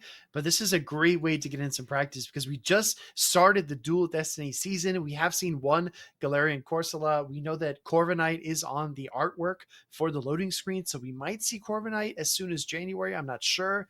But still, I think getting an early read on the meta and how to handle these picks is going to be really important. And speaking of that, Rise, we are locked and loaded. Game one, Potoman, MEWeedle. Starting things off with the Azumarill and the Moltres. Potoman is going to like this lead, but what's going to be the swap? It's going to be Clodsire luring out the Malamar and Speedy. Unless somehow MEWeedle can get some sort of advantage here, this is looking like a tough hill to climb. I think Potoman has him read pretty well with these first few lines. Yeah, Potoman opened up the book and turned past the introduction. He's going right into chapter 1. We're going to see the Sludge Bomb come through here from the Clodsire. The no shield on the Malamar. Very nice play there. And I'm not sure if this is a breakpoint Malamar or if you even need the breakpoint Malamar, but still, these side waves are really adding up quickly. I expect a shield here. Sludge Bomb is actually going to connect and let it go. Hangs on to reach the foul play. So gives MEWeedle the opportunity. Oh my gosh, gives him the opportunity to reclaim switch, but MEWeedle doesn't think it's worth it. He doesn't. Oh, wait. Survives. What? Okay. Speedy, I'm just wrong about everything right now. No, that's like impossible to call. We saw the switch out of the Malamar and the bubble into the Clodsire. That was such a weird kind of handshake that just happened. Now we see a bait with the Psychic Fangs. Potoman, what are you going to do? This first attack, this is a crazy bait, Speedy, but I guess he figured like it was worth it, and now is going to transform into the hangry version of Morpeko, going to respect the charge attack here, and is going to look to fire off another charge attack shortly. The question is, do you throw the dark type Aura Wheel or do you bait again? This is just an interesting position to be in as the Morpeko. But I think one thing we can be certain about is that MEWeedle will give it Protect Shields. Second shield goes up on the Morpeko. That's 2 Ice Beams blocked. And now there's only 1 Protect Shield remaining for Potoman. Going for the dark type Aura Wheel here. Yeah, I think that was interesting timing. Decided to throw after 2 Thunder Shocks, going for the dark Aura Wheel. And now is going to leave the Azumarill really low. We see it transform.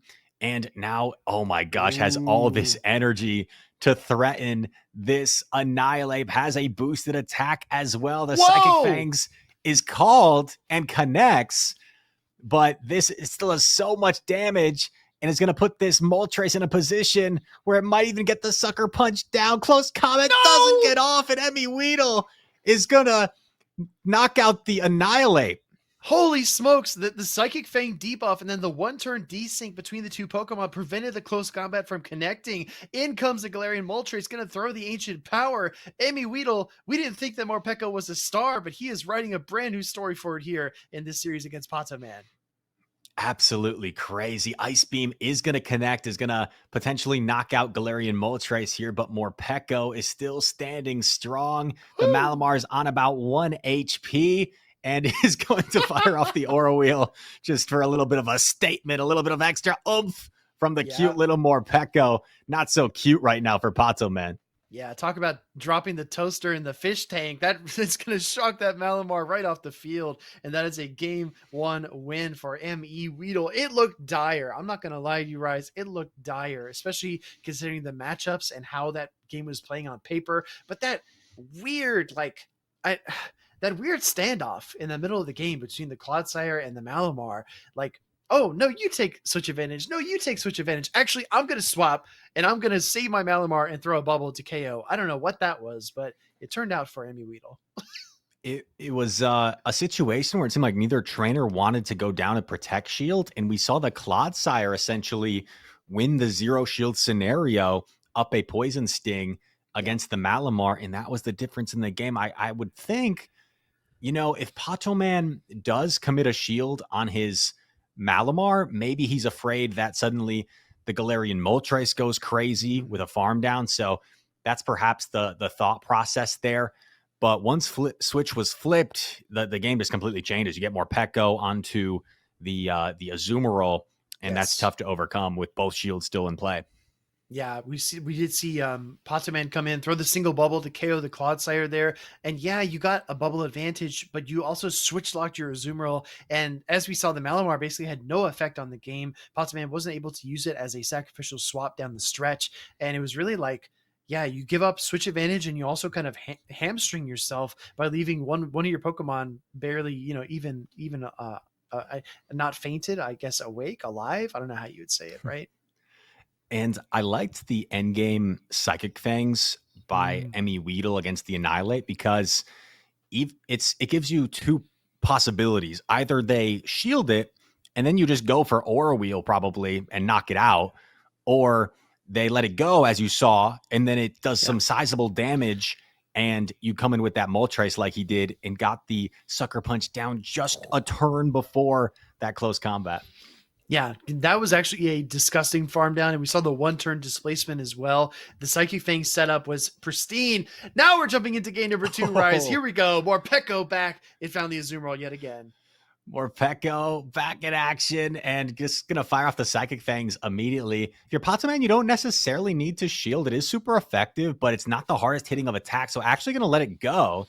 And now we're going to see a potential swap out. Looks like the Clodsire will now greet the Annihilate.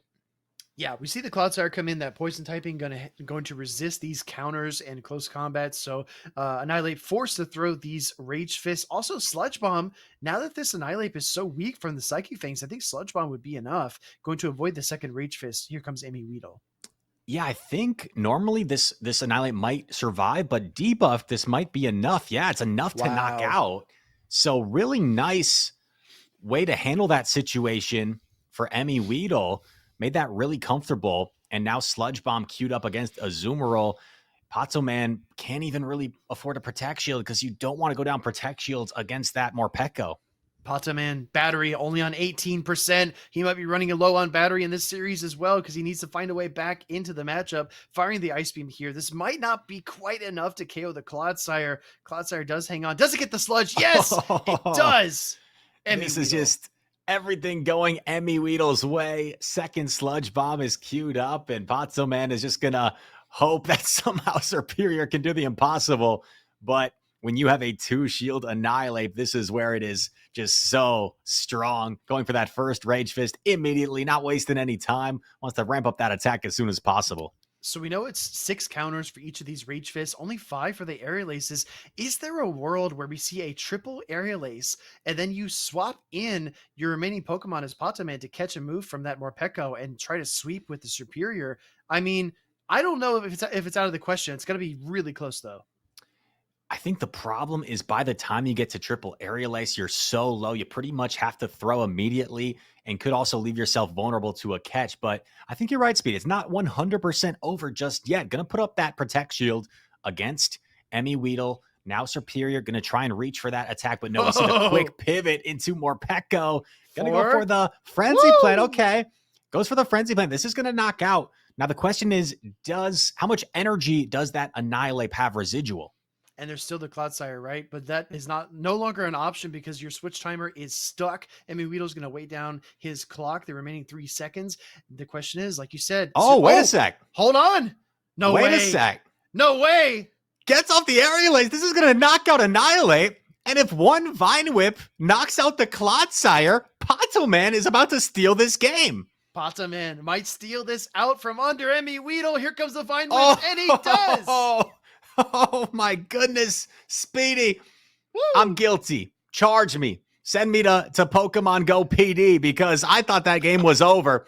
And I am very shocked to see Potaman pull that one out of his hat. That is crazy. I wonder if MEWeedle just stayed in with that boosted damage from the Annihilate, if it would have been the difference. Decided that he didn't feel like that was the best play. Maybe was one off with his counts. I don't know. But that was an incredible display from Potaman, fighting till the bitter end and finding a win.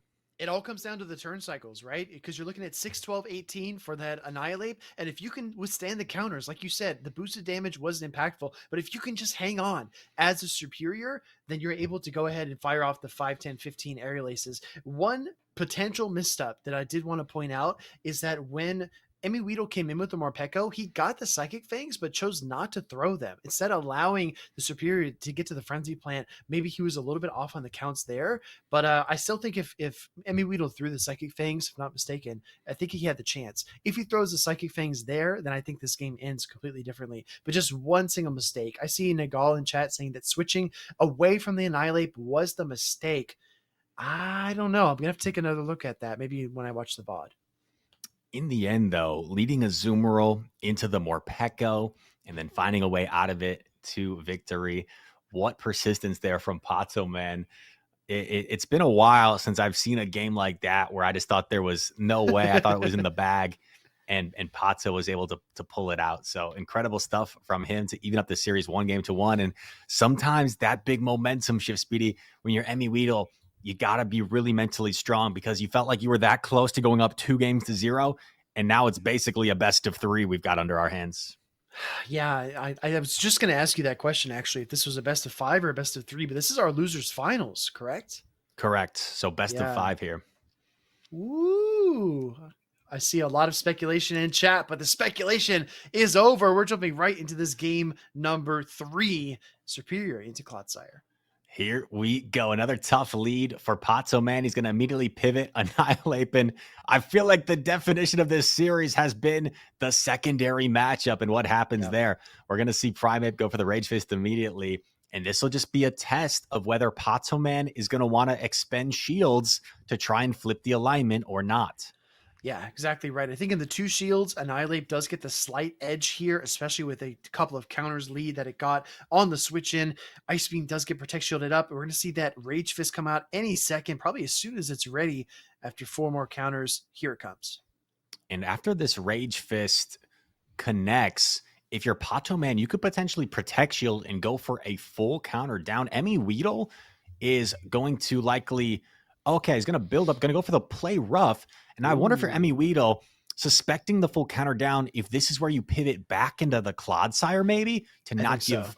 So. Actually going to pivot into his own Annihilate. Oh, this is a 2 shielded Annihilate at this juncture, right? But he's going to get 1 shield back here with the Rage Fist. This Annihilate from Pato Man has been so powerful, but can it outpace to a second Rage Fist here? I don't think it can. It's 1 counter behind. Do you see the swap? Yes. Oh, nice swap there to preserve the Annihilate, and now you go for the Rage Fist because a close combat wouldn't be quite enough just yet. So MEWeedle is going to Rage Fist first, but now we're going to see an Aerial Ace potentially go off. Oh, actually going to build up to the Frenzy Plant and then fire off the Aerial Ace. This is going to grab the final Protect Shield from MEWeedle. I think MEWeedle is going to be counting for that second Aerial Ace. Will probably throw the Rage Fist on the charge attack priority in order to maximize every ounce of energy that he possibly can. Looking for the knockout into the Superior. He's only 1 away from the next Rage Fist, but I think that Pato Man's Annihilate is also just 1 away. So let's see how he decides to deal with this. I don't know if we've seen a charge attack priority yet in this matchup. 1 counter and throw MEWeedle. We saw him win the charge attack priority in an earlier matchup with this Annihilate, and the Shiny's going to do it again. This Annihilate is now super ramped up, and now it finds itself against Malamar. It's going to do some sizable damage against this Malamar before going down. Yeah, that's enormous damage. You effectively put this Malamar within Earthquake range, and now you come in with the Clodsire. You can absorb a couple of foul plays here because the real tail of the tape would be that Psywave damage, but you just don't have enough health. You don't have enough time to apply that kind of pressure. Here comes a foul play from Pato Man, but it might be too little too late. Too little, too late, as you said. It goes for the superpower here, maybe just to show that he had it loaded, and going to zero bubble this as the Earthquake is going to come through and knock out the Malamar. MEWeedle maybe wasn't pleased with how he played in game number 2, comes back strong, takes game number 3, and asserts himself back into a leading position. This losers finals has just been so much fun to watch. I mean, you get a few rare matchups like this when you watch competitive Pokemon Go. I think back to Wdage versus Elite in Baltimore. That winners finals in particular was absolutely insane. This losers finals is nuts. I mean, the level of mechanics and awareness here is just out of this world. Also for Pato Man in Spain, I think it's like 11 o'clock over there. So it's getting a little bit late for Pato Man. He's got to keep his energy levels up. Yeah, getting close to bedtime. Well, I'm sure it's similar MEWeedle as well. for MEWeedle, right? Yeah. Yeah. As they're staying up, I wonder if if mom's knocking on the door, right? Better get to bed soon. But Yeah. no, these two, they may be youngsters, but they're world class at this game, and Hmm. they are getting ready for game number 4 here. Pato Man on the brink right now, right? He's won 9 matches in a row. How Woo. long can he keep it up, or is it finally going to be a little too much? That is certainly a marathon, right, Speedy? That definitely tests your mental fortitude and just your concentration, right? Just trying to be locked in for that amount of time, that many matches is pretty crazy. I'm telling you, you can formulate teams, right? You can do a few scrims. You can even do all your Go Battle League sets for the day, but nothing is going to be similar to this. Nothing is going to replicate the environment you're in right now in this practice tournament. And again, major props to Dez for pointing out, not pointing out, excuse me, for putting on this tournament. And again, I love to point out all the effort that he has put into it. It looks like Siegfried is actually saying it's after midnight in Spain right now. So it's a little late for both of these trainers. And we are getting ready for game number 4. Man, Pato Man and MEWeedle, what a treat this whole tournament has been, though. We've seen so many incredible trainers throughout, and these two are putting on a show. We are locked in for game number 4. Best buddy Annihilate against the Clodsire. Here we go. Let's see who can find an advantage out of this situation. Ooh, interesting choice here from Potaman to bring the Diggersby. He really wants to put an end to that Morpeko play, but MEWeedle is not going to give that to him in this game number 4. He doesn't have the Morpeko this time. He's got Annihilate and his Azumarill in the back. Yeah, this looks tough for Pato Man just on the surface, right? It looks like the Diggersby's not going to have much place to go against that back line. Earthquake is going to be correctly shielded from Pato Man. Oh, we actually see MEWeedle, though, giving up the switch advantage. Maybe this could open up some play for Pato Man because he could look to potentially line up his Diggersby against the Clodsire if possible. And it's so uncomfortable switching into an Annihilate matchup late on because you know that it's already boosted by the first Rage Fist. Gonna go for a Rage Fist of his own. Potoman knows that he is really far ahead in terms of energy. He can outpace the opposing Annihilate. He wants that second shield. Building up energy here. The Rage Fist so threatening. And Pato Man is going to draw the Protect Shield from MEWeedle. He wants to try and make this as uncomfortable as possible. Now we see the pivot into Azumarill as all shields are down. And Azumarill has been utilized this way all day, using as a sponge to soak up this damage from Annihilate when there's not a super good response. Here we go. First Rage Fist coming through. Going to chunk, leave a mark on that Azumarill. Yeah, looking for the swap as well, preserving his Annihilate in the back. And this is also interesting for Potaman because now that switch advantage is kind of up in the air, he might be able to align his Diggersby versus the Clodsire later on in the game and actually give it some play, which, I mean, in the lead matchup, it didn't look like it had any play down the stretch. Another play ref coming through here from the Azumarill on, I don't know which side. I guess it's going to be simultaneous. Priority. Yeah, charge stack priority.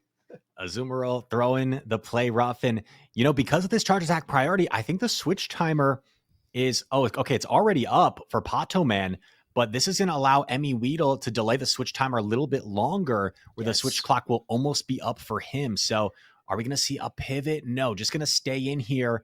Is Pato Man going to try and, goes for a catch, but it's unsuccessful. And now you're going to take the super effective Ice Beam onto Diggersby. Ice Beam coming through here, and don't forget there's still the Annihilate in the back for MEWeedle that could hit the field, and here it comes. It's got the close combat loaded, Rise. Close combat coming through. This is going to be enough to knock out the Diggersby. And now if you're Pato Man, how do you go about getting rid of this Annihilate? You still can't really counter it down, I don't think. And Azumarill's pretty low, so I don't know if you can bubble down either. You might be forced to throw a charge attack with Azumarill here, and that's what's going to happen. Going to throw the Ice Beam, but now you leave yourself vulnerable to a farm down. So he's actually going to tremendously undercharge this, but it's still going to knock out because you are debuffed. Yeah, I think that was just kind of like for show, right? A little bit of drama at the end here as the bubbles connect. Clodsire looks inevitable against the Annihilate. Here comes the Earthquake. Earthquake, make the ground shake, Clodsire. I think this is going to be enough to do it. Here it comes, going to connect onto Annihilate, knocks it out, and MEWeedle is going to be advancing on to the grand finals. Yeah, Pataman opening the chat saying GG's. MEWeedle, very, very well played. MEWeedle wants another shot at Doonebug and the title. And as a reminder to everybody, that was our losers finals. Next up are the grand finals. And not only did we get the EUIC grand finals from last year already in the winners finals, we're going to get it again in this rematch. It's going to be a tough test as well for MEWeedle. We saw in his first series against Doonebug how tough that Pangoro was to manage for him. So MEWeedle, I think, is going to have his work cut out for him. But if there's anyone that can do it, I mean, he's high up on that list. I wouldn't put anything past this kid, as he is going to take on the Doonebug, and they will get ready to square off in another best of 5. And keep in mind, chat, as we approach the grand finals, Doonebug has not lost yet in this tournament, so he's on the winner's side. Of course, MEWeedle would not only have to beat him in the first best of 5, would have to beat him a second time as well to capture the championship. Yeah, I think we're going to give MEWeedle just a couple minutes to catch his breath, because he is going to get queued up here. And meanwhile, this is the advantage, or I should say one of the advantages of being in that winner's side bracket. Doonebug has just been watching all of these games. He's been looking at the plays, looking at the tendencies, the picks that these trainers like to use, and he also noticed in the first series that they played what MEWeedle is trying to do in their matchup. I really look for MEWeedle to adjust, to try some new things, to be a bit more innovative. And as you pointed out, Rise, not only does MEWeedle need to win one best of 3, best of 5, he needs to win 2 best of 5s, potentially 10 games in order to win this cash prize tournament. And there's no lack of experience or accomplishments from MEWeedle. However, MEWeedle, I believe, was more of a Go Battle League player before his success in the Play Pokemon Championship Series, whereas Doonebug was one of the very best grassroots formats players even before the Championship Series. So this is right up his alley with this remote gameplay, right? As opposed to MEWeedle and in tournament remote play, at least. But I mean, this is certainly going to put on a show. And if you're MEWeedle, sometimes when you are the person that lost the previous matchup, it does give you a slight advantage in the term that in the aspect that you're the one that can make the adjustments versus if you're Doonebug, you won 3-0, was it, against MEWeedle in their previous matchup? So you already found what worked for you. Maybe MEWeedle has just the ability to try and refigure things out and try and make those adjustments. Yeah, I mean, you could argue that he's got a lot less to lose, right? Because he's already on the loser side of the bracket. Why not just throw paint at the wall and see what sticks in this matchup? Because what you did against Doonebug in the winners finals did not work out. So you need to innovate, need to get creative here. I see Dez in the chat saying it's Starmie time. Let's get some stars in the chat, everybody. We have 380 viewers watching this epic grand finals. Let's hear you. Come on. Doonebug is going to try and make Misty proud with the Starmie gameplay here. And we take, once again, a look at the teams. Pangoro looks really menacing against MEWeedle, just kind of puts him in a bind, right? Kind of limits his lines, what he can bring. And the Starmie, surprisingly, I remember in their last matchup, put in a lot of work despite the fact that MEWeedle is running double dark, because it's all about the matchup in its entirety, right? On paper, you're like, oh, he's got 2 dark Pokemon. That's tough to bring the Starmie, but when there's a Pangoro, you can't really bring both dark Pokemon very comfortably. So it really opened up things for the Starmie. Yeah, I'm expecting both trainers. I'm expecting a lot of Azumarill. I think that Annihilate still has an enormous amount of play for MEWeedle. Yes, there are a lot of obstacles, but I do think that you are afforded a lot of flexibility. But once you pair those 2 Pokemon, Azumarill, Annihilate, you have to answer for things like Jumpluff, like Clodsire. You have to find a creative way to get past those Pokemon. So I would not be surprised to see that far right column of Azumarill, Annihilate, Clodsire coming into this this series for MEWeedle, because he tried to bring the Dugong in the winners finals, Rise, and it got absolutely deleted by Power Gems. It was just absolutely overwhelmed by the Starmie. Yeah, it's going to be a real test for MEWeedle and how he approaches this matchup. I think Doonebug really just put on a clinic with that Starmie earlier and the Pangoro as well. I do remember MEWeedle trying the double dark line one game and lured out the lured out, quote unquote, the Pangoro with the Galarian Moltres, but it's one thing to lure something out. Normally that strategy is when you can kind of soft lose that matchup. Couldn't really soft lose that matchup. Pangoro just got too much of an advantage and put itself in too good of a position for MEWeedle to overcome. Exactly. Pangoro is absolutely vicious. We got 44 seconds on this ad, but we're heading into our game number 1 any moment now. I'm so sorry, chat, but we're rocking. We got Pangoro in the lead versus Clodsire.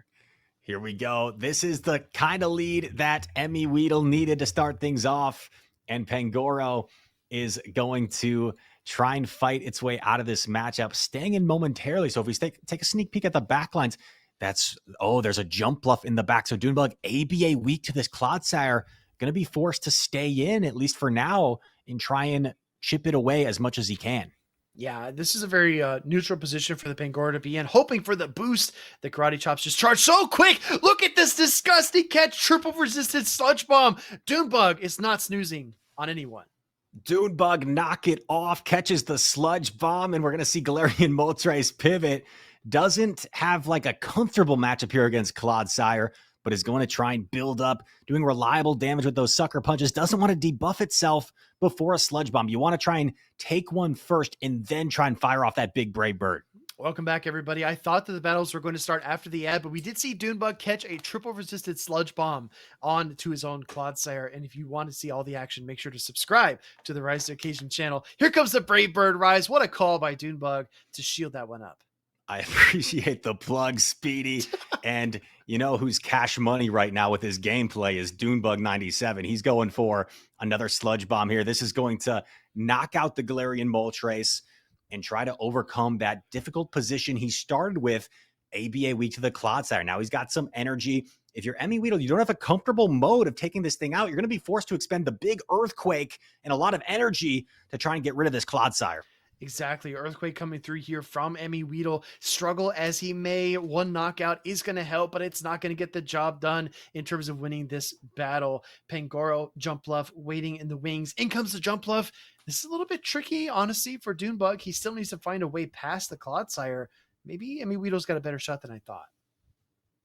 Gonna fire off the Sludge Bomb here. Doonebug thinking about where he wants to use his Protect Shields. Going to allow this to connect onto the bulky jump bluff. And going to try and save shields, or a shield, I should say, for the Pangoro. Energy Ball coming through, grabbing that shield from the Morpeko. Exactly right. Energy Ball taking away the first shield of the game and the defense fall, which means that these Fairy Winds are going to add up a little more quickly. Meanwhile, Morpeko gathering a ton of energy, going on the charge attack priority. Aura Wheel might actually be enough here, Rise. Aura Wheel coming through. Doonebug gonna let it go, gonna let it connect, and now this boosted Morpeko could pose some issues. Here we go.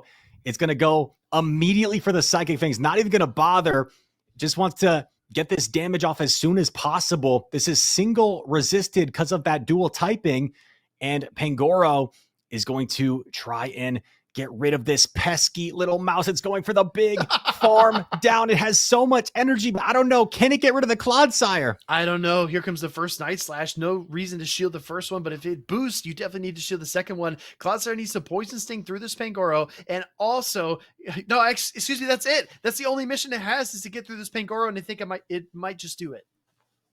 Relatively simple for players of these high caliber, but nice recognition by MEWeedle, knowing the only lose condition would have been shielding that first attack in case of a potential boost. He lets the first Night Slash go through, no boost anyway, and he's able to capture game 1 in this series. MEWeedle trying to turn the tables against Doonebug97. I'm telling you, when you are Doonebug and you catch the thank you chat double resisted Sludge Bomb on your own Clodsire, you think that you are in a prime position. But MEWeedle did the same exact thing against Potoman. When it looked like all hope was lost, he still manufactured a win condition. Did that again here in game number 1 of our grand finals. I think MEWeedle has been able to showcase not getting complacent or not letting it get to him when his opponents make a nice play, maybe put him at some sort of a disadvantage. He's still saying, okay, he caught the Sludge Bomb. Where do I go from here? And he was able to figure it out and maintain that composure to get a victory in game number 1. Game number 2. I'm interested to see what these trainers will bring. Doonebug going with the Jumpluff, Clodsire, and Pangoro lineup into MEWeedle's squad. Yes, there was more Pekko. That's, I think, what Doonebug was hunting. And even though he brought 3 of his best answers to it, could not get it done. You know what, Rise? In the winners finals, Doonebug brought a lot of Starmie. Maybe he goes back to it here. Will he go back to the old trusty Starmie? I see it lurking in the back. Here we go. Clodsire Mirror. I'm not a fan of being in this situation personally, Speedy, because whoever wins charge attack priority just has such an advantage in this matchup. Ooh. And it's going to be Doonebug. Wins the charge attack priority. I know from discussing Pokemon IVs with Doonebug from time to time that he has some strange spreads. I don't know if that's the case in this situation, but he does win the charge attack priority. Earthquake incoming, going to connect on Doonebug's Clodsire as well. Yeah, let's be real. Doonebug always cooking, always looking for every single slight advantage that he can eke out in these matchups. Gonna go for another Earthquake and recognizing it. Oh my gosh, the attempted catch fails. And now we see the Galarian Moltres paired up against the Azumarill. Read it all the way. And although this looks really advantageous for Azumarill right now, I don't know. With the lurking Morpeko in the back, I wonder if that could open up some play for MEWeedle. Braybird coming through, going to connect, going to do some big damage.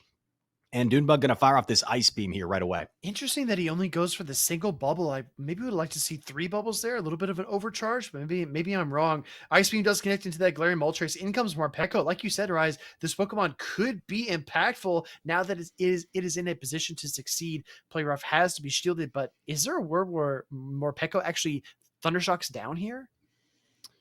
I think the switch timer, it's still not up, Speedy. So it's going to go for it. And not able to switch there just before going down. That is very tough for Doonebug. I wonder if he's looking to fire off the Sludge, and MEWeedle calls it, catches the Sludge this time on his Clodsire. Absolutely speechless. Heads up play. MEWeedle says, anything you can do, Doonebug, I can do better. Catches the Sludge Bomb. In comes the Starmie. This is Doonebug's last hope.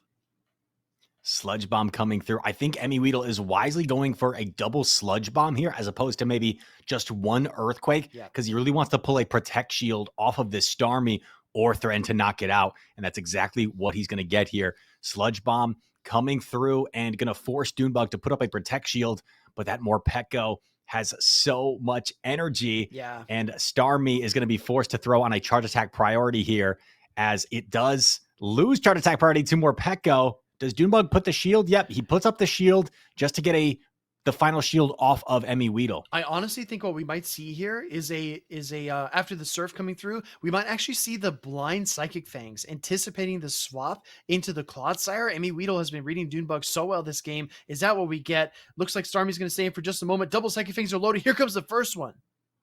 Oh, I like this play. Goes for it straight away. The question is, though, Speedy, it's going to change back into that electric form. Is Psychic Fangs going to be enough single boosted to knock out? I'm not sure. I think Clodsire might be able to hang on here. Living on a prayer with like Bon Jovi. MEWeedle wants the knockout. Can't get it. Clodsire has the energy, looking for the Earthquake here in just a second. And there it is. Oh, Clodsire, 1 HP in a dream, is going to get off the Earthquake, and Morpeko, although pesky, not enough here. Clodsire is going to call it and knock out Morpeko to take game number 2. Wow, hangry and knocked out. Morpeko cannot get it done, but that was insanely close. I see folks in chat. Is this doable? The answer is no. Honestly, for Doonebug, he proved everyone wrong. It was absolutely doable.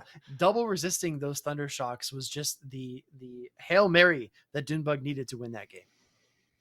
You know what's unfortunate is if MEWeedle theoretically had thrown Aura Wheel at the Starmie, the Psychic Fangs would have been enough perhaps to knock out the Clodsire. So, oh my gosh, quickest lock-in in Grand Finals history. This is crazy. We're here for game number 3. Gosh. Trainers not messing around. Diggersby against Morpeko, safe swap. Oh, this is looking really solid for Doonebug, at least for now. I'm telling you, Doonebug leads Diggersby into a Galarian Moltres, Dugong, Annihilate, and Azumarill team and gets the lead that he wants. He is doing anything he wants to in this Grand Finals already.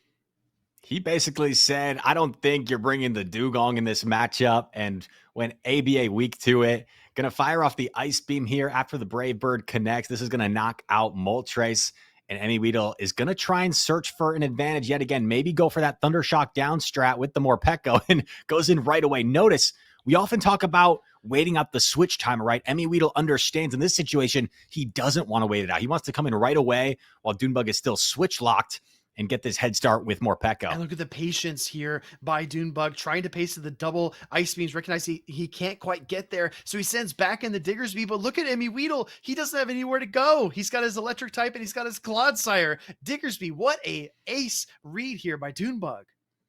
Going to morph into that hangry version, try and get off this ore wheel. Oh, actually going for the bait here, Speedy, and is going to successfully get it, saving just a little bit of energy and trying to find a way. I mean, MEWeedle understands he's in a disadvantageous position right now. It's not like he really has a great method of getting rid of this Diggersby, and there's no reason for Doonebug to shield this. So I think Doonebug's just in a really good spot still. Yeah, I mean, Doonebug's Diggersby is an absolute nuisance. We talked about Morpeko being a pest, but this Diggersby is a nuisance. Gonna look for the one-turn wait into the Scorching Sands, and that would have put Morpeko in the ground. So unfortunately, MEWeedle forced his shield. Here we go. Psychic Fangs is queued up. We see the catch attempt, and as was, oh my gosh, gonna reach the Ice Beam before going down. But to be fair, if you're MEWeedle, I think you had to commit to that Thundershock down. Throwing energy there was just gonna make your job even more difficult. And now Clodsire down a shield against Diggersby. This is going to be painful for Clodsire. Yeah, as the ancient scrolls foretold, Doonebug gets to the Ice Beam, and now the Diggersby is lined up against the Clodsire. There's nothing MEWeedle can do. What a read for a Doonebug to bring that Pokemon into this matchup. I mean, my goodness, Diggersby is wreaking havoc. Here we go. Second Scorching Sands. I think Clodsire might barely hang on, but this game is pretty much over at this point. Going to fire off the Earthquake. Doonebug is going to play it safe and shield this up. I don't think that Doonebug has revealed his Clodsire right in this matchup. Nope. So he is going to keep that a secret. He's going to keep that under wraps and make MEWeedle guessing what that third Pokemon was. Fire Punch going to deliver the final blow here, and Doonebug puts himself one game away from a potential victory here. Yeah, going for the Puño Fuego to get the knockout there into that Clodsire, and add an exclamation mark. He said, you might want to try and Earthquake my Diggersby so you can see the third Pokemon, but I'm not even going to allow you to do it. And this is kind of the flexibility that being ahead in this grand finals allows you. You can make these risky calls, like leading Diggersby, and then MEWeedle suddenly ABA weak to Diggersby because he's looking at his team of 6, and he's saying there's no way Doonebug is going to play Diggersby. Well, guess again. And he went ABA ground as well. And sometimes you think of that like, oh my gosh, ABA ground. But honestly, if you look at MEWeedle's team, the Diggersby and the Clodsire play a lot differently. They have different sort of roles. So although you are a little bit afraid of the Dugong, you understand that with what MEWeedle has been bringing, like you can't bring the Dugong if you're also bringing the Morpeko realistically with that Pangoro lurking, and MEWeedle hasn't been afraid to bring the Galarian Moltres as well. So if you're bringing the Moltres and the Morpeko, you definitely can't bring the Dugong. So Doonebug just called it and said, "Yeah, Dugong, you're Dugong," as Alpha Phoebe said in Sacramento. Also, 420 viewers. That is such a funny number. But let's get serious, Rise. We're heading right into this game number 4. This could be the decisive battle. Okay, MEWeedle trying to pull this one back and gets a lead that he's going to like. Morpeko into Starmie. Doonebug actually staying in momentarily. Tried to catch the Aura Wheel, but unsuccessfully onto his Clodsire. And MEWeedle going to stay in at least momentarily. I mean, he's got a big energy start. And Speedy, after the Psychic Fangs, the Dark Aura Wheel is definitely going to threaten the Clodsire. Yeah, which is really ironic, right? Getting the form change to line yourself up, but we don't see that actually play out. MEWeedle pivoting in to his Galarian Moltres. We know this is not a Stone Edge Clodsire, and you've already seen the Starmie in the lead, so maybe trying to get a little energy advantage, Brave Bird, and get a knockout. The awkward thing for MEWeedle here is he definitely wants to make sure that he maintains the alignment because Ooh. what do I know? He's going to let it go, understands that he can still get to the Brave Bird. So he's going to say, Doonebug, I'm giving you the opportunity. You decide. Do you want switch? Do you want shield advantage? He's going to shield this up. And now Doonebug has suddenly flipped the alignment. And this looks a little bit scary for MEWeedle. Yeah, the Clodsire has been so stubborn here for Doonebug. Actually, for both trainers, Clodsire has really been what this entire matchup has pivoted around. We see the Clodsire mirror match now. The difference is that Doonebug's Clodsire, while it does win charge attack priority in this matchup, it is within single Earthquake range. Going to go for it on the charge attack priority, but MEWeedle does not throw. Doonebug being such a pest with that perfect counting, lands the Earthquake. And now we're going to see MEWeedle farm up a little bit more. Going for the Earthquake here. Fully expect Doonebug to let this go. Keep in mind, he's got a lot of energy on that Starmie. Yep. So he'll have an opportunity to potentially fire off a Surf here. It's Starmie time, Rise. MEWeedle, quick swap. Quick swap into the Aura Wheel. Doonebug makes an incredible call. He knows that it's coming. He shields it up. That would have been a one-hit knockout for sure, but he preserves his Starmie, reaching for that Pangoro. He wants it. Give him the Panda. Here it comes. And these karate chops are chunking, looking like counters almost against this Morpeko. It's going for the Dark Aura Wheel. This is double resisted, but will do more than the Psychic Fangs. Here we go. Oh my gosh, that's a lot of double resisted damage. Morpeko tried to find a way to the Psychic Fangs. I don't think it's going to get there, Speedy. Yeah, I'm so shocked we didn't see the double Psychic Fangs there, but MEWeedle just throwing stuff at the wall at this point, trying to find the win condition. This Pangoro's got 2 Night Slashes. If he can threaten away the shield, Starmie has a win condition here, but it's going to be tough. Oh, there's still 2 shields for MEWeedle. This is all about fast attack pressure, excuse me. I think MEWeedle's going to get the fast attack down, but I don't know if an Earthquake's going to be enough to knock out the Starmie. It's going to come down to this. Starmie has energy here. Going for the Earthquake, isn't confident he can reach the double Sludge Bomb. So here we go. Earthquake coming through. What do you got, Clodsire? Fingers crossed for the Starmie army. Here comes Doonebug trying to get the side wave down. Can he do it? No! Oh! MEWeedle prevails in a game number 2 that was back and forth. Game number 4, I should say. The score is tied up 2-2. And MEWeedle has evened up this grand finals. Oh my goodness, Speedy. What on earth is going on? Can you believe, in 2024, we're getting a Starmie versus Morpeko grand finals in a cash prize tournament. What a time to be alive, Rise. And also, speaking of good times, Vigi just rated in. I know that's not how you say your name, my friend, but I'm going to continue to say it that way. Thank you very much for the raid. Someone that has always been a supporter and has raided the Rise channel pretty often. And yeah, Speedy, like you said, that was not on my bingo card. Morpeko, Starmie in the grand finals. Morpeko has not gotten a lot of love lately. Starmie's kind of the new kid on the block, but Doonebug showing that it is the real deal. And here we go, a decisive game. Doonebug, a chance to claim the title. MEWeedle, a chance to send this to a bracket reset. Oh, word from production. We are locked in, Rise. Let's go right down to the floor. We've got Starmie taking the field and a Dugong on the other side. I think Doonebug's going to like this lead. You resist the Ice Shard damage, and now you have the super effective Power Gem to really threaten this Dugong. MEWeedle going to put up the first Protect Shield. Maybe was calling that Doonebug had been disrespecting the Dugong a little bit, so he decided to bring it, but now is actually going to fire off the Icy Wind. And I don't mind this because I don't think MEWeedle, Speedy, is necessarily expecting Doonebug to shield, but he knows that even if he calls it, it helps put this Starmie into drill run range and allows you to survive this Power Gem better. Yeah, I want to shout out to Softof as well. She called the Dugong earlier on in this grand finals, and here it is. Power Gem going to connect here after that Icy Wind debuff, though. Dugong does hang on deep into the red. Starmie unable to really side wave down here. You got to give it a shield or let it go. I think Starmie might withstand this, Rise, but I think it gets Ice Sharded down. Drill Run is actually going to knock out, and MEWeedle doesn't want to give any over for. Oh, what a nice pivot by MEWeedle. Didn't give the Karate Chop down. He pivots, he lures out the Clodsire, and if he can find a way to manage this situation, the Azumarill is going to be lined up against the Pangoro. So he's still down a Protect Shield. That's the major concern, but I really like this pivot, giving MEWeedle a fighting chance. I don't know, Rise. I think we might see a bracket reset. I'm starting to feel it in the air. The shield goes up on the Earthquake. Annihilate here from MEWeedle ramping up. The Clodsire has been so good for Doonebug, but it is under pressure right now. Gonna put up the first Protect Shield is Doonebug, approaching that Earthquake here. Doesn't have to worry about a catch because he's still switch locked. So this Earthquake, it's not going to be quite enough to knock out Annihilate, but it's going to put it really low. MEWeedle trying his best to try and fight out of this matchup. In comes the Pangoro, looking for the Night Slash, but the Rage Fist gets fired off here first. Do we see the final shield? This is double boosted, Rise. Double boosted ghost type damage. Doonebug lets it through. Lets it through, and gonna catch the Night Slash on the Dugong. That is massive for MEWeedle.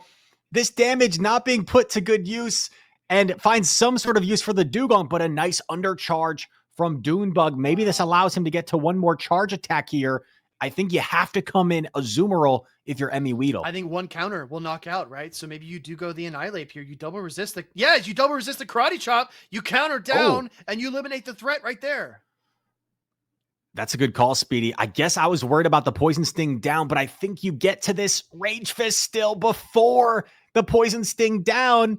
And now all of a sudden, this comes down to whether this Clodsire can get rid of this Azumarill. It's going to reach double Sludge Bomb perhaps, but at full health, when you haven't taken any Poison Sting chip damage, I don't think double Sludge is going to be enough. It's got 12 turns here. 12 turns to try to flip this matchup. Sludge Bomb connects. Azumarill looks a little too stout. Here comes Doonebug with another Sludge Bomb. He's going to try to throw this bombs away.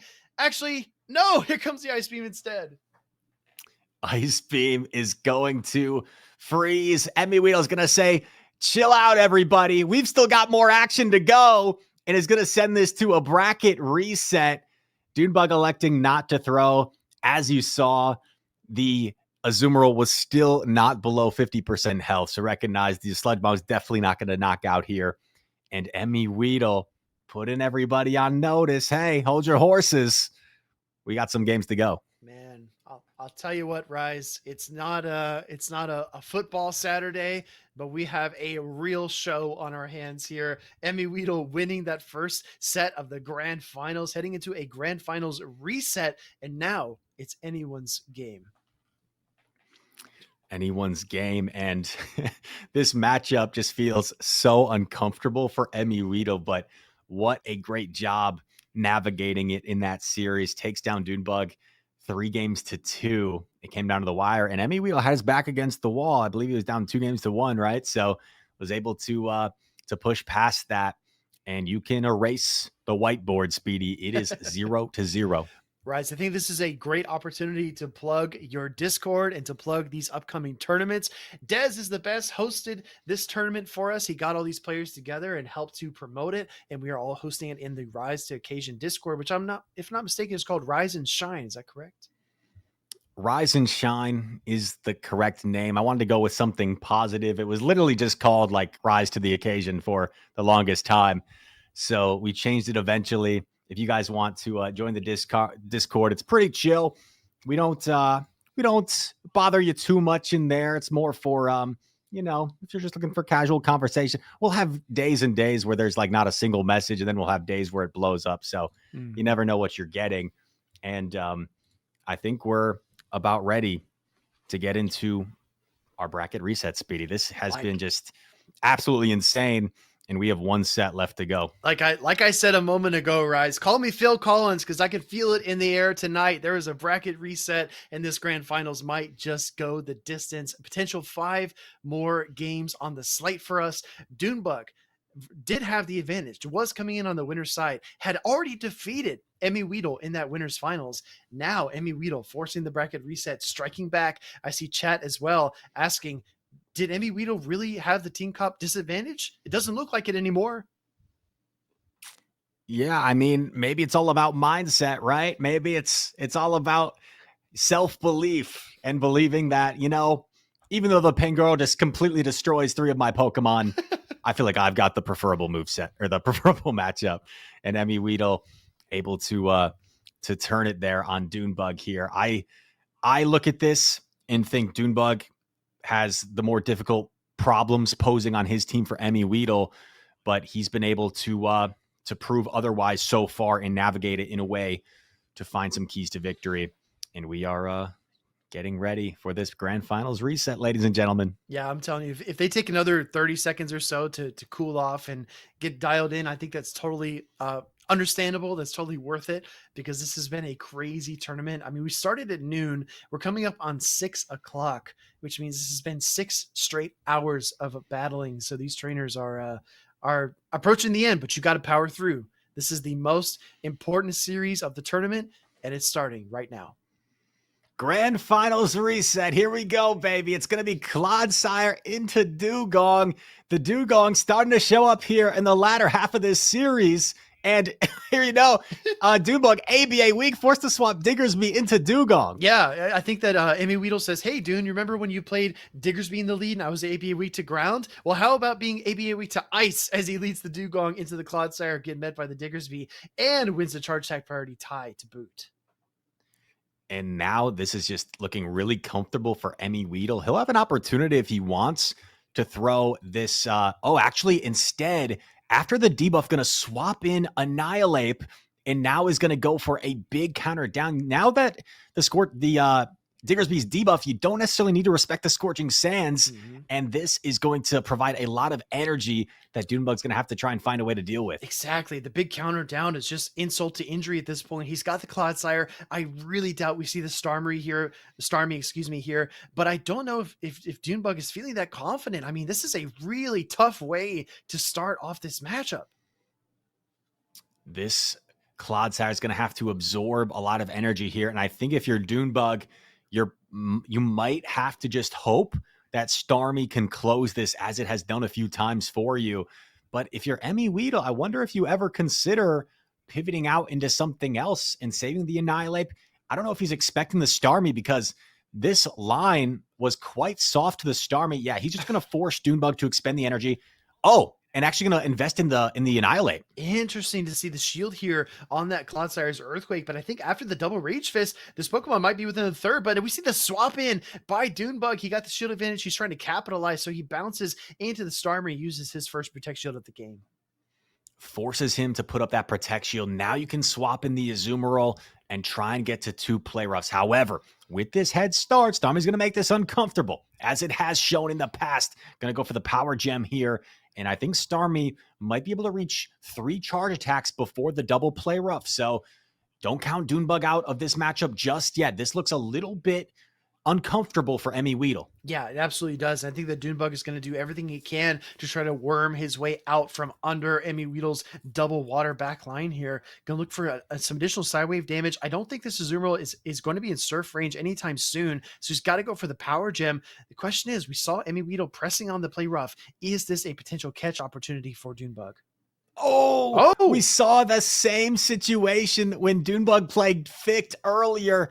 Decides to no shield, and now this Starmie is just a little bit of a problem. It's going to go for potential double charge attacks, going to bait the surf, going to grab the Protect Shield.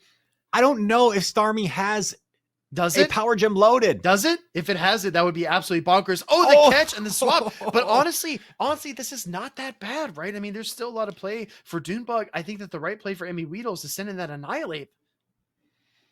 And he needs to try and come out of here. Oh, he got the sludge! Rage Fist, but he gets to the Sludge Bomb, and now this is going to knock out. Dugong's going to KO in 1 Ice Shard, and it's not going to have the energy it needs for the Starmie. Starmie nearly at the Power Gem, 1 Psywave away. Doonebug takes game number 1. I'm telling you, this looked perilous. Obstacles at every corner, no way to escape, but Doonebug pulls out a machete and cuts his way through the brush to a game 1 victory of our grand finals reset. That was insane. Oh my goodness. If you're MEWeedle, I wonder if maybe you're better off just staying in completely against that Diggersby with the Dugong instead of going Annihilate there and desyncing things, because the energy just didn't go that long of a way against the Clodsire. It was able to kind of absorb everything. So maybe if you just stayed with the Dugong, try and preserve switch advantage, and then go from there, it's a little bit more comfortable. But wow, Doonebug, that's what he does best. as well as some of the other best trainers in the world, it just makes everything uncomfortable, even when you feel like you're in a positive situation. Don't forget that matchup started with Doonebug leading Clodsire with no Stone Edge into Dugong, and he had to switch Diggersby into a Dugong matchup, which is already like hit the red button. This is an emergency, right? And not only that, but after that situation played out, then the Annihilate came in and countered down the Diggersby. That series of events would be enough to take the wind out of anybody's sails, to make people top left and just give up. But Doonebug stayed to the course and found a way to win. As chat is saying, that was a monstrous comeback. ABA week 2, the Dugong was Doonebug, and he was still able to find a way to overcome it. Unbelievable. Starmie MVP, I'm seeing in the chat. It's like Starmie's at the free throw line right now in the clutch, and the crowd's chanting MVP, MVP.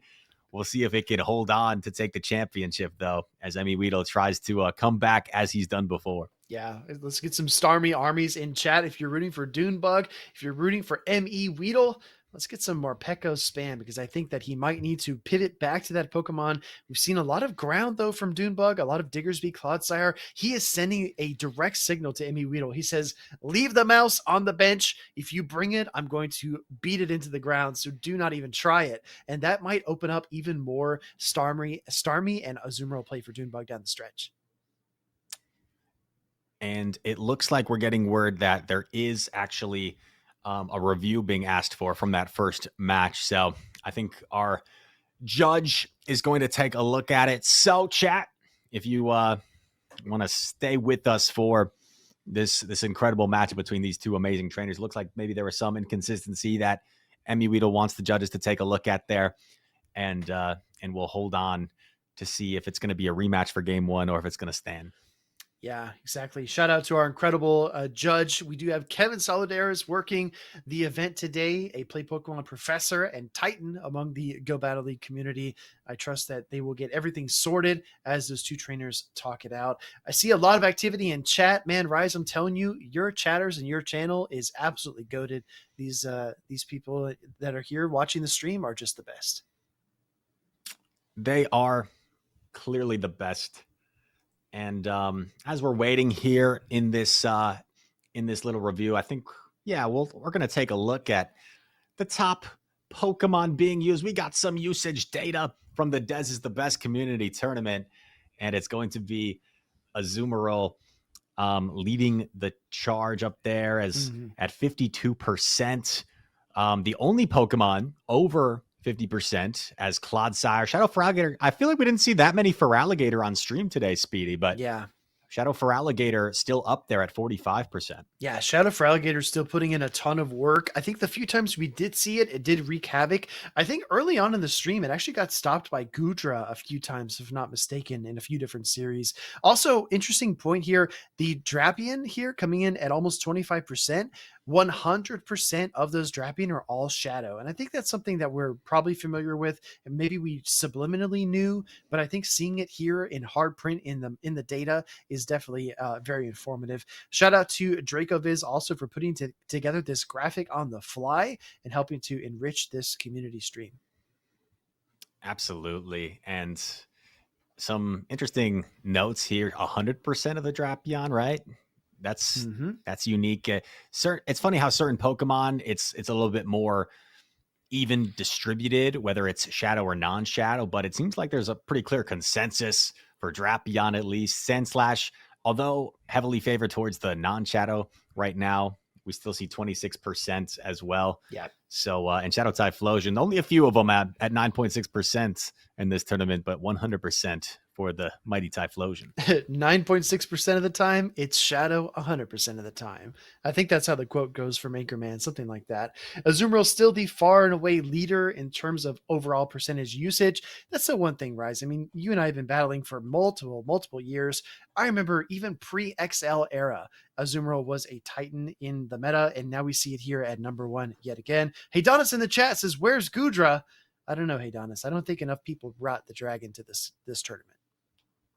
And yeah, Haydonus, the Goodra play was impressive from Mr. Haydonus. I think It had a lot of nice play in those matchups, but not featured on this graphic, unfortunately. How about the fall off of Ariados, Speedy? I don't know if you have arachnophobia. I don't know if the community has arachnophobia, but the spider seems to be dwindling in usage, only 8%. I remember there were some play Pokemon tournaments this year where Ariados was literally top 1 or 2 in usage. Yeah, you're exactly right. I think Ariados had a spot in the meta. It was one of those Pokemon that could kind of, it could go toe to toe, or I guess, Mandible to Flipper against Clodsire, and it could also deliver a really devastating a Trailblaze to Azumarill to Gastrodon, et cetera, et cetera. It was very flexible, but I feel like with the rise of so many flying type Pokemon, whether it be the Galarian Moltres or maybe even the Talonflame, it's been really tough to bring it. And also, ground has really increased in usage as well. Clodsire, Diggersby, we see a ton of those Pokemon. If you really ask me to tell you the exact cause for Ariados's decline, it's kind of hard to really pinpoint it because we have seen so many of the same picks still around. So many Malamar that take double super effective damage from Lunge, so many Azumarill, so many for Alligator. Those matchups, the Ariados was great in. So I'm not even really sure why it fell off as hard as it did, but maybe chat knows. Maybe they've got some expertise for us, because if you look at the some of the top usage Pokemon, I mean, it does really well, as you said, against the Azumarill. For Alligator, as long as you got that extra little attack on your Ariados, winning that charge attack priority. Superior never wants to see an Ariados, and Diggersby, that matchup can kind of go either way depending on how you play it. And yeah, you just go down the list. It has a lot of play against this top usage, but perhaps the addition of things like the Starmie, I don't know, Clodsire becoming more common these days. Yeah. Maybe that's why. And Sandslash, probably the biggest one, to be honest, right? Sandslash being at 26%. You're probably going to see a few Sandslash on your tournament run. Maybe not having Ariados as that safe swap is what's deterring some people from bringing it anymore. Sandslash just completely walls all the damage, right? Because you resist both the bug and the grass. But a great point was made by Wiggly in the chat as well, and that's rollout Dunsparce. I think that rollout, the rock type fast attacks, have really been punishing to the Ariados and its bug typing. And I think that makes sense because we have seen a sharp rise in Dunsparce play throughout the championship series, and I think that is correlated strongly to the reduction in Ariados play. So we don't always think about Dunsparce as being like a flashy Pokemon that everyone remembers. It's just kind of there. It's reliable. It does what it needs to do. But I do think it really is a problem for Ariados because just one Rock Slide plus the rollout damage is probably enough to get the KO. Absolutely. And Ariados can potentially flip the Dunsparce matchup, but you have to go down a shield to use so. So sometimes we hear our great trainers, our creative trainers saying, this Pokemon can flip this matchup. And that is true with Ariados against Dunsparce, but you usually have to put yourself at a shield disadvantage to do so. So maybe it's not always worth flipping that matchup in certain situations. Rise, I'm seeing a note in the chat. Apparently you are missing tons of puns. Maybe you were just not in form, in shape tonight. Maybe you're getting a little bit tired after all these hours of casting, but the pun game, you need to step it up. Dude, I literally told you in Sacramento, I feel like I wasn't doing enough puns. Maybe it's just not in my my repertoire as a caster. But I guess I will say I'm keeping an eye on some chatter, some information in the tournament sometimes. And if the puns ever go over my head, well, we got to improve. I mean, some of us, are trying to improve in aspects of battling, and some of us are trying to improve in aspects of our pun game. Maybe I need a little bit of both these days. Hey, there's always room to grow. I think I need to work on my own battling game in particular, but I really like this grounded perspective from Lil Winery. Spiders are gross and uncharismatic. That is the main reason that Ariados has fallen out of the meta. So I think I would tend to agree. Also, a reminder to everybody in chat. I know we've been yapping for a few minutes here. We are reviewing the previous matchup between Doonebug and MEWeedle just to see if everything was consistent in the end game. We definitely want to get this right because, these two trainers are some of the best. They deserve the solid reviews and they deserve to know which trainer earned this victory in the end.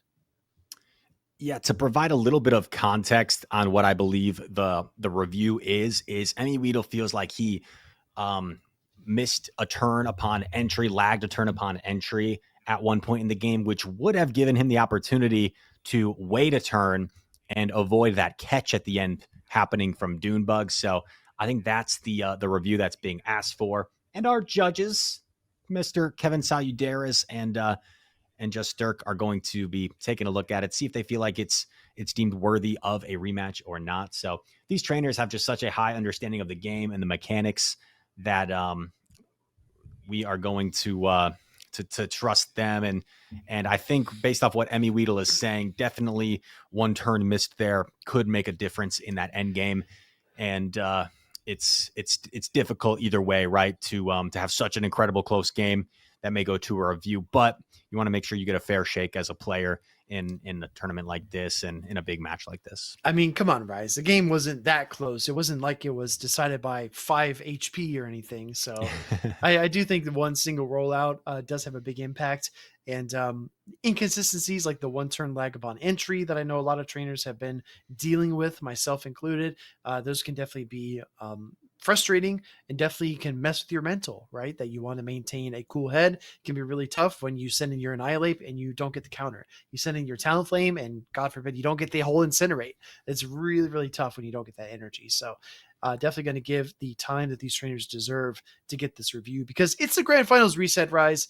It's been a long road. If you are MEWeedle or Doonebug, you are not just going to give up now. Absolutely. And speaking of one turn lag being an issue, I remember at the LA regional last year, I was playing Elite and he completely outplayed me in game number 2. And I remember him looking at the camera because he had a charge attack loaded on his Charjabug. And at the time, I thought he was kind of flexing because he just completely outplayed me after a bad lead. But no, he explained like he was looking at the camera, like saying, I have the move. Please don't one turn lag and not let this move go off. I'm like, oh, that's funny. That makes a lot of sense. Yeah. So it's a shame when that does happen.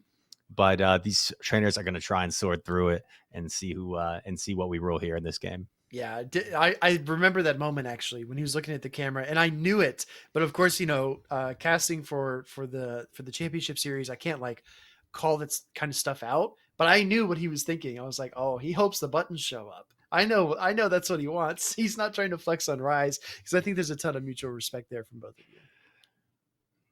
Yeah, thank you. Elite, one of the best battlers, of course, and these two discussing things back and forth. Speedy, this tournament has been so much fun, and I think these trainers getting a lot of good practice as well before Toronto next weekend. Mm-hmm. It can be tough. Personally, as a competitor, I am a little bit more worried perhaps when there's a new update, there's a new Pokemon introduced that can shake up the meta and you don't have a ton of time to practice. Normally I like having a little bit more time to try and prepare for a tournament, see how the meta shakes out. So as well as viewing the Perth regional broadcast last night, and maybe we'll get some updates from Bogota and Draco Viz, what was run there. But a nice opportunity for these trainers to get some reps in with some new meta changes and showcase what they can do as well. Yeah, like I said, you can do Go Battle League, you can do scrims, you can, theory craft your team, but you cannot simulate the environment that we are in right now where you have literally MEWeedle and Doonebug in the grand finals, a rematch of the European International grand finals from last year. So this is definitely a treat. And shout out again to Dez for the idea, for hosting the tournament, for pulling all of the resources together, and the awesome production team and judges that have helped make this machine move forward. I see as well Zerg Rush in the chat. This is a great tournament. Thank you so much, Zerg Rush. I think we are just about ready to restart our action here momentarily. We'll see if this dispute can get resolved, and then we will move ahead. As we await Doonebug and MEWeedle to resume, a shout out to the other top finishers in this tournament. Patso Man finishing in 3rd place, FIckedd in 4th. We've got Haydonus and Wdage tied in 5th, and Colin 6th, and HomesliceHenry managing his way into the top 8. So nice. Congrats to some of our other top finishers in this tournament. Yeah, HomesliceHenry, actual GOAT of competitive Pokemon Go content. Really respect everything he does on his channel, and it's awesome to see him taking on some really talented players and doing well in this tournament as well. So Yeah, we have some really stacked brackets. We had some really incredible pods leading into this tournament, and it's like we said at the beginning. You have really strong trainers, like Haydonus, like HomesliceHenry, but then you have like elite trainers who seem to have transcended the even the very good mantra. They're way above that, and that's Doonebug, MEWeedle. I put those two firmly in that camp. Absolutely. And Doonebug and MEWeedle, I mean, it seems like at this stage with the seasons, I mentioned it to you at Sacramento Speed. It's like we have all these rematches from big time moments we're starting to have, whether it was OutofPoket and SJ in in Sacramento after they had played in Indianapolis the prior season, and now we've got this moment here with Doonebug and MEWeedle facing off yet again, and it looks like we do have a verdict that I know you guys have been waiting on in the chat. So I think the explanation is coming from the judges is that MEWeedle did miss out on a turn, which prevented him from the opportunity to wait for a potential catch. And because of that, it is going to be actually ruled a rematch for game number 1. So something that was really minute may have gone unnoticed to the naked eye, especially with that Psywave animation, right? But I think it does make sense that it prevented a potential win condition there for MEWeedle, and it looks like there will be a rematch ruled for game number 1. All right. We do see Kevin Saladeras in the chat as well, confirming we have our verdict as Rise just stated that missed turn did affect the outcome. And you could see by the margins, by the amount of HP left in that game, every single turn mattered. So we are going to get a rematch. You know what, everybody? I hope you like watching Doonebug and MEWeedle battle, because we're headed to another game in this grand finals. And this is actually the grand finals reset as well. So we could have 5 more games ahead of us. They say football's a game of inches. Well, this is a game of turns, also a game of inches, perhaps a game of HP, as something really minute can cause a major difference. And these trainers are hanging in there. Thanks for your patience, chat, and joining us here as they are getting ready to resume this matchup in this grand finals reset. And it's back to square one. Here we go. It's going to be Doonebug and MEWeedle. Now going to take a moment to get things going, get things resumed once again here in the grand finals. All right, let's catch everybody up, Rise, real quick. Speed run this. In the winners finals, Doonebug took on MEWeedle. He relied a lot on the Azumarill and Starmie core to overpower MEWeedle and overwhelm him, kind of, challenging him to bring that Morpeko, to bring that Pokemon that would be such a core breaker. MEWeedle did not fess up to it. MEWeedle lost that series, fell down into that loser side bracket, fought his way back up into the grand finals, and Doonebug tried to pivot, tried to get a little bit more creative. MEWeedle lined up his Morpeko and Annihilate in a place to succeed, forcing the grand finals reset. Now, heading into the grand finals reset, Doonebug trying some more creative stuff, running ABA ground at times, trying to pin down this Morpeko. MEWeedle has pivoted to the Dugong as of late. As Softove called out in the chat, the Dugong is very, very impactful in this series if it can be positioned well, and if Doonebug is not ready for it. Doonebug has thrown Pangoro at it. He's tried to get rid of that Ice-type Pokemon, but he has really struggled. So going into this game 1 of our grand finals reset, the question is, will MEWeedle continue to rely on that Dugong, or will he pivot towards that Morpeko once he feels that the ground types have left the field? Speedy, if anyone was just tuning in, that was the best 10 out of 10 recap I could possibly provide just in time for the resumption of this game. It's going to be the grand finals reset, starting off fresh, Azumarill into Dugong. We do have the Diggersby in the back. Doonebug trying to pin down that Morpeko, but he's got that Dugong in the lead. Azumarill does have a slight edge in this matchup, even in spite of the Icy Wind debuffs. And it looks like the first one's going to get fired off here by MEWeedle. We've seen him go for this earlier on in the tournament as well. Goes for that Icy Wind first to debuff the potential play rough damage. However, Azumarill can still win this matchup, even playing it out after a debuff, because that Icy Wind doesn't really put you into double drill run range. So Dugong gonna need 3 drill runs still to knock out the Azumarill, but Doonebug's debuffed Azumarill is going to be inflicting less damage here. Here we go. Drill run coming through. Doonebug may look to save this energy perhaps, but no, he's actually just going to stay in here because you don't really want to give up switch advantage if you don't have to. I was just going to say the exact same thing. Switch advantage is absolutely pivotal. If Doonebug gives up switch advantage, sends out that Diggersby, for example, that Annihilate will wreak havoc on the back line. So Doonebug desperately needs to win this lead situation, as does MEWeedle. And like you said, Rise, 3 drill runs is the recipe for success. Here comes number 2. But in the meantime, this Azumarill has already locked in the play rough. Azumarill going to... Oh! Actually, I don't know if Doonebug lost count there. Oh, no. Oh, he's going to allow MEWeedle to take switch advantage here. This is really interesting. Maybe he wants a head start with the Starmie. That's exactly what he's going for. He's going to go for the Psywave down. And although MEWeedle has switch advantage, I wonder if this energy lead can pose a threat. Yeah, I think it can. So I just ate my words here about Doonebug maintaining switch advantage, but he's able to force a shield away with the Surf here. The problem, though, Rise, is I feel like if Doonebug switches to that Diggersby here, that Annihilate is just going to rain hell with those counters. And here we go. As you said, Annihilate now where it wants to be against the Diggersby. And I fully expect MEWeedle to build up to the close combat, but I don't know if you bother going for it, right? I feel like that could be too risky, perhaps. Maybe it allows Doonebug to settle for Fire Punch if you do that. So he's going to build up to close combat, and he's going to fire it here on the charge attack priority. Doonebug letting it go through. He didn't think he was going to go for it, but MEWeedle said, I read ya, knocks out the Diggersby. No. This is perfect because now you Psywave down, right? Well, I guess you have to shield this one single Rage Fist, but still, you need energy on Starmie. You need double Surfs. I think that's your win condition. Right, that's a good point. You Psywave down. Now you're already nearly at a Surf. How much energy did Morpeko have?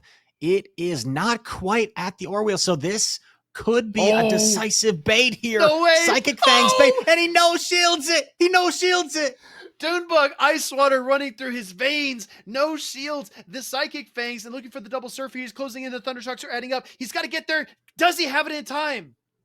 I don't think so, Speedy. I don't think he has the double Surf. I think he's still a couple of Psywaves away, and although he called the bait, he played to the potential win condition. Oh, MEWeedle, wait a sec. Hold on. He's confident. He's confident he's at 1 HP, so he's throwing the Psychic Fangs. 1 HP shield knockout. Does MEWeedle get it? Yes, he does! Oh, how about that? If you don't like that, I don't think you like Pokemon Go PvP. MEWeedle, I don't know if he was just doing that to flex his visual stimuli, but that is insane, Speedy.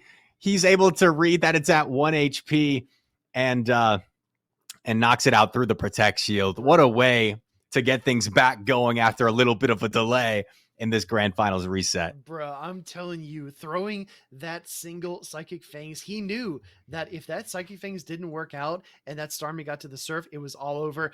Surf from Starmie does 70% to a Morpeko. I think it might have been within Surf range there, Rise. I think so too. Two glassy, high attack Pokemon. The Surf might have been enough. And you know what's crazy is if that Psychic Fangs doesn't knock out through the shield, I think Doonebug would have had an opportunity to get the damage registration air one Psywave away to potentially win. So that could have been a catastrophic endgame for MEWeedle, but instead it's a highlight reel as he knocks out Starmie through the Protect Shield. I'm telling you, he took Doonebug right to the very edge of that cliff, and then it's just the last second, he just blew a little breath and right over the edge, and that's all that it was needed. The shield KO there on the 1 HP Starmie. I'm telling you, Rise, what a time to be alive, man. This is not the Lickitung mirrors or the Umbreon mirrors of old. This is fun. We're going to jump right into game number 2. Starmie's going right back at it, this time in a very good matchup against the Clodsire. Super effective Psywave is going to be menacing, and MEWeedle electing to stay in doesn't feel like it's worth giving up Switch, perhaps, but he is, oh my gosh, Speedy, he's going to have to potentially keep this Clodsire around if he wants to deal with that Panda lurking in the back. Yeah, the Panda is looking for the Dugong, and it is lurking in the back there. I expect a shield, and if you stay here as MEWeedle, you get Psywave down. I think that at this point, MEWeedle has to take the shield advantage and try to go for the Moltres, and here it comes.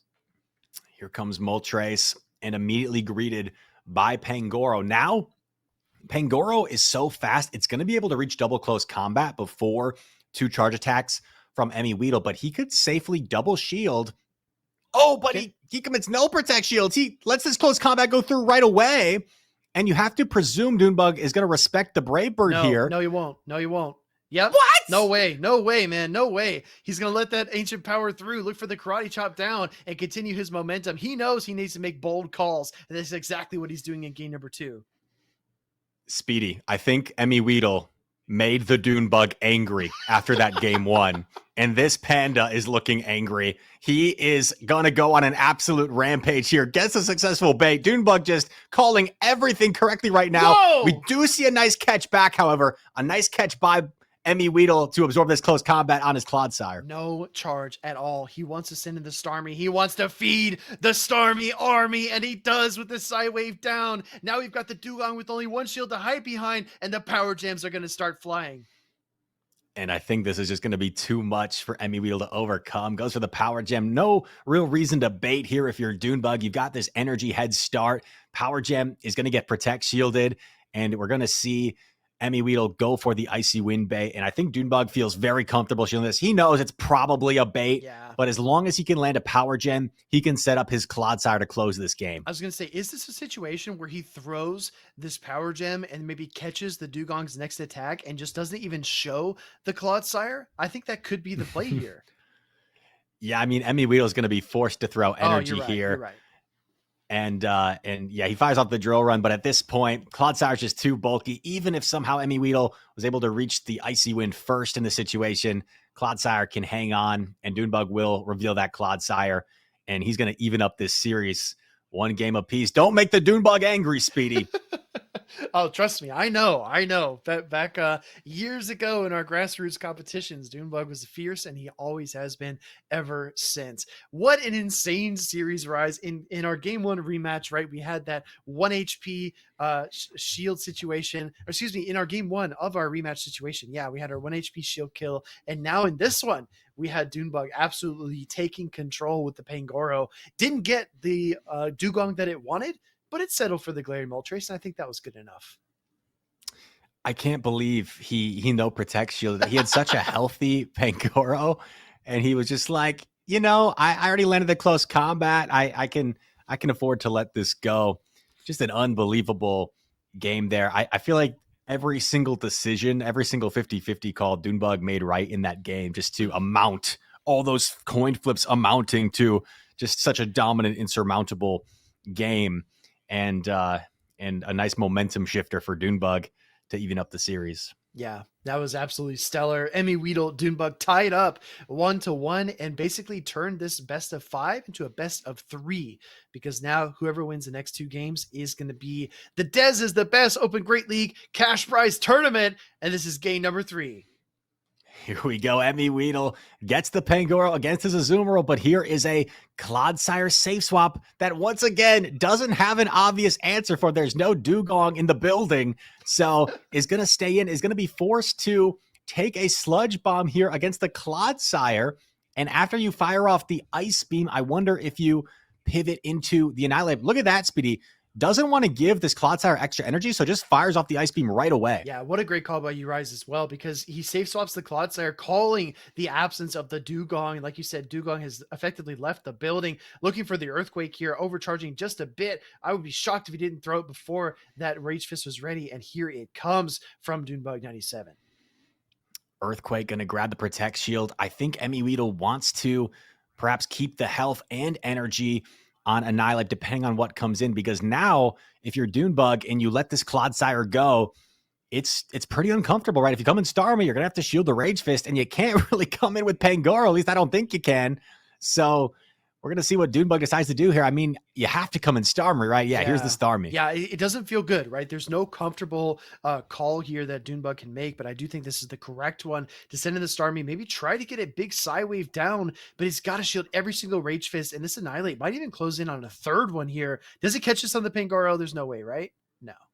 Oh, gets off another Rage Fist here. I think Doonebug is going for the energy here. So going to double shield. Could have from the Surf first. Instead, goes to the extra energy and swapping in the Morpeko. Interesting. And actually going to shield the Morpeko. I'm surprised to see MEWeedle giving up switch, but I guess he felt like he couldn't afford to give that full Psy Wave down. Yeah, maybe going to try to catch the Psychic Fang or the Aura Wheel on the Pangoro. Here comes Doonebug, hits the escape button. Pangoro going to absorb this Aura Wheel. I mean, I don't know how much it can really absorb, though. That's going to do so much damage. Puts it really low. And Pangoro, I don't think it's going to even reach the close combat here. It's not even going to reach the Night Slash, Speedy. And this angry Morpeko is a real menace right now. Bruh, resisted Psychic Fangs after that Aura Wheel boost. This honestly might be enough because Starmie does not have a lot of bulk to its name. It almost brings it down, but this Morpeko is getting revenge. Morpeko's revenge. It's going to go down to the surf here, but Starmie, it's going to be too little too late. A couple of bubbles perhaps will be enough to knock it out, or a couple of counters as well for the Annihilate.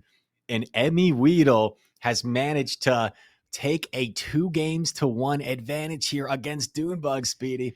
Yeah, what an interesting strategy there from Doonebug, because we've seen him go with the ABA ground to try to pin down the Morpeko. We've also seen him go with Azumarill, Pangoro, and Starmie to try to pin down that Dugong. In this game, he tried to do both. He brought the Diggersby for the Morpeko, and he brought that Pangoro for the Dugong, but he just couldn't get the comfortable alignment, and he really kind of opened himself up to things like the Galarian Moltres, like the Annihilate, and especially the Morpeko, right? That was a really tough spot to be in.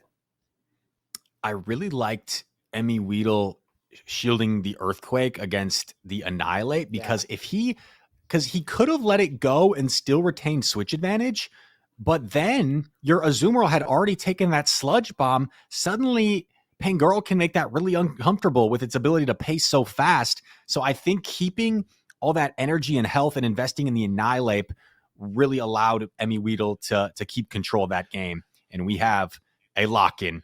Game number 4, Doonebug against MEWeedle, and it's the Dugong again. Doonebug ABA weak to Dugong once again. Look at this disaster. He's got Clodsire in the lead and Jump Bluff in the back, so you are not going to see a switch anytime soon. Doonebug forced to play out this lead scenario. Probably going to play the zeros here and look for the double Sludge Bombs, but what a tough position to be in to start. Dugong gonna overfarm here quite a bit and finally fire off the Icy Wind, building up to max energy. And here we go. Clodsire gonna absorb this, going to reach another charge attack here. And Doonebug, I think, might be looking for a similar strategy to the previous matchup where he just soft lost and then set up a Starmie farm down. Starmie indeed. Earthquake does connect. Dugong hangs on. Can it get the full Ice Shard down? I think that's a little bit too ambitious. MEWeedle has to throw the Icy Wind, but he does have quite a bit of energy. He might be able to threaten the drill run here against that Starmie. I mean, Starmie's just been so strong. It's like an army. It's got some... Oh, and it gets the farm down here, the Psywave farm down. In comes Morpeko, the quick pivot. But Annihilate has nowhere to go. And all of a sudden, this looks pretty uncomfortable for MEWeedle. He's forced to stay in here. Yeah, what the heck? How is this all flipping? I mean, the Jump Bluff is just so good at core breaking the remaining 2 Pokemon here. Aura Wheel connects, and this Morpeko gets hangry, but at the same time, this Jump Bluff already has the Energy Ball loaded. These Fairy Winds are adding up, but this could be where the non-existence of Aerial Ace could hurt Doonebug a little bit. You're not worried about getting baited here. The Energy Ball is going to get Protect shielded. Here's a huge bait. Call it, Doonebug! Oh, and Doonebug calls it again. Woo! What a rock star, man. Calling the Psychic Fangs in an obvious bait scenario there. Gonna build up to another Energy Ball. He can outpace that Morpeko. Excuse me, it will be a Charge Attack Party tie. And the swamp! And he throws the Acrobatics Rise! Catches the Acrobatics, a massive undercharge from Doonebug. He does not want to knock this thing out. He wants to get farm with the Starm. And here we go. Starmie is going to not quite, doesn't quite get the full farm down before the Rage Fist. So this is going to pull off the Protect Shield from Starmie. It does peel away that first Protect Shield. However, the Starmie is almost at 2 Surfs. It's closing in on the double charge attacks, and this Morpeko has a long way to go. Here comes the Surf and the No Shield. MEWeedle concedes.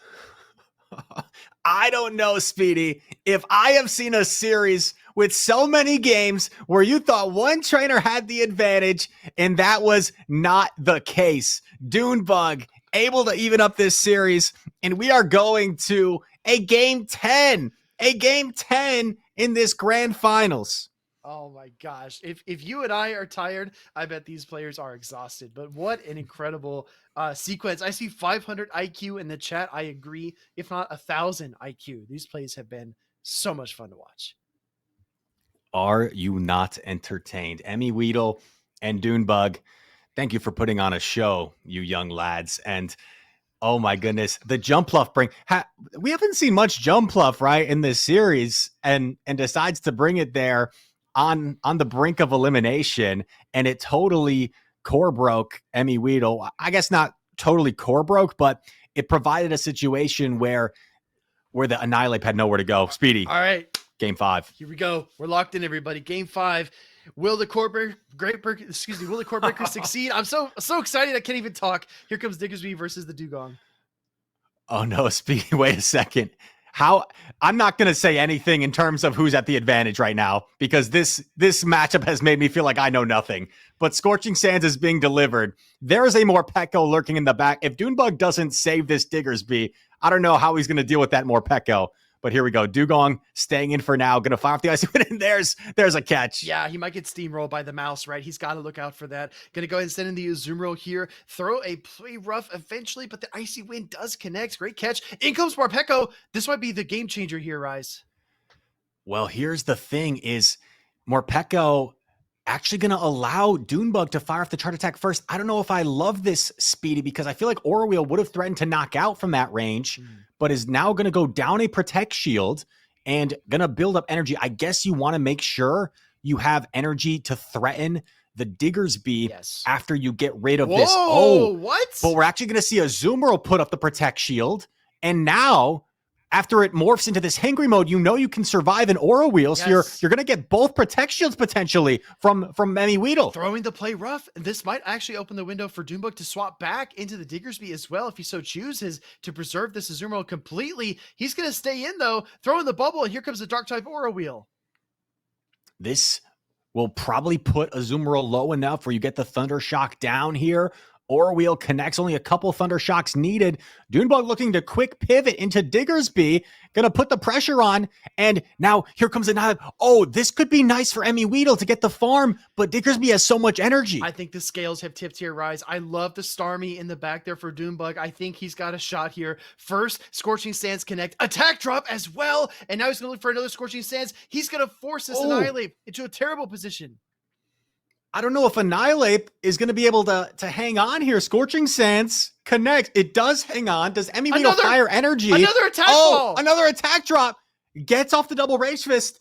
Oh, but Speedy, I don't know if this even knocks out if he's going to undercharge it. I mean, it's double resisted. It doesn't knock out. What? And he's going to go for the Thunder Shock down. Oh no. Wow, I don't know if this is a situation of double resisting the electric or what, but Diggersby gets off the Fire Punch to boot, and then to add to that, you've got a Starmie in the back with a Protect Shield. I don't know. This is so close. That Azumarill is still lurking as a catch opportunity as well, but Morpeko has all this energy, throws immediately.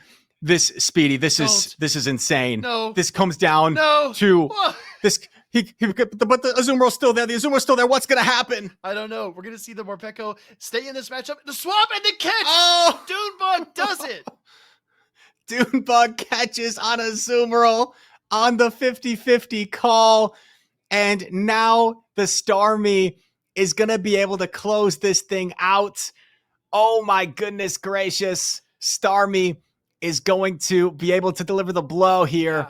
As Drill Run connects, not going to be enough. Here comes Drill Run. Dugong, its last gasp, lands into the Starmie. Starmie loading the Power Gem. It's locked. It's loaded. Extra Psy Waves just for the pressure. And he's going to fire this off here. I think this is it, Rise.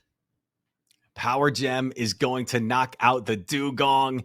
And here we go. Doonebug is going to potentially be the champion. But here we go, Speedy. It's such a shame that it's come down to this.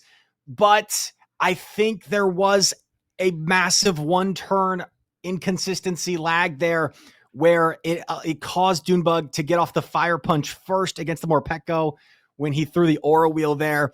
So I think this might go to a review. I just don't want to get ahead of ourselves. Yeah, and we get confirmation it is going to be to be going to a review. So, in such a pivotal game, the most pivotal game of the tournament. Such a shame, but I think it's a fair ask for a review from MEWeedle. I'm telling you, Rise, we thought we were going to get 10 games, but we've already had one rematch. If this one also goes to rematch, this is a 12-game grand finals, which is an absolute just gauntlet to run through. I know production is not tired at all. It's not like production just did the Perth stream last night and agreed to do this stream today. There's not even a possibility of that, right? Shout out to our massive production team by the codename Miss Mystic, and yeah, I knew it as soon as it happened. Speedy, I don't know if you heard my oh no reaction, but yeah. There was a one turn lag come in, and it would have been a charge attack priority in which the Morpeko would have knocked out the Diggersby and not had to eat that fire punch, which I think would have provided MEWeedle an opportunity where he had more time to react and not be forced to throw pretty much immediately, giving Doonebug that catch that he was able to make. So I think Doonebug still would have had the opportunity to maybe make a catch in the end game, but it would have given MEWeedle more time to react. So just so unfortunate that occurred. But the judges will once again take a look at this. Yeah, I mean, Kevin Saladare is really putting in the work for us here at the Des is the Best Open Great League Cash Prize tournament. But man, I almost feel like if that one turn lag would not have happened, then even the Thundershock might have been enough, right? Because I think that the Diggersby was able to throw the fire punch. Yeah, I don't know. It's so hard to take a look at, but I'm sure that the judge will be reviewing the recordings, at half speed to look at the fast attacks and when they apply damage and such. I see chat is absolutely blowing up as well. I wish we had instant replay. Me too, Henry. That is definitely what we can manage when we have an entire production staff behind us of dozens of people, but with only one, it's a little bit tough to pull that off as well. Absolutely. And Kevin Saludaris, a legend in the community, he will be taking a look at it. I know he has a little bit of help in terms of the judging staff right now as well. So they're going to try and make sure they get this one right. And we'll see what they think in a few moments. But for now, it is under review. And Doonebug and MEWeedle, an absolute marathon. What time is it in Switzerland, chat, right now? Let us know. How far is it past MEWeedle's bedtime as he looks to try and get the job done against Doonebug, and we await our ruling here for Game 5. It's a great time here for the ad as well. I do see the stream popped up with another minute ad. So while we get this review, our trainers can enjoy some nice racing ads. I think this is about Honda, actually. There was an ad about vaping earlier as well, which is very, very informative. Now we're looking at a bowling matchup with State Farm. What happened? That's good to know. As I am, if you didn't make the connection, Rise to Occasion, and I'm actually the owner of the Rise to Occasion channel, so I don't have the ads currently, but it's good to be informed about what ads are currently taking place. I'm not necessarily one to promote the vaping commercial. Maybe we can get that changed to something like a basketball commercial. Oh yeah, that'd true. be more on brand for me. It would. But we will look to continue these grand finals shortly. Speedy, what an epic tournament it's been. We've been going strong, coming up on 6 hours. We've been live and no shortage of fun matches. So looking forward to seeing how this gets resolved, and if there is a rematch, perhaps hopefully one final game to decide this. Yeah, we'll see. We'll see what the judges decide in terms of this epic clash between MEWeedle and Doonebug. And I just want to shout out one more time while we're waiting for that ruling to come out. I want to shout out one more time to Des is the Best.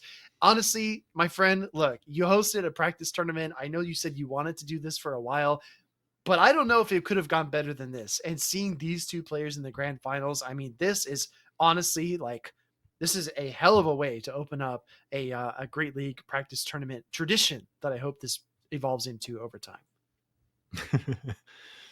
Yeah, major shout out to Dez. I talked about it earlier. He's been great in helping get some local shops in the Dallas area get locals started, and we always have some very competitive local events down here and trying to earn those championship points. And Dez has been a big reason some shops have started hosting Go tournaments that used to host VG and TCG tournaments. So shout out to him for that, and then putting together this big tournament with all sorts of great names around the world. And it's not often, it's like really only the internationals, right, and worlds where we see a lot of these trainers in the same tournament these days. Yeah. So a cool opportunity here that we've been able to shoutcast this.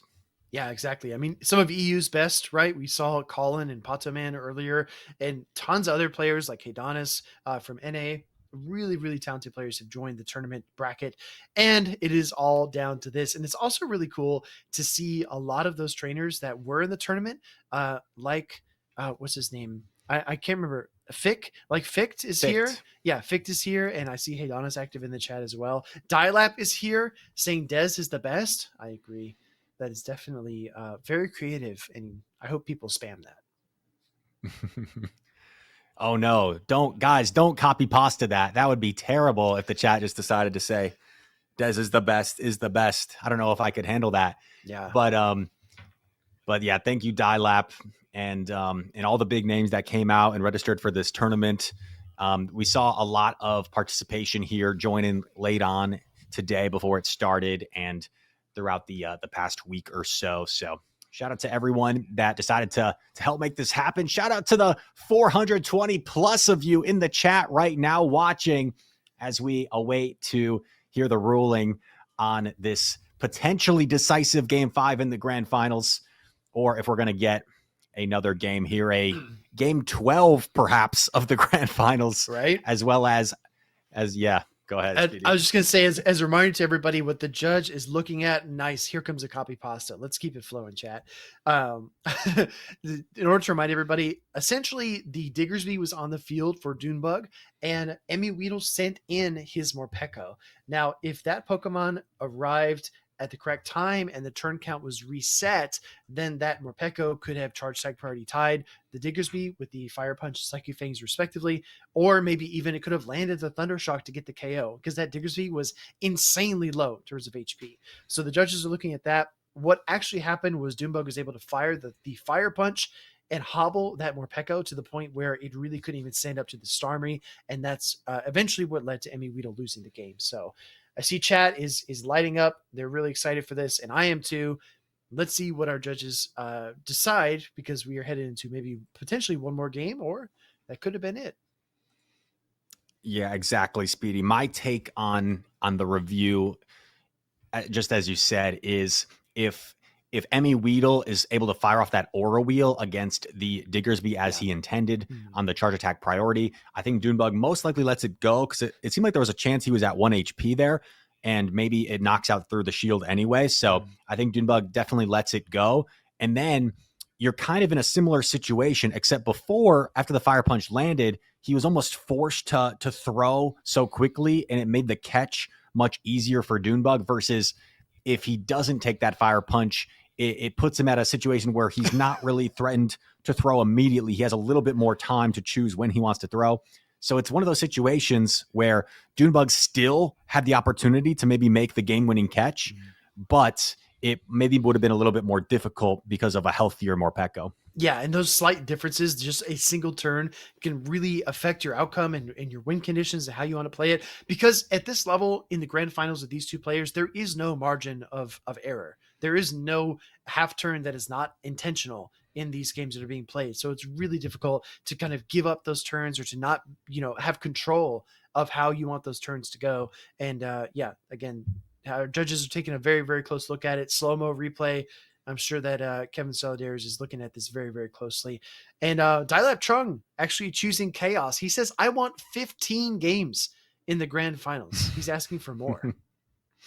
Well, technically, if you take the 3 games from the winners finals and then the 12 games we could potentially have here, that would add up to 15. So it's true. I don't know. Maybe Dailap, we could try and add another somehow on a 16, but that might be getting a little bit crazy. Yeah, I think HomesliceHenry's offered to buy pizza for everyone in the chat.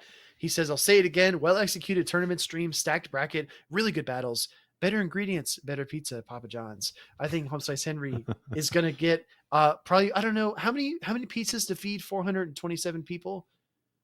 Quite a bit, right? That's a lot of calories. I've been trying to watch the carbs. Let's start with 100 pizzas and see how that goes. Speedy, shout out to Papa John's, huge sponsor, just kidding, not of the channel. But HomesliceHenry, massive shout outs to him as well for top 8 in this tournament, and all the other competitors that joined on in this tournament. Doonebug and MEWeedle gonna await the ruling here, and it looks like the judges have made a decision. This is the second time we've been informed by the judges, quote, we've made a decision, but we haven't heard the decision just yet. So this is a drum roll, chat. Uh-oh. I'm eagerly waiting. I'm watching the chats. I've got the stream chat. I've got the Discord chat. I'm waiting. Kevin Saludaris is typing. I can't even see it. It's not showing up on my side. I don't know what to think. Here we go. Better be 1,000 pizzas. Jeez. I don't know. I'm waiting. It seems like this copy pasta is getting even longer. It is. Chat's cooking. 53 pizzas. Give everyone 1 slice. Come on, Toxic Sleepy. 1 slice. That's just a warm up. All right, chat. We have a decision, and I will read this decision out loud, and it goes something along the lines of this. Although the 1-turn lag experienced by MEWeedle on the Morpeko, Doonebug made all of the necessary plays to find the win condition, and the Morpeko was on very low HP to begin with. Therefore, the Starmie would have been able to sweep and finish the game. So the decision will be to give the game to Doonebug 97. The call will stand, and Doonebug 97 is your inaugural Dez is the Best cash prize Open Great League Tournament champion. Nice. Let's get some claps in the chat for Doonebug 97. Yeah, I think he was pretty far ahead in that matchup. And as we saw, he was able to land the power gem into the Dugong. And Dugong, even with an extra 4 or 5 ice shards, was not going to be able to get the KO there. So it was really, really tough spot for MEWeedle to be in. I do like that the judges provided an explanation there, because although there was the 1-turn lag that they acknowledged, Doonebug still was able to make that sort of 50-50 catch to give him the game that he needed anyway. So I think that's a rational explanation from the judges. Shout out to Doonebug. And as I don't know if the meme started with me saying Starmery. It's all you. It's all you. I noticed I was doing it. I'm sorry for that, but at least we have a meme that comes out of it. And Star Me is going to be the star today as Doonebug takes the championship here. Congratulations to the mighty Doonebug 97. I see some MEWeedle fans in the chat as well. I just want everyone to know that there is a cash prize for second place as well. MEWeedle is not leaving empty-handed. I did see that Tea and Pizza will unfortunately take a cut of his prize money. So if he has enough left over to maybe, buy himself a snack, who knows? But he will walk away with a bit of prize money regardless. Shout out to Dez is the Best for providing the cash prize for all of our top 3 players. MEWeedle can perhaps host a pizza party with the rest of Tea and Pizza with the cash prize money, and just put on an absolute show as well. Here we go, Speedy. We're getting some notes from production as we come to a close here today. All right. I see Doonebug in the chat. And you take it away, Speedy. Yeah, absolutely. It's been a fun tournament, Rise. It's definitely been a thrill and a treat. We've kept everybody on bated breath for almost 6 hours now. We are at 5 hours, 51 minutes. As a reminder, the first 2 rounds were played before the stream even fired up. So these trainers have been playing all day long. Very, very well deserved by our winner, and as well Doonebug and our 3rd place finisher as well. Or sorry, MEWeedle and our 3rd place finisher. Coming up on 6 hours, ladies and gentlemen. Thank you all so much for tuning in with us. Shout outs and congratulations to end the stream. First of all, shout out to Miss Mystic on like 2 days notice, putting us in a good position to look good on stream and have this look very nice and professional. So shout out to Miss Mystic. Shout out to my co-caster, Speediest Chief, joining me here today. Shout out to Dez is the best for putting this whole tournament together and entrusting me to host it on my channel and trusting me as a caster as well. And of course, congratulations to all the competitors here today and to Doonebug 97 for winning it all.